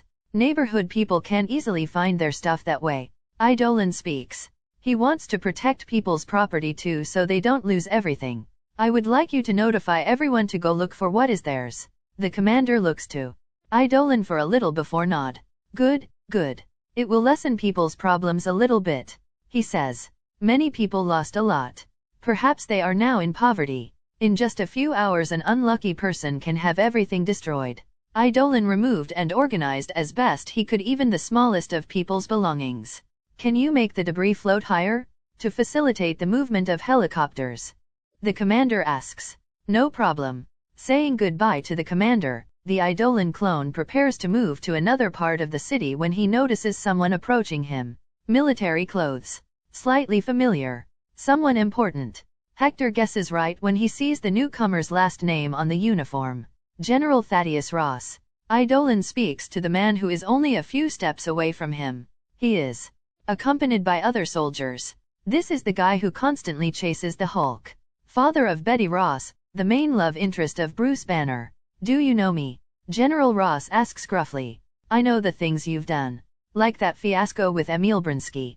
Or as he is called these days, the Abominable. Idolan speaks making the general's face darken.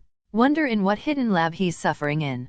Right now, Idolan begins lightly as if he's talking about the weather. Enough. Ross snarls. I have orders to secure all alien-related objects. Give it back everything you stole and follow me to answer some questions. The general orders.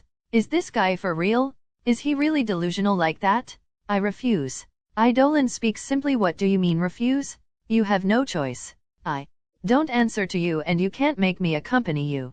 Are you going to disobey direct orders from the government and military? General Ross asks gravely. I walk towards him, invading his personal space. Yes, I will. And what are you going to do about it? Huh.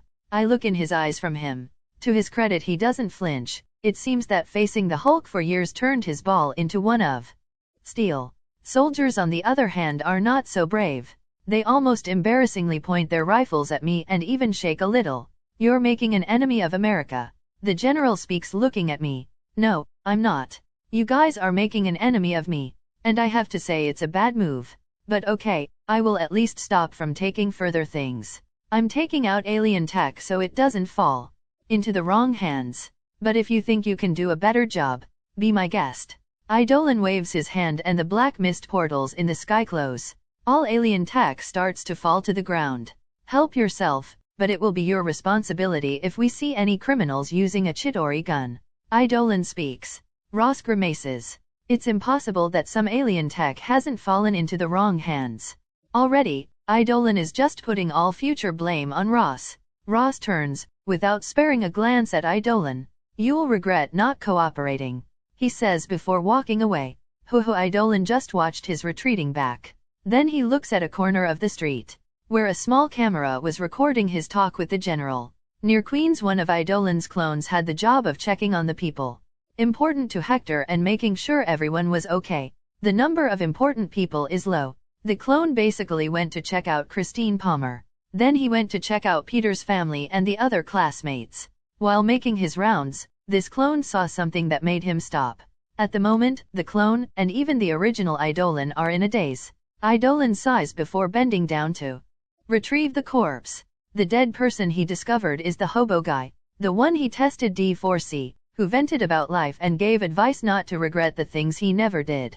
Hector doesn't know the guy well. He doesn't even know his name. But seeing someone you talked to a few days ago dead affects anyone. Remember human frailty. The hobo guy died from having the side of his stomach hit by some object.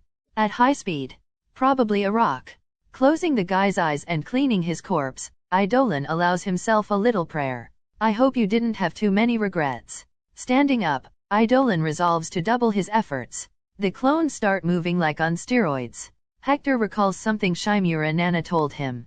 More than being hurt by villains, seeing someone dying and being unable to save them.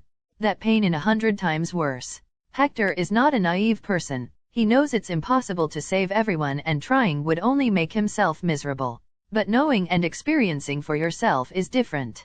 Hector wants no regrets. So even if he can't save everyone, he wants to at least, in the future, be able to look back and think he did his best. The rescue, with Idolan's efforts, progressed smoothly. It is expected that everything will be over in a few hours. The problem would be the reconstruction of the city and the large number of people without homes. But this is not a problem that can be solved in a few days. An Idolan clone is currently holding the dodecahedron. Hector would be lying if he said he doesn't want to keep the space stone. But Thor needs the Infinity Stone to go back and take all the frost giants. And it will be much better if the stone is in Asgard. Let's use Asgard and Odin as the first layer of defense from Thanos. Hector thinks. The initial plan for the Battle of New York for Hector would be for him to deliver the Space Stone to Thor and keep the Mind Stone in Loki's scepter. So he would have a good gain and keep the stones separate. And the scepter away from Hydra, if the situation is the same in this reality as in the movies, where Hydra took over Shield. But things are different. There's no Loki's scepter or Mind Stone. There's Amora and the Warlock's Eye. By the way, Hector will not return the Warlock Eye. No one asked for it back, and he'd rather have the artifact that can brainwash even Thor in his inventory. This decision is not yours to make. An agent of Shield that maybe it's a Hydra speaks. Reed was handing the dodecahedron to safe hands when Idolan's clone, faster than anyone could react, intrudes and grabs the dodecahedron. And we all know the consequences if this thing gets into your hands. If you don't know, just look around. Idolan speaks and you want to yourself. No, Thor asked me to retrieve this thing. We will all be safer with it away from here. Idolan speaks. Even Captain America agrees. Steve saw firsthand that S.H.I.E.L.D. was producing weapons with the dodecahedron. The World Council will not allow it. The agent speaks. The World Council has no power here. Idolan speaks before simply disappearing. Talking with this guy is useless. Helicarrier he has take. The dodecahedron. Someone in a screen showing the World Security Council. I know. Fury says simply. We have plans for that thing, Director. Another councilman says. And what do you want me to do? Fury asks. Our authority can't be challenged. Another councilman says. And again, what do you want me to do? Fury opens his arms. Fight the god who took the dodecahedron? Or maybe the mutant who can fight the so-called god? Fury holds back a sigh. These talks are always a bother to him. Natasha, Clint, and Maria Hill are nearby watching the exchange. And are we just going to watch them make these decisions arbitrarily? Before Fury can respond, someone else responds. But our decision is the right one. Everyone turns to the newcomer. Idolan, the original because he's wearing the mantle, is sitting at the same table as Clint and Natasha. No one has seen him arrive and he is nonchalantly stroking a cat that is sitting on his lap. The cat is obviously Cathalha, but Hector put an illusion on him to make his fur turn black and less fluffy. He looks like a cliche witch cat. When everyone noticed Idolan's arrival, everyone stood up in alert and pointed their weapon at him. But he just sits there and is unconcerned. The dodecahedron is much more powerful than you can imagine. And Loki didn't use it carefully. The energy signature of the dodecahedron is very unique. Power-hungry aliens can detect it and come to Earth to cause trouble. Better give it to Thor so he can take it to Asgard. We have no structure to support so many alien invasions. Idolan explains his reasoning. How did you find us? Fury asks. Because I'm Idolan. He says, and because Black Widow is good. But I'm better. After Idolan says this, he raises his hand and retrieves the trackers he's placed on Natasha Romanoff. What? Two can play this game. He tells the Black Widow, who looks equal parts outraged and amused. And can you guys stop pointing those guns at me? Idolan speaks, but no one lowers their weapons. Must be protocol. Idolan sighs before disappearing. Moving faster than the agents can see, Idolan appears in another corner of the table. All their weapons are now on the table, neatly organized. As everyone expresses surprise at being disarmed, Idolan speaks up. I noticed you have hidden weapons, he says to Natasha. But I didn't think it was appropriate to reach for them. She has weapons in certain special places. Natasha only smiles and raises an eyebrow to white-haired hero. Idolan picks up one of the pistols on the table and points it at his own temple. Bang bang bang bang bang bang bang bang bang he fires, but the bullets don't even come close to hurting him. The bullets all fall on the ground flat. See, useless. Now that we're on the same page, let me introduce you to my pet. At that moment Idolan looks curiously at Fury. He is a flurkin. The moment he says that, Idolan sees Fury's eye widen. He mentally smiles, having confirmed one more thing. You bring a fucking flecker to my helicarrier. Fury almost shouts. Everyone looks curiously at Fury's overreaction. Oh, so you've actually had a certain encounter with a flurkin. I thought it was baseless rumors. Idolan speaks nonchalantly. What's so special about this flurkin? He is just a cat. Hawkeye talks while going to caress Cathalhu. Cathalhu looks at him with an indescribable look.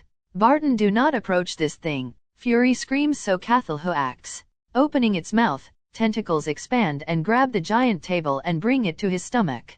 He doesn't like to call a thing. Idolan explains.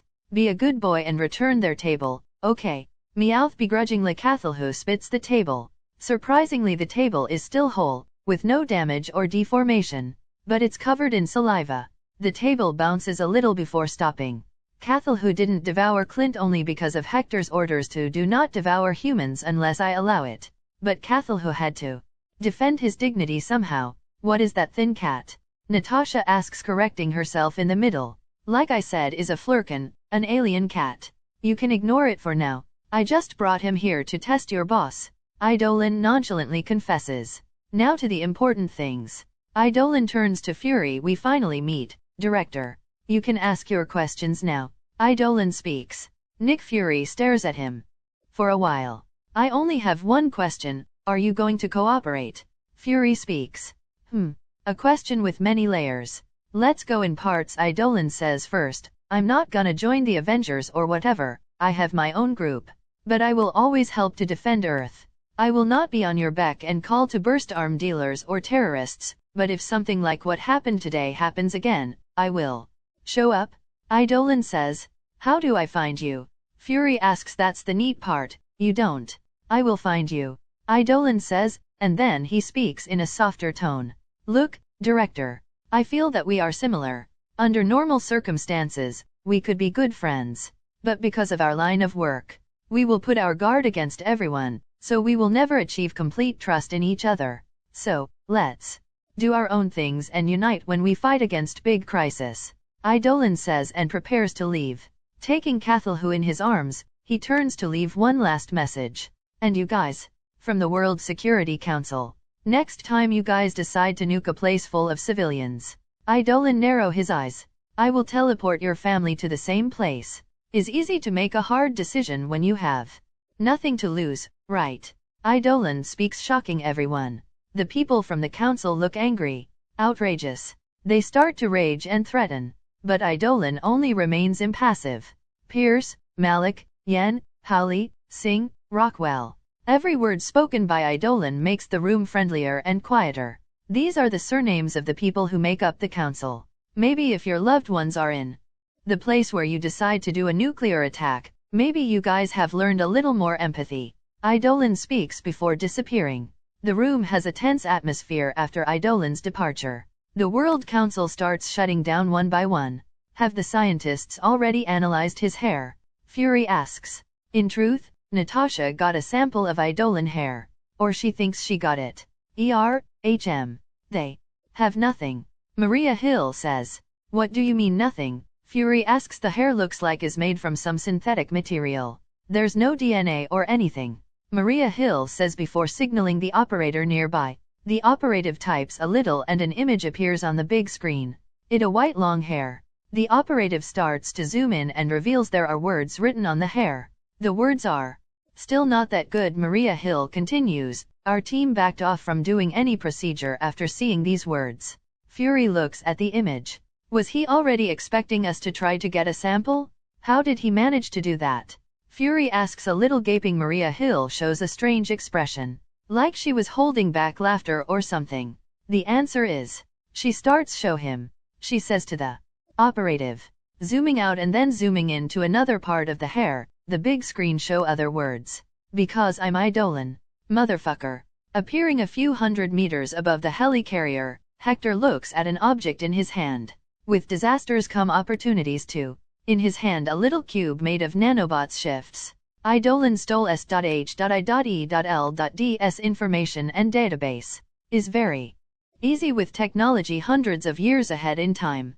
BNHA world, you make it too easy, Fury. And I can't let my guard down with those Marvel people, huh? Hector speaks obviously. He noticed when Black Widow tried to pull a hair out of him. But even if she had 10 of more of herself, she would never be able to pull out even one strand.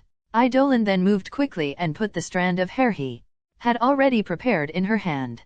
And how would he know that the opportunity to deceive someone who wants his DNA would arise? Well, this is Marvel. My snoo objective is very hard. I can't leave fluid out there. Idolan sighs before disappearing. The day after the Battle of New York, every person who could be saved has already been saved. The wounded are receiving treatment, if they still need it. The mayor and president are planning to rebuild the destroyed parts, while organizing support for the homeless. In the northern part of the city, Thor and his companions from Asgard prepare to use the dodecahedron to return. The frost giants are all around. The will to fight has been removed from their bodies a long time ago by Idolan. Convincing talk. Batman style. The Avengers and Idolan are around to say goodbye. Bye, Thor. Come back anytime. Stark says not you too, he quips, pointing to Amora and Loki who are still trapped. Goodbye, my friends. We will see each other again. Thor nods to everyone. Idolan, my friend. Next time I will bring you to Asgard. We can go visiting the 9 realms, fighting, drinking and having fun. Thor smiles. That looks nice. If it wasn't a problem, Idolan replies. It won't be a problem. Thor laughs. Hey, why is only him is invited? I want a Viking adventure too. Tony speaks with fake outrage. You know what? Never mind. I prefer the modern world. Don't fret, my friend. All of you are invited. Thor says before getting ready to teleport. Idolan gives Thor the dodecahedron. Thor holds it in his hand and activates it. Blue light spreads and a multicolored light comes from the skies. A suction force takes all visitors and invaders. So he uses the dodecahedron to activate Bifrost. Like a signal, Idolan mutters before disappearing. He has no interest in socializing with the other heroes right now. He has a lot to do. Asgard. Thor's party enters Odin's throne room. They're bringing prisoners Loki and Amora. Aside from some Ihenjar guards, only Odin and Frigga are in the throne room. Odin is an old man, even taller than Thor, looking very bulky with his golden armor. On his shoulders sits one of his ravens. Another raven arrives soon after and sits on the other shoulder. Only Odin and Frigga know that Odin was watching everything that happened to his children through the eyes of one of his ravens. Odin's face is impassive. If Hector were here, he would instantly feel he has zero chance of winning. Only escaping would be an option, and even then it would be difficult. Odin is a being on the same level as Galactus. All father-level characters are beneath only the cosmic entities in Marvel. Frigga, Freyja, sits next to Odin. She is a beautiful middle-aged woman, with 2 long blonde braids and warm blue eyes. She is glad that her children have returned safe and sound. Although only Balder is her natural son, she still loves Loki and Thor very much. Everyone knows now that Loki is a frost giant. But what many don't know is that Thor's true mother is Gia. Walking to the center of the throne room, Thor and the others kneel and force Loki and Amora to kneel as well. We're back, father. Thor says solemnly. Odin just nods and then speaks, not to Thor but to Loki. You disappoint me greatly, Loki. Oh, did I disappoint you by trying or failing, father? Loki responds sarcastically. I raised you in the hope that you could be the bridge between 2 people. Odin speaks a little sadly. I only want my throne. And I tried to win it over as you did back then. Loki says, this is not your throne. Odin speaks gravely. So you raised me to believe that a lie. To believe that if I tried hard I could be the king of the 9 realms. Viewed in reality, no matter what I did, nothing would ever be enough. Nothing would change the fact that I would forever be an outsider. Loki spats. Loki. Frigga says sadly. The voice of the woman who raised him since he is a baby affects Loki a little, but he continues to speak with his eyes focused on Odin. If I can't receive the throne, why shouldn't I try to conquer it? You shouldn't try to own what is not meant to you.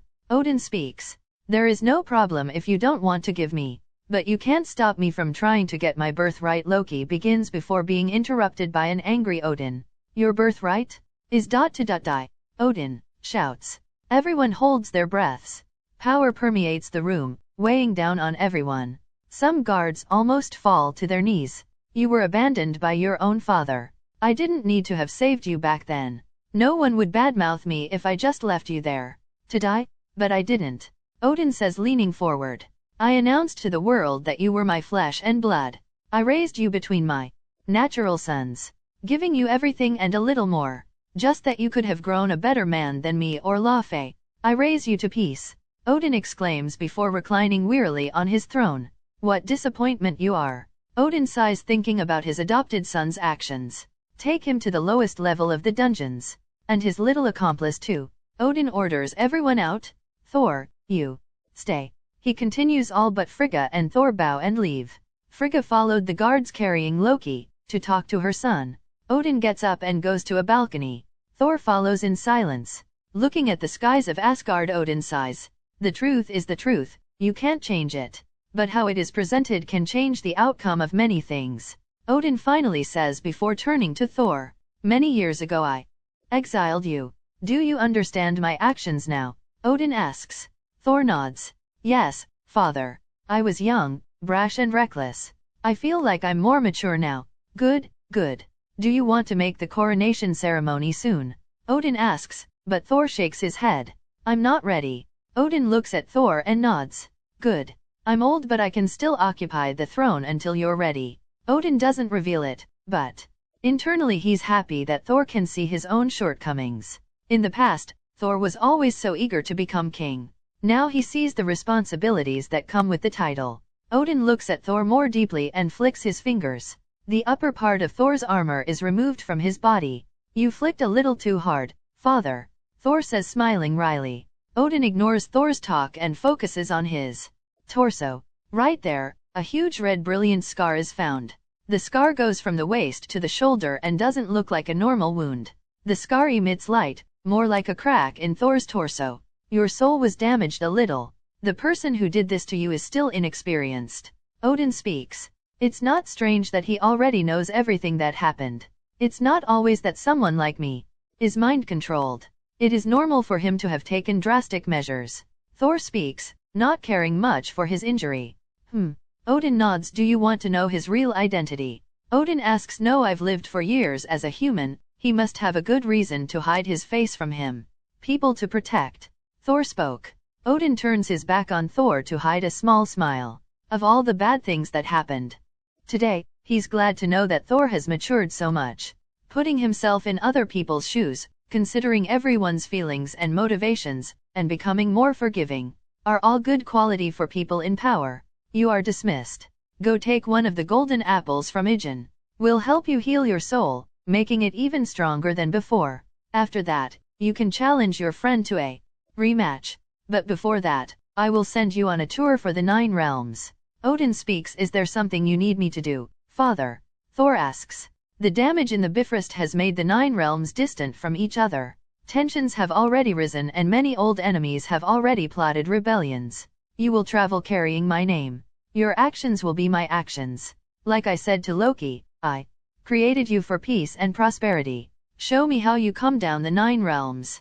Odin speaks before disappearing in a beam of golden light.